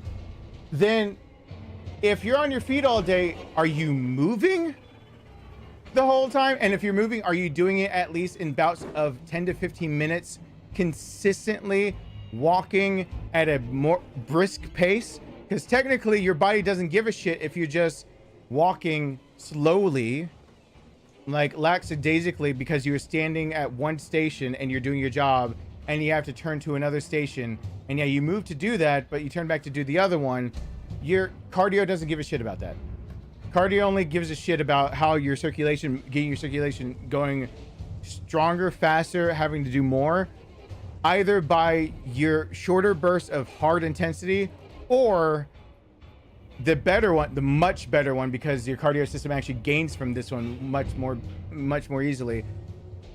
Minimum 10 minutes of non-stop, because then it breaks the pattern of your body stagnating. Because most people who use that excuse don't realize that what's actually happening during the day is because you're on your feet all day, you're actually doing damage to your vertebral alignments, to your, you got these synovial joints that you're just standing on all day, and you're doing damage to those.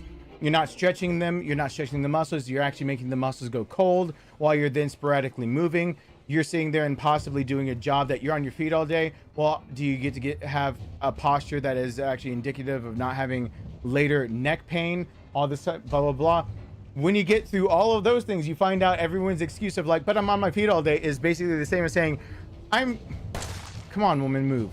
As they're basically saying, hey, I'm doing damage to my body all day, so it counts as exercise, so I'm not going to do something that might undamage it, like stretching and running. Now, running is a high impact thing, so maybe grab an elliptical, but yeah. The biggest excuse for Americans of why they don't, and people across the world that are living in civilizations that have those kind of statistics of like, why don't you have an exercise routine? I'm already on my feet all day. Yeah, let me retranslate that for you. You're already doing damage to your body all day, so you decided to skip out on exercise that would help you undo that damage, especially if you have to stretch, limber up. You're on your feet, so I guess your muscles might be a bit warm. So you just don't, you just want to do the damage to get none of the cardio benefits, I guess. All right. Watch what that happens to your caloric intake as you grow another 5, 10, 15 years older. How important is stretching in? Oh, it's legit. Are you kidding? Move! If I move away from here, she'll pop up anywhere. I already learned that the last time she triggered this one, where she was able to jump me from the ceiling for no good reason. Move. Please. I'm wiggling. Okay, one, never stretch cold. So if you're, even if you've been on your feet all day, never stretch cold. your muscles really actually do already need to have more potential, like release your muscles need to be more limber in the first place, and your ligaments and your tendons need to be more limber in the first place before a stretch even does more help than harm. So the first thing is that the reason I say I have my warm-up routine before I run 3 miles is because I am walking. Please move. Please, you do. She will move eventually. Oh, she's stretching.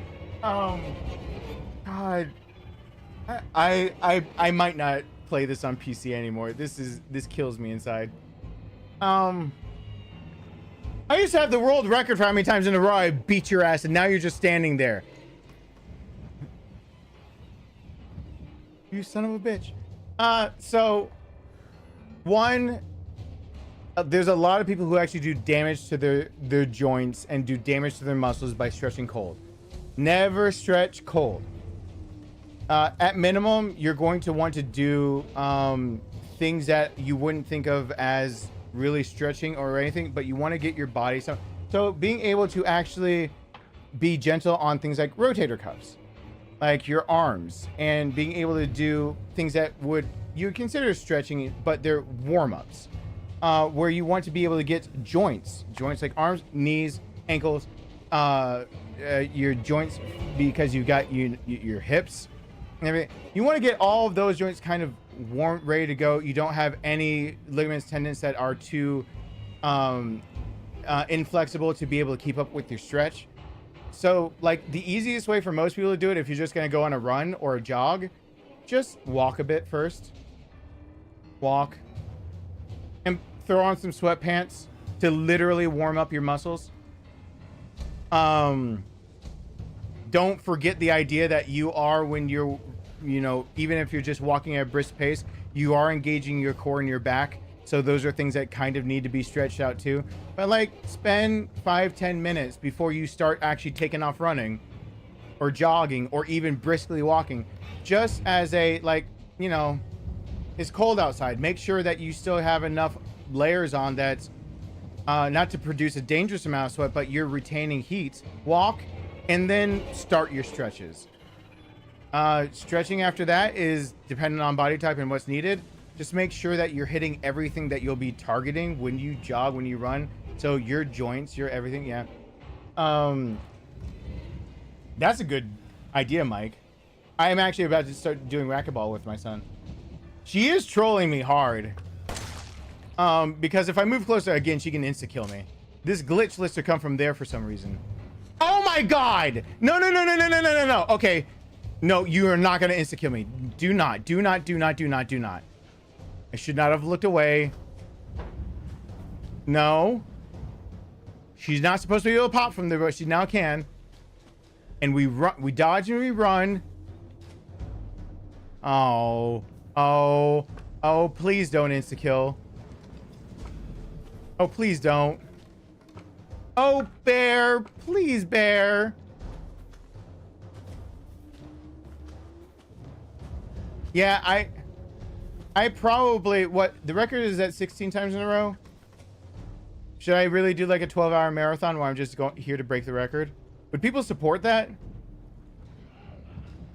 Or I'm just here to break the...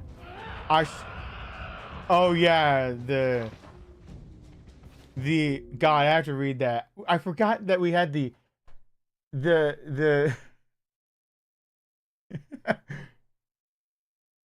like the chicken, in the duck, in the turkey, in the emu, in the ostrich, the ostrich-turducken, right? There we go. I forgot that we had to start stuffing more birds into birds. We had to figure out more big birds because I was killing her too many times over. I forgot about that. Yeah. Because I was saying chicken, winner, winner, chicken dinner. Well, I was going for like being in a row. So like chicken dinner, you can't get that twice. So like after you get 3, like that's basically like a turducken. Like that's a chicken and a duck and a turkey. Like that's your turducken. What happens when you get 4? Like, well, we talked as a community. Like, I guess you could shove that, like, maybe in an emu, as long as you're not the Australians losing a war to the emus. So yeah, 1,000 emu casualties, and they still, the emus won technically. So we stuffed the turducken in the emu, but then I won it again, and there was like, what the fuck do we stuff that in? And we're like, well, an emu is like we have an mom, can I have an ostrich? Mom says we have an ostrich at home. You get home, you get an emu. Yeah. So you could stuff you stuff the emu that's got the turducken inside the ostrich. Emu turducken, whatever. I've got streams where I've said it over and over. And then after that, I couldn't think of any more birds other than literal Big Bird from Sesame Street to stuff it in. So, like, the only upgrade to that would probably be big posture, big posture introduction. Big posture.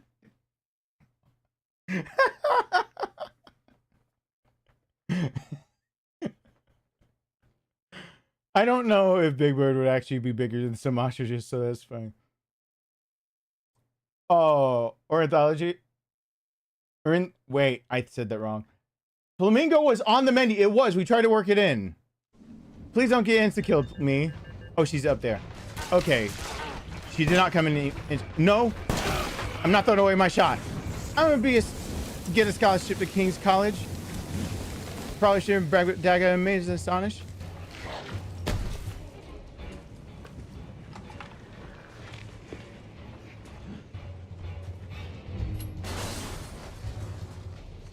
Did I almost just die? There's no escape, city boy. Please fall.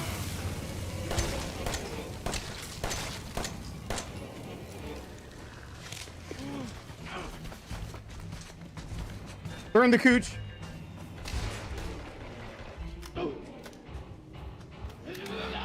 She died to not me. No! Bullshit. Damn it. Bullshit. No, it can't even kill me too. Let me die along her. That was not my kill. That was the turret's kill. That's not fair. Fuck you, turret.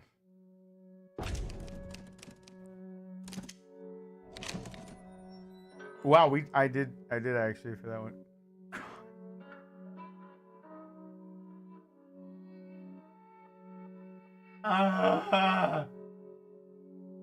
Daddy needed his kill. By the way, my own son at least told me that yesterday, even though I'll be my birthday's now in 3 days, I guess, as this now. My son at least told me at best I look like I'm 30, so I'm like, yay, thank you, son.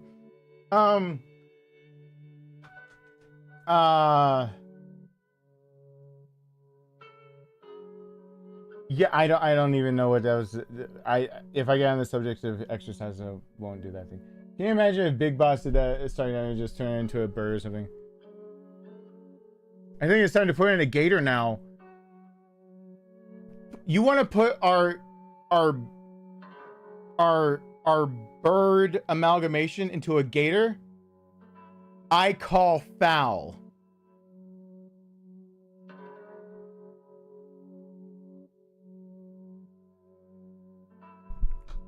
See what I did there? I said I call foul.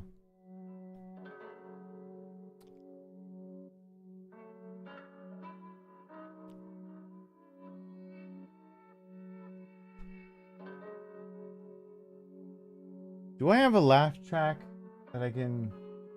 I need to... Hold on. Let me just go ahead and... Just need to... Please excuse me. Hold on one moment. We're experiencing technical difficulties. Technically, I'm being difficult. And let me just go ahead and... Excuse me. Sorry.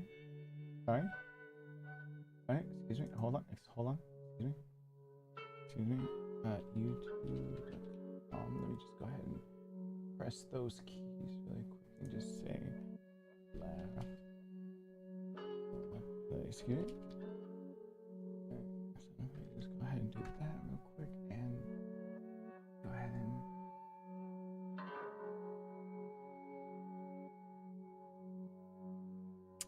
I said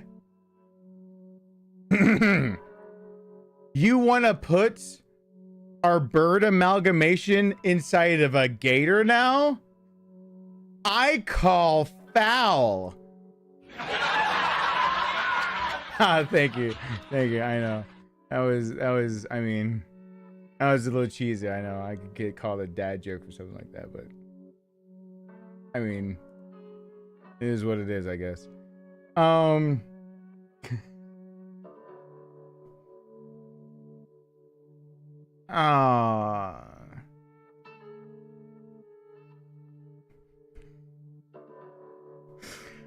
no. Is this where I have to say like I've been going downhill since I started YouTube, where I have to just is this where I have to is this where I have to be like, have I actually been getting like going downhill since the moment I started the channel, that I have to use a laugh track now because of, okay, that's cool. That's so cheesy it could be mac and cheese. I could craft that situation into reality.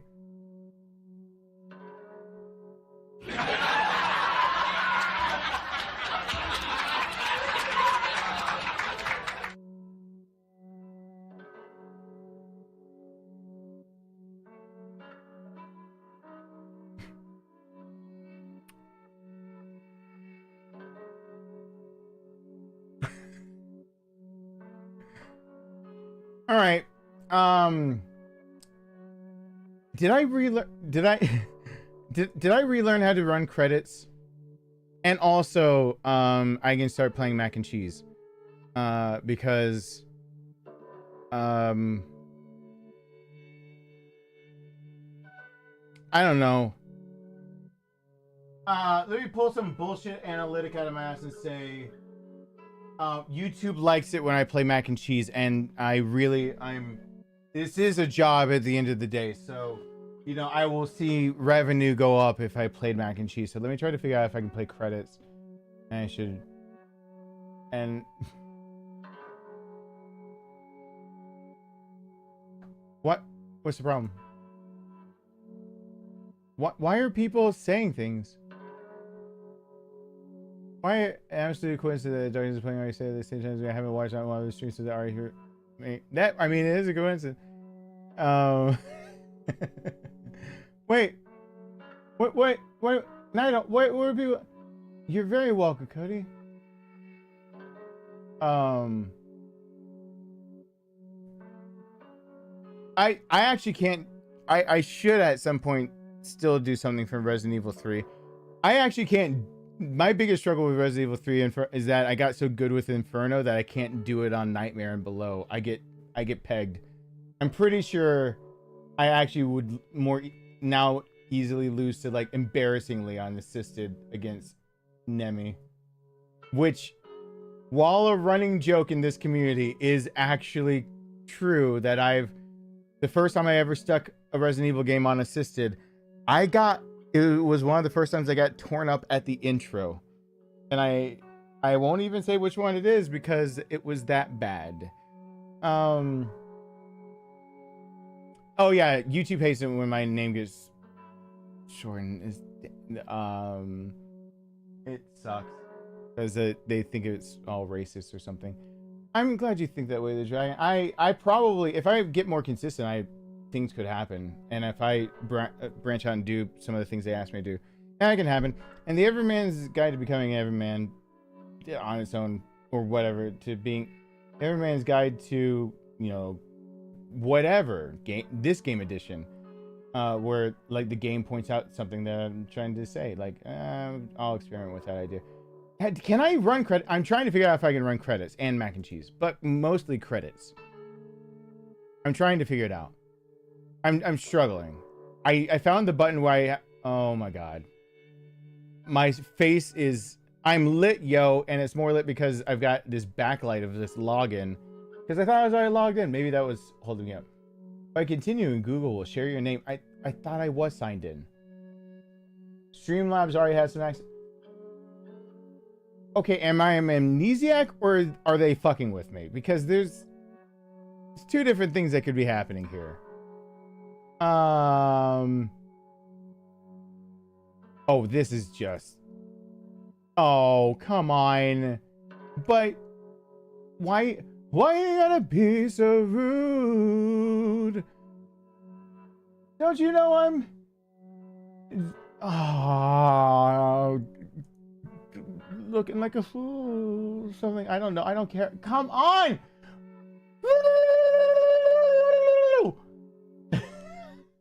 Please. Wait. Oh shit. Did I have a button for credits? Do I have to not look through all this? I'm signed back in. Does that mean my Elgato will save me? Is there a button?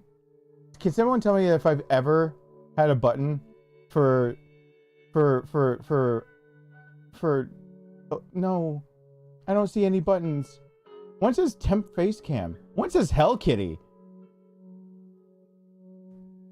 No, how do I do the credits? I use the real credits. Come on, I'm supposed to thank people who actually support me living. Especially right now when like I don't have rent. I'm supposed to be thanking people. Where's the... No, I don't want to do a super chat goal. I don't want to do the whole like, well, if you guys do like enough super chats and enough time, I'll strip naked or whatever. I don't know what they're... In credits, there's a thing. Roll life credits. Will it do it? Please do it. Please, for the love of God. Just do it. Just. If I do this, there's only one thing two things. There's only two things that my memory can't recall on how to do. Wait, it's doing it. Please say, yeah! Okay. Thank you. New subscribers. Erwin, Ruda, Kaylin, Landon, Snots Alive, Sweet Tooth, new channel is VKX, Latoya, Bitme, Owners King, Stacey Scott, and donations from Mike L, and Philip, and super chats from Kelsey, Green Ranger, Bo Dark.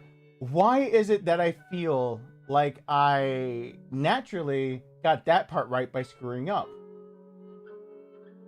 Landon's Live, Sweet Tooth Destruction, VXK8604. Okay, that's the one I missed. Okay, apparently it's more common for me to... That felt natural. Alright. Thank you guys so much for watching. Hope you guys enjoyed.